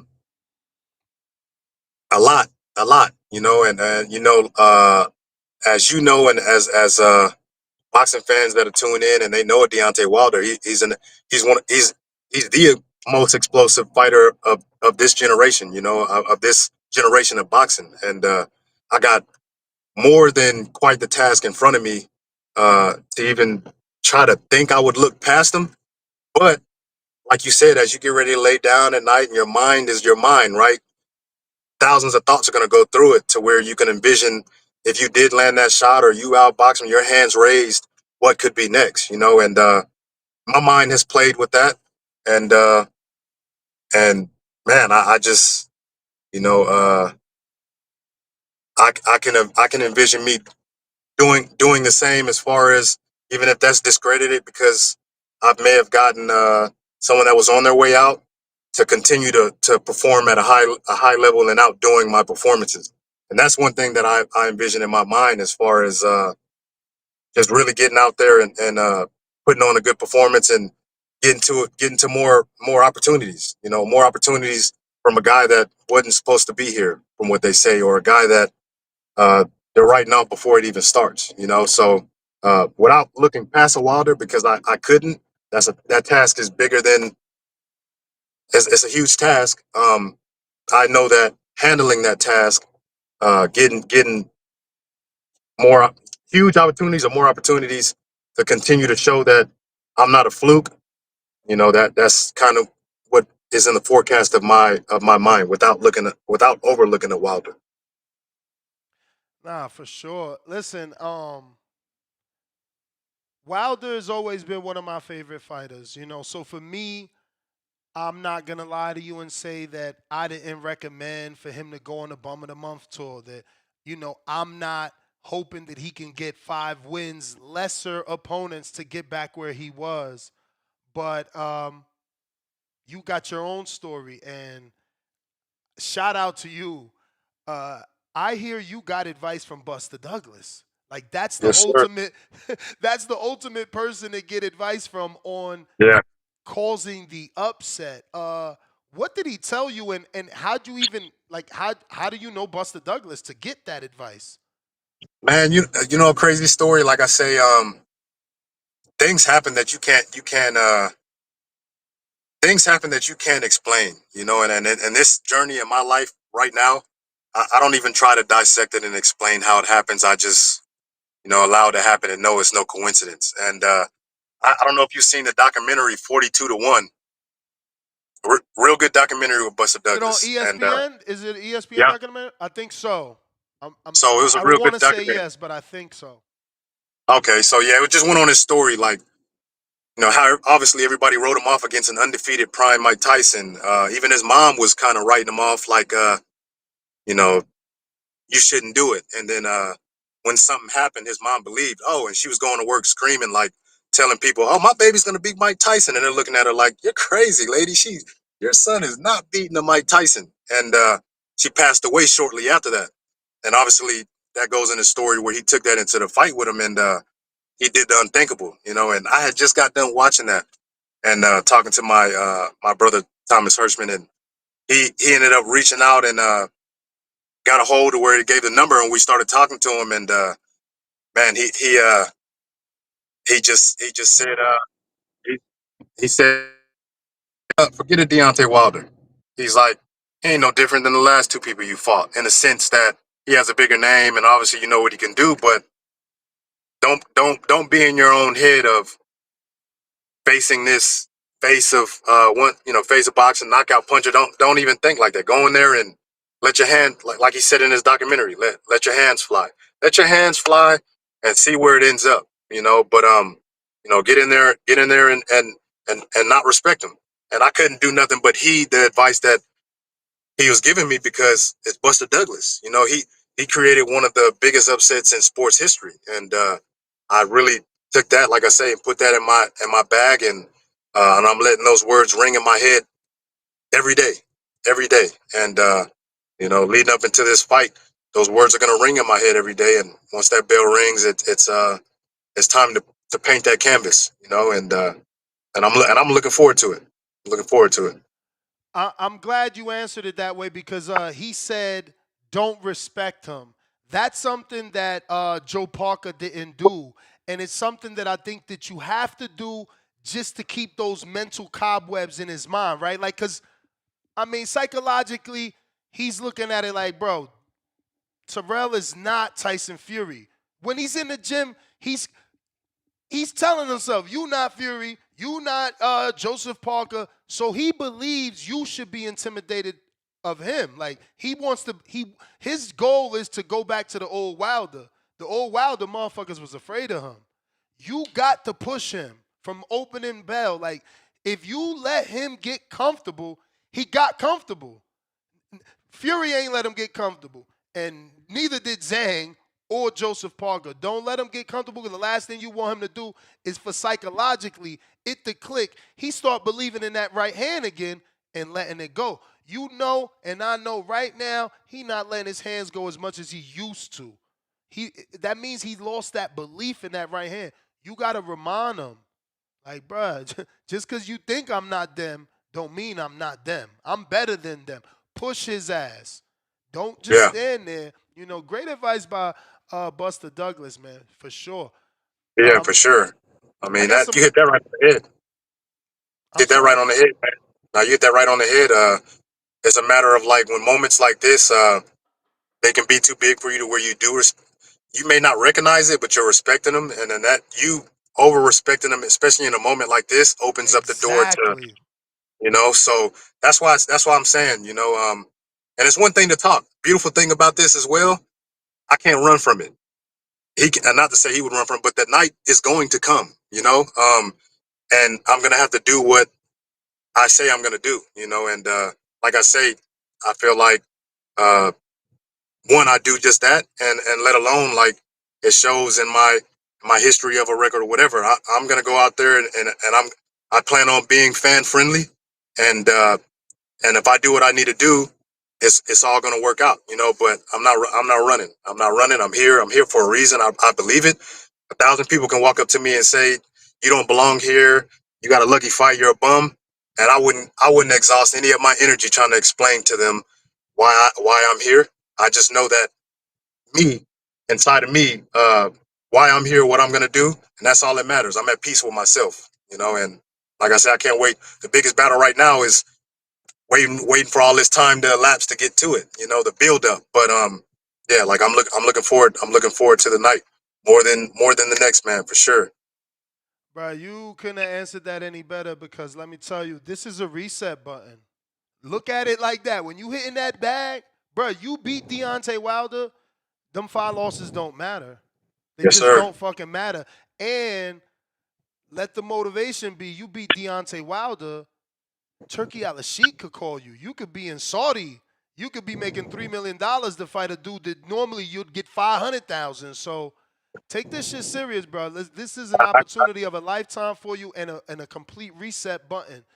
What people Yes, sir. thought before this fight, that shit ain't gonna matter if you win Yeah. this fight. Yes, sir. I got a couple Yes, sir. questions from the people here though. New York Bullet from New York says, "What's up, champ? Any big fights, not yours, you look forward to watching as a fan for the rest of 2025? Blessings, champ. Good luck to you." Like as far any fights I look forward to. Any fights you look Uh, forward to that are already made that isn't your fight? I mean, I look forward to obviously the Crawford and the Canelo, just because Crawford's such a dog. His mentality's different, and people, which is crazy, are kind of somewhat writing him off like he doesn't have a chance against a Canelo. So I'm looking forward to that one. Just on the tip of my mind, I'm looking forward to that one for sure. All right. Next one here.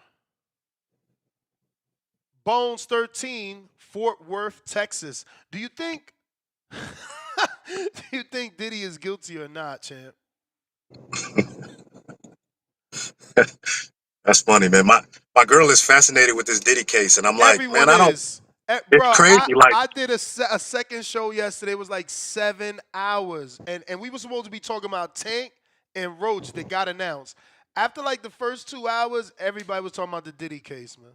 yeah, like it's crazy. But I mean, something that big, you don't have no choice to talk about, I guess, especially with some of the stuff that's coming up. But hey, man, all evidence points so I ain't no, innocent until proven guilty. I ain't no judge, but I mean that evidence that's coming out, it's kind of hard to combat, honestly. Bruh, you got that universe energy going on. Like I said, man, you got the ultimate underdog to give you advice. And all the way back in 2019, you posted manifesting idols become rivals. Bro, you can't fail, okay? God is giving you all the signs that this could be your opportunity to change shit around, bro. How did you feel? Again, I know I asked that in the beginning, but it's like when you realize, man, I really posted this in 2019. Here I am, 2025, fighting Deontay Yeah. Wilder. I mean, I just couldn't, like I say, in a world today where they try to take God and religion out of everything, it's still very much forefront in my life. So whether the Absolutely, and media or amen to that. yes, sir. So all I could do in the moment is stop and pray, man, because like I say, before that call came in, I could not lie to you, man. Like, I was on my way to the gym, like I am here now, and I turned around, man. I went home. I went to the crib, and my brother called me because he likes to pop up and see if anybody knows if somebody's growing or his growth is getting better. My brother will, and he'll tell me that ain't it. And it kind of, we get into it at times because he's telling me like he's not gonna sugarcoat it. And so I tell him I'm headed home, and he tells me, he's like, bro, what are you doing? I'm like, man, like, what do I got to show for it? Like, a couple fights here and there. I said I'm going into my 10th year, man, and I just feel like, yeah, I'm doing it. I have a decent record from what they say, a good record, but where's my pinnacle? Like, where's my big opportunity? Real conversation. And he's like, man, that ain't you. And I'm usually the one uplifting people around me. And he's like, man, that ain't you, man. Come on, man. Like, you don't think like that. Just keep your head in it. Something's going to shake. And I'm like, you're right, man. I just need this day. This day is for me. I'll be back Monday to hit it. And I came back Monday, uh, got a good workout in and good session. Boom, I get a call because I deal with the trucking company also. So I get a call to for a contract in Dallas. I jump on a plane. I go to Dallas, and as I land, he's lighting my phone up. And this is months before it actually hit the news. And he's lighting my phone up. And I was actually with the customer talking to him, and I was like, I'll call you back. He's like, bro, call me back. So I call him back. I'm like, what's up, man? And he's like, you ready for a fight of your life? I'm like, I mean, if I told you no, it'd be crazy. He's like, no, man. He was like, fight of your lifetime just came in. And I'm like, and first thing I said is like, who, Dylan White? Because, Dylan White was kind of in the talks, here and there. And he's like, bigger. And I'm like, really? He's like, Deontay Wilder. And it's like, in that moment, everything around me stopped, as I'm trying to imagine that moment where I did get to speak to him and get that. Everything in that moment was like, it was almost like I was outside of myself. It was crazy, and like I say, in that moment, I had to stop and just pray and thank God. Like, even when you think it's over, the faith of a mustard seed, man. If you got that small bit of faith, eventually, longevity and consistency with your work putting in, it runs into your opportunities and destiny. And I feel like a lot of times we can give up right before that moment happens, and that was a huge testimony for me because I knew I wouldn't give up. But in that moment, I was in my own head, and I did in that moment, but me still having that faith of a mustard seed, I get right back to it. And God showed me days later, like, here you go, son. Like, and here you were, like, saying you didn't want to go to the gym, and a fight of your lifetime comes in, and man, it's crazy. Now meeting him at the Adrian Broner fight and Pacquiao fight, and him telling me, to stick at it, man. Like, stay at it. You never know where to end up. Now I'm standing across from you, a guy that when I didn't have much forward to look to, or I didn't have much to look forward to, I felt like in my life at time working in a warehouse, hating what I did at the moment, but dreaming big, and then running home on the weekends, still forcing myself to train, even though you're tired. And everybody knows that's in that grind right now. Sometimes it can be hard to chase a dream when you got done working 10, 12 hours in a day, but you got to force yourself to do it. I was doing that. And on the weekends, coming home, watching Wilder fight. And it was just all like motivational. So to come all the way back to where he's giving me those words, and then to get the call, oh man, that's your universe speaking. That's the universe speaking in a major way that can't be denied. And I gotta do my job, and I'm grooming myself all the way around to do just that. Nah, absolutely, man.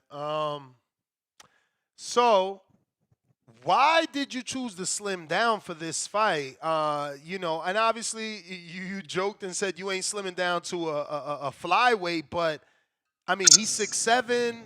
He was heavy for some of his Fury fights. Is the, I guess, game plan stick and move? Yeah, I feel like we talked on cardio. Like, between the cardio and the style I'm bringing, it's naturally shedding off this weight. And I'm being overconscious now to, like, pack on the weight comfortably to where it doesn't affect my cardio. But when you're hitting the workouts that I'm hitting, and the move and everything that I'm doing that's going into this camp, this weight is just falling off of me. And like, I'm the, you would think I would want to come in heavy and this and that, but it doesn't. With the style that I'm bringing, it's not benefiting me. And my punch power is still there, and it's proven in sparring sessions. So as long as that's not going with the weight that's trickling off of me, then I'm in a good place, because I know that, like I say, I'm equipping this tank with jet fuel, and I'm making sure that cardio is not going to be a problem, and that I can sustain what it is I want to sustain, during the night of the fight. Hey man, since you said the punching power hasn't dropped because of sparring, if you land that perfect punch on Deontay Wilder, what's the first thing you're gonna be saying to the camera, and how are you gonna be celebrating back in San Antonio, Texas, man? Because Hey obviously, man, like, shout out to Barrios, but if you do this, that gotta put you as like the. I mean, I ain't gonna say biggest because I'm not good Yeah. with history, but You still got Bam Bam. You still got Bam Bam Rodriguez oh fighting out damn, here. Bam from Yeah. San Antonio. Ooh, forget that. Yeah. Okay, Yeah. okay. Yeah. But nah, I mean, like you say, what do you think about before you go to sleep? Those are little moments that I think about, man, like, man, it's more or less like I don't even want to say I told you so because I'm not saying much, but it's more like a look of like, now what? You said what you said. Now what? Like I'm here now. Now what? And that's what I envision in my head. Now what? Like I'm here now. Now what? And going from there, But yeah, that's definitely one that's ringing in my head as well, man. Now what? Salute, salute. I don't know if you know, Ramon Cardenas fought Inoue. Obviously, he's pound for pound, so there's a lot of talk. Lower weight classes, but he gets a lot of love because he gets knockouts. But Ramon fought such a great fight. A lot of the fans were teasing him, saying things like he was a cab driver and he's technically a Lyft driver. So after the fight, he tweeted out, "Not bad for a Lyft driver." So that's why I wanted Yeah. to ask you, what would you say to these fucking haters? You know what I'm saying? But look, this is a great question from one of my listeners. Is just you got to get it before I say it. So he wants you to blind rank these fighters. I'm gonna give you one name at a time. You only have 5 positions to rank them in, so choose wisely. Okay. We got. Okay, so wait, he says, yo, champ, blind rank these 5 heavyweights right now that you would want to fight. So in the order you would want to fight them. Jared Anderson. I can't give you the other name until you rank this one. Jared Anderson. Remember, there's 5 fighters, so what position would you put Jared in terms of, I want to fight this guy next? I'd put him probably at a 4. Daniel Dynamite Dubois. Yeah. I mean, naturally you'd want to put him at a 1, especially with him doing what I feel he's about to do, or fighting a fight he's fighting. But I'd put him at a I'd put him at a 3 just because of I feel what names would be coming. Jake El Gallo Paul. I put him at a 5. Joe. Wait. Bro, you a real heavyweight that fought real people. If Jake Paul calls to give you a fight, you saying that he would be your 5th fight? Like, isn't that free money I, for I, you, I mean so more to like I speak? thought it's like from favorite. I thought it was from like more realistic or more like I would want to fight versus like I put him on the back burner, like that comes with media and all that stuff, and I don't care. I'm like real fights. I'm putting it real fights versus Okay. yeah. Hey, I hear you. Joe Parker. Joe Parker. I put him at a 2. And Usyk. Yeah, and Usyk of course at a number 1. Great. Next one is Yeah. from Alex Vega from Palm Beach, South Florida. From some of the promotion I've seen on this fight, it's quite obvious the show is based around Deontay Wilder. What do you know about the event handlers for this event, and how, if any, has your interactions been with them? I guess he's talking about Combat Initiative or Global, because they are new to us. Global Combat Collective. But I believe that's Nelson, right, from Florida? Yeah. Yeah. Is it his Yeah. company or he just works for them? That's a good. I mean, I'm not even sure. Honestly, I think he might be partnered with somebody to where they started this. Okay. Yeah. So I think it's him and another guy's company that they started, and this is their. I would want to say their first event into it. Okay. And it is going to be streamed on Black Prime, as far as you know. Yeah. Yes, sir. It's gonna be streamed there, as far as I know. So Alex's question was, did you ever have any interactions, conversations with, what is it, Global Combat Initiative? Nah. I haven't. I feel like I'm the little man in this fight, so I don't really get much. My job for me is to train. I don't really get much communication. Like he stated, this show is Legacy Reloaded. So this is very much his show, and it's up to me to come in and change it into my show, But this show is obviously his, so I don't really get much I don't really get much say so or much speaking to these people that are putting them together. It's kind of set up like I'm a sacrificial lamb and come in and enjoy just to be here, and that's cool if that's what they feel or whatever, but I'm not buying into or feeling it. So I'm staying in my zone of training, and the conversations with them are limited. Honestly, y'all know just as much as I may know. As crazy as it sounds. For sure. I got Z Pacino that says St. Louis here. Is there a heavyweight from our pastimes that you would compare your story to? I mean, and I can't even say the magnitude of what Buster Douglas did. So I'm gonna try to really dig deep on that because I would want to initially say a Buster Douglas because this opportunity is big. But I would say like you said, man, I feel like of this generation, a Tevin Farmer. He was wrote off. He had a couple losses, and then he came back in a major way. This right now is a Tevin Farmer moment. And like I say, with this new training and proper training that I'm receiving, I got everything in the cabinet to do just that. All right. I got the last one is from Miguel Gutierrez. He says, "Hey, champ, Michael Angelo from Los Angeles, California.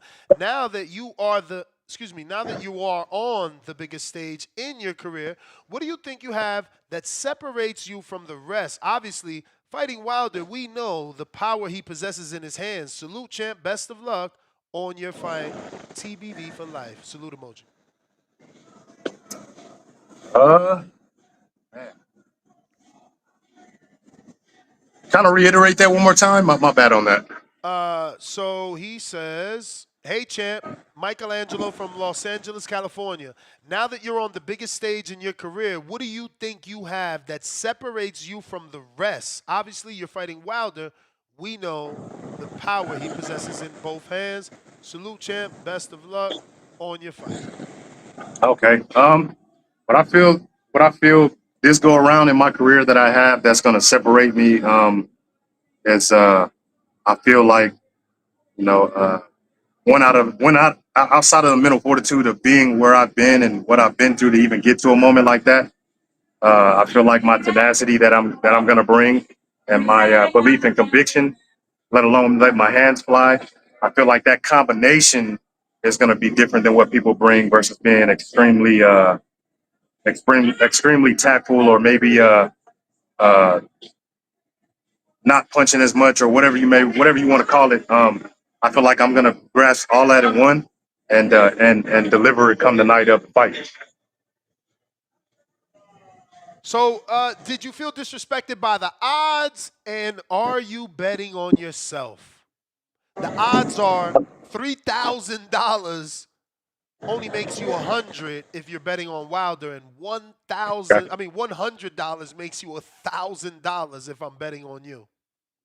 Honestly, I felt like the odds, and maybe it will as the fight gets close. But I feel like the odds can get and should be that much more disrespectful, because it's almost like a Buster Douglas. A Buster Douglas, his odds was 42 to 1. So what? Every hundred that you bet, what was that? $4,200, right? So Correct. for him to face a Prime Tyson or whatever, it's kind of the same scenario, different realm. I feel like they should be more disrespectful, honestly. But outside of it, I'm betting on myself, and if they want to give that money up, make it a little bit more disrespectful. So when it's all said and done with, it works out that way as well. But yeah, no, I figured honestly it would be, you know, with the way that they're talking, a little bit more. But I expect him coming in and who he is and what he's done.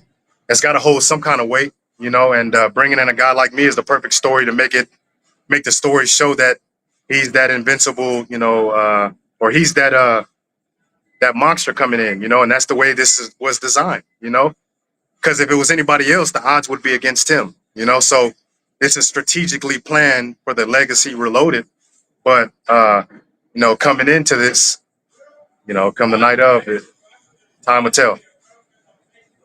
Hey, champ, and that's all the questions. Please give out your social media for anybody that isn't following you can absolutely do so. We thank you for coming on. We'd love to get you on a little bit closer to the fight. And I'm going to DM you so you can let me know where you're going to be training at. I got a correspondent in Florida and I got a spot in Florida. I'm in Vegas now, but I should Okay. be heading down there. I could check you out if you don't mind. I'm Okay. screen sharing the social media, but give it out for those that are listening and not watching on the video audio podcast. Yeah, I'm y'all can find me, man. Too real 51 is where I'm at on Instagram. It's kind of where I'm at. I don't really mess around with many other things. Facebook, I don't get on it, but that's where I'm at. And just shout out to y'all, man, for taking the time out y'all day to listen to you know, an underdog like myself give his side of a story and just speak. And appreciate y'all questions and you, boss. Appreciate you for Nah, man, allowing we me we to join we the love that podcast. underdog story over here, brother. I think this sport was built on the underdog, and Okay. you know, like I'm a huge Devin Haney fan, right? His father was just on the show 10, 20 minutes before you. But when everything happened and it was still a legit win, I was like, upsets are good for the sport because now you got two players, right? We thought at one point Ryan wasn't what he really was. That win legitimized him. Unfortunately, the steroids tainted that. So Yeah. yeah, Rolly, for instance, people were throwing him away. They thought he was done. Now he beats Ryan, new player Yeah. in the sport. He could possibly Yeah. fight Boots. So Yeah. underdog stories are beautiful, man. I And got another I one feel like before that's you the go. season of it. Say again. I feel like this is a season for it. Like you say, Cardenas almost pulled it. I Yup. don't know if you watched the. I mean, it's just you know, this is a beautiful time. This is a beautiful time to be engaged in the sport of boxing. You know. Beautiful time to be an underdog, man. You ain't lying. But Yes, listen, sir. before you go, Too Real, how'd you get the nickname? I mean, honestly, through the course of life, as you'll see tattooed on my back the night of, um, T Hearn is what I go by as well. You know, Tyrell taking the T from the first name, and then Herndon taking those last four letters. People know me, close friends know me as T Hearn as well. But that's through the course of going through my college career, and just different walks of life, meeting people. The name, that's what they would just come and gravitate and tell me, you know, like, yeah, man, that's too real, man. You too real, dog. You're a real person. You're a real soul. And it would just stick to the point to where it's like, you know, I started going by Too Real, and that name stuck, transferring into boxing, and it went from there, you know. But just being a real person, what you see is what you get. There is no sugarcoating with me. I'll always try to keep it up front. I'm not a guy that'll try to tell you one thing and then close the door and tell a guy another thing. Like, what you see with me is what you get, and either you respect it or you don't. I'm in a world where it feels good for your feelings to sugarcoat something and not tell them the truth. I'm the guy that's gonna come around the corner and be real with you and tell you the truth, and hopefully you respect me for it. You know, and you know, that's how it came. The hints of the name Too Real came about. Nah, I love it. Too real, man. Stay real, champ. We appreciate you Yes, coming sir. on. Like I said, we looking forward to getting you back on when it gets closer to the fight, man. But salute. No doubt. Appreciate you, brother. All right. There you have it, ladies and gentlemen. Tyrell, we got James Benitez in the house.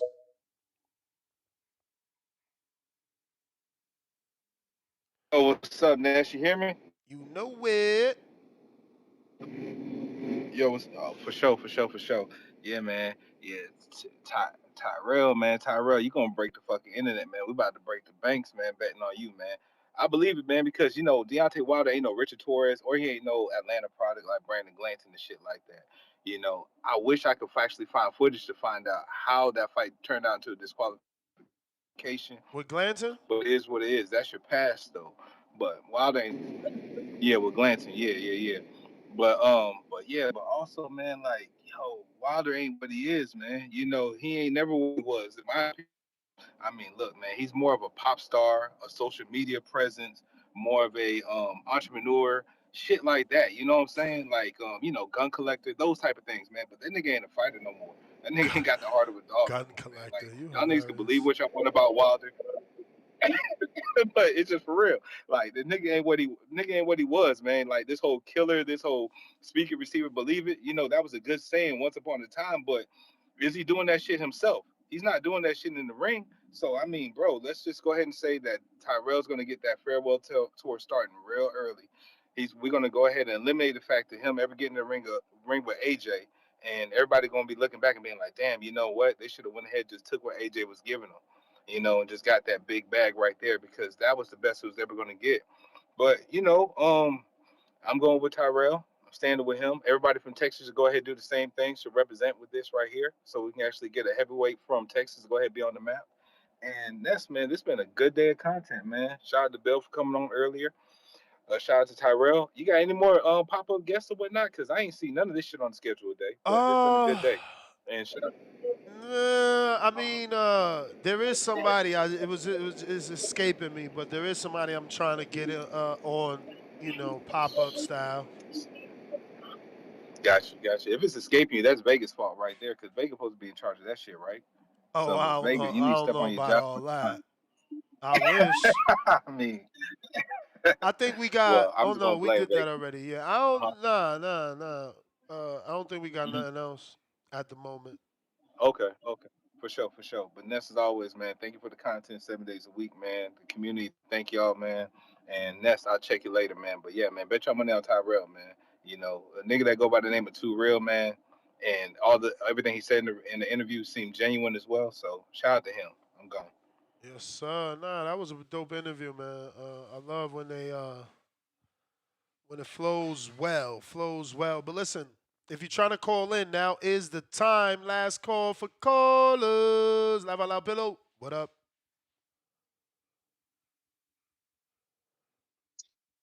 Yo, you got me? I got you.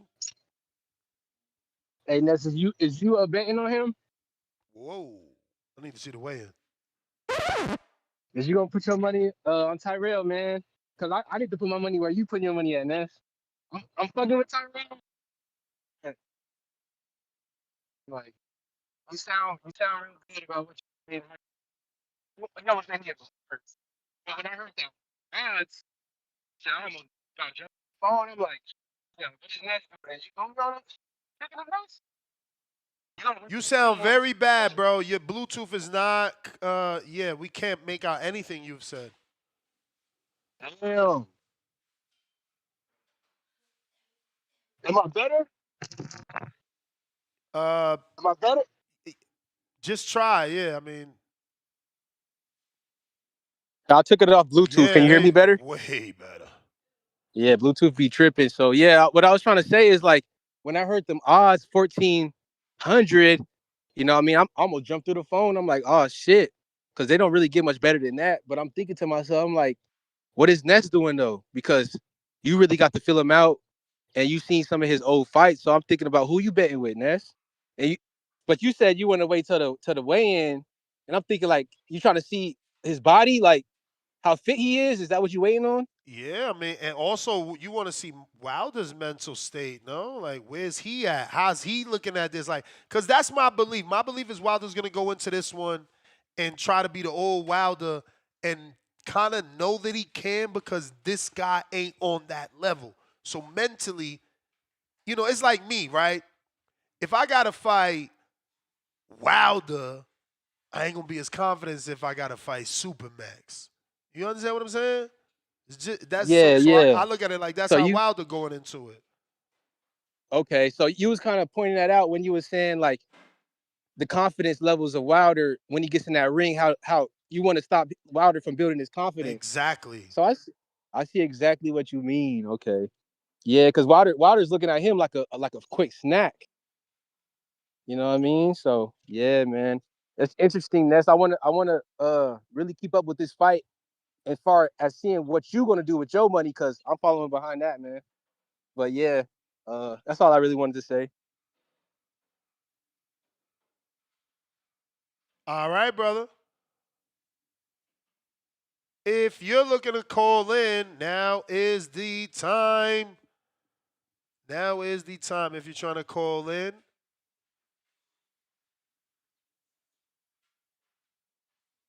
And let me see what we got.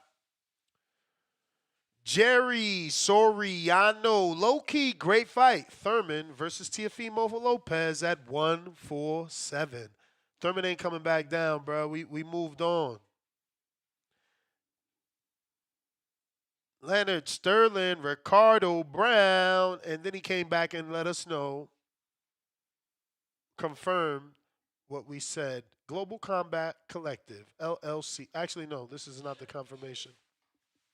I thought this was the confirmation on Nelson. This is just letting us know, for those that forgot, like myself, that Global Combat Collective, LLC, won the purse bid for Bumgarner versus Pursoon. They put on that poor all-female undercard in Georgia. Yeah, that was invite only, but I know a lot of details to that, obviously, back-end status, and that was more, that was more Global Combat Initiative not wanting to share that fight. There was a lot of interest in that fight, but obviously they paid a lot of money for that, so they needed to stage it themselves, which I didn't understand why or how they staged it. It's like you paid a lot of money for that, but you putting it in a invite-only setting that doesn't generate any money. So I don't know what the fuck happened there. Oh, last call for callers. Last call for callers, or we'll be wrapping this one up. Ness GTO, Instagram and Twitter. If you're trying to call in, now is the time. Jersey Bob, what up?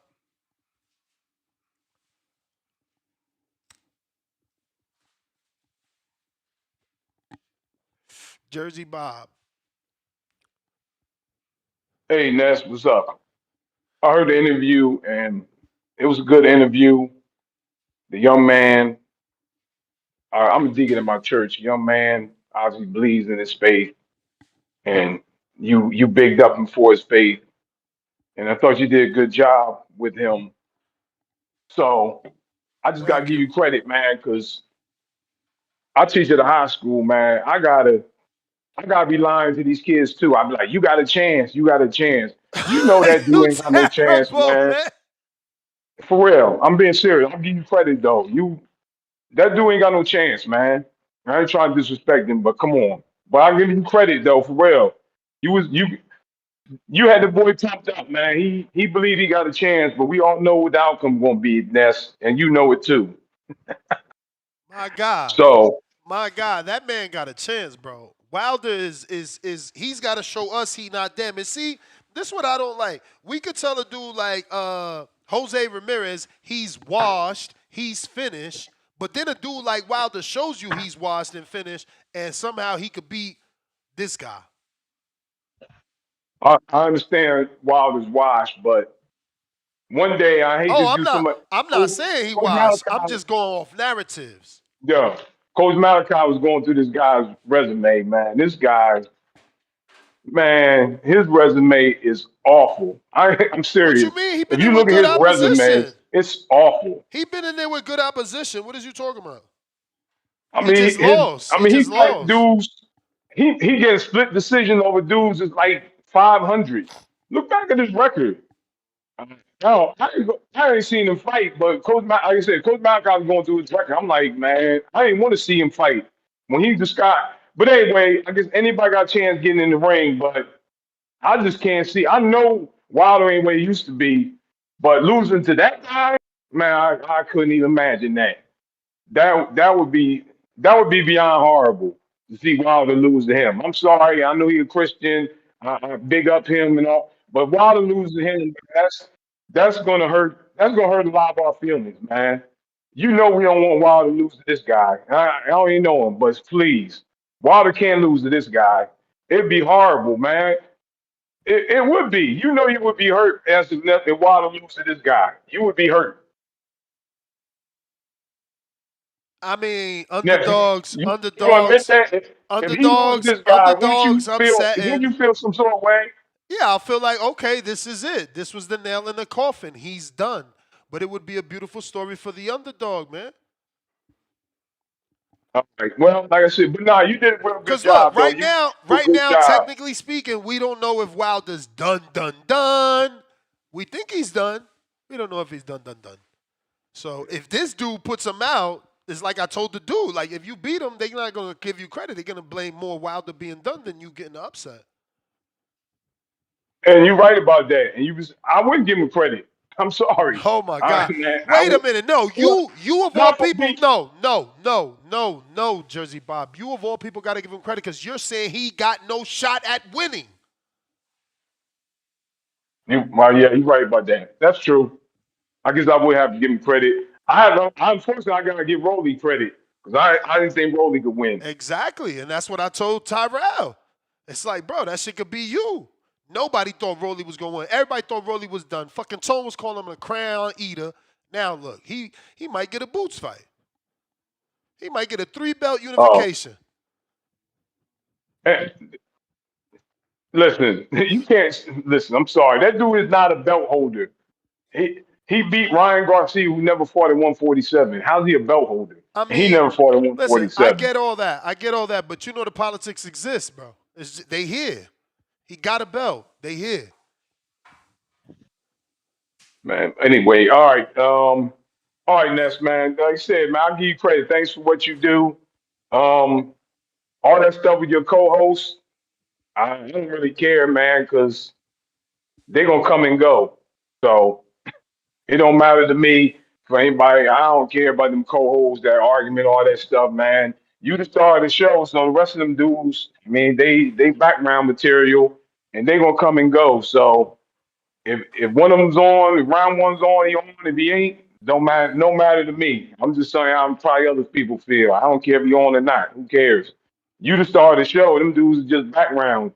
You know, background dudes always get replaced. So, all right, man. Have a good day.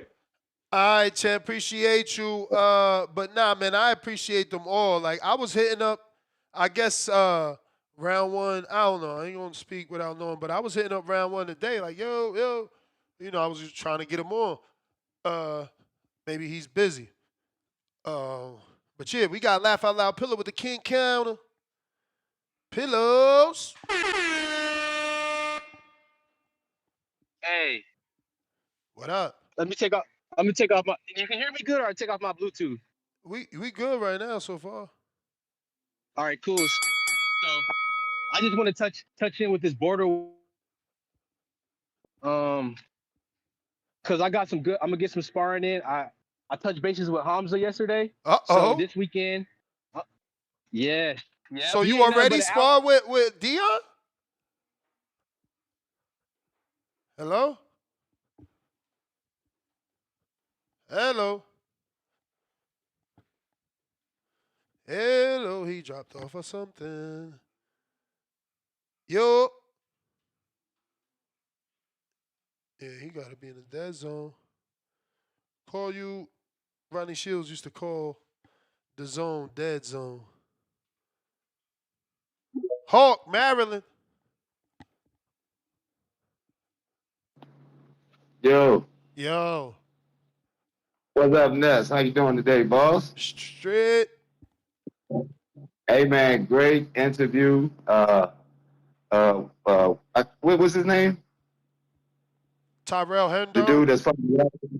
Okay, yeah, great interview, man. Far as that go though, Wilder for me, I always said this shit. I know everybody always shitted on me for saying, but Wilder's not with that girl no more. So I expect vicious Wilder. I'm going with Wilder. I'm going with Wilder. I knew what his problem was. So I hope he can just get his mind focused and good blessings to my man. But I'm going with Wilder. And Tio and Boots. Man, Tio. Every time I see him fight a dude that box, bro, he just don't impress. Like when the last time he knocked somebody out? Oh, shit. Pedro Campos. Long time ago. Oh, and I ain't see a whole lot of pop on his shots. Nah, he He only was, got he was looking. 52% knockout ratio. Oh, okay, because in his last fight, I ain't see a lot of pop on them shots, but he's sharp though. Tio is sharp. He's a little better than I thought he was. In his last fight, he's sharp. I don't think he can contend with Boots, but that remains to be seen. It don't take but one punch. But I think if Boots don't slug with him, he just go out there and box him. I don't see the Tio got a chance. Hey, oh Ness. Yo. I know I told you about be messing. I know you raffled off the PlayStation and all that shit. You don't fuck with that shit, but no, they had. I didn't know Ryan Garcia was on that game. They got the nitroglycerin Ryan Garcia on the game, Ah, bro. He looked big. they got the Osterine version. He They knocking got the motherfuckers Osprey out. version of it. He's big as shit, dog. They made his power wilder like. Man, he bad as shit. Everything, dog. The nigga's super. And he big as shit, though. But anyway, it was just fun bringing that up. You the man, Hawk. You the man, Maryland. Stand up. That is my last caller. Let me make sure I got to all these super chats. That's GTO, Instagram and Twitter. Pillow with the 2 king counters. What the fuck? But you ain't even on the line, B. Let me drop this bomb for Pillow.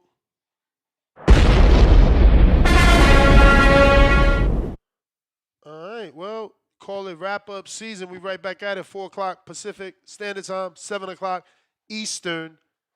Peace.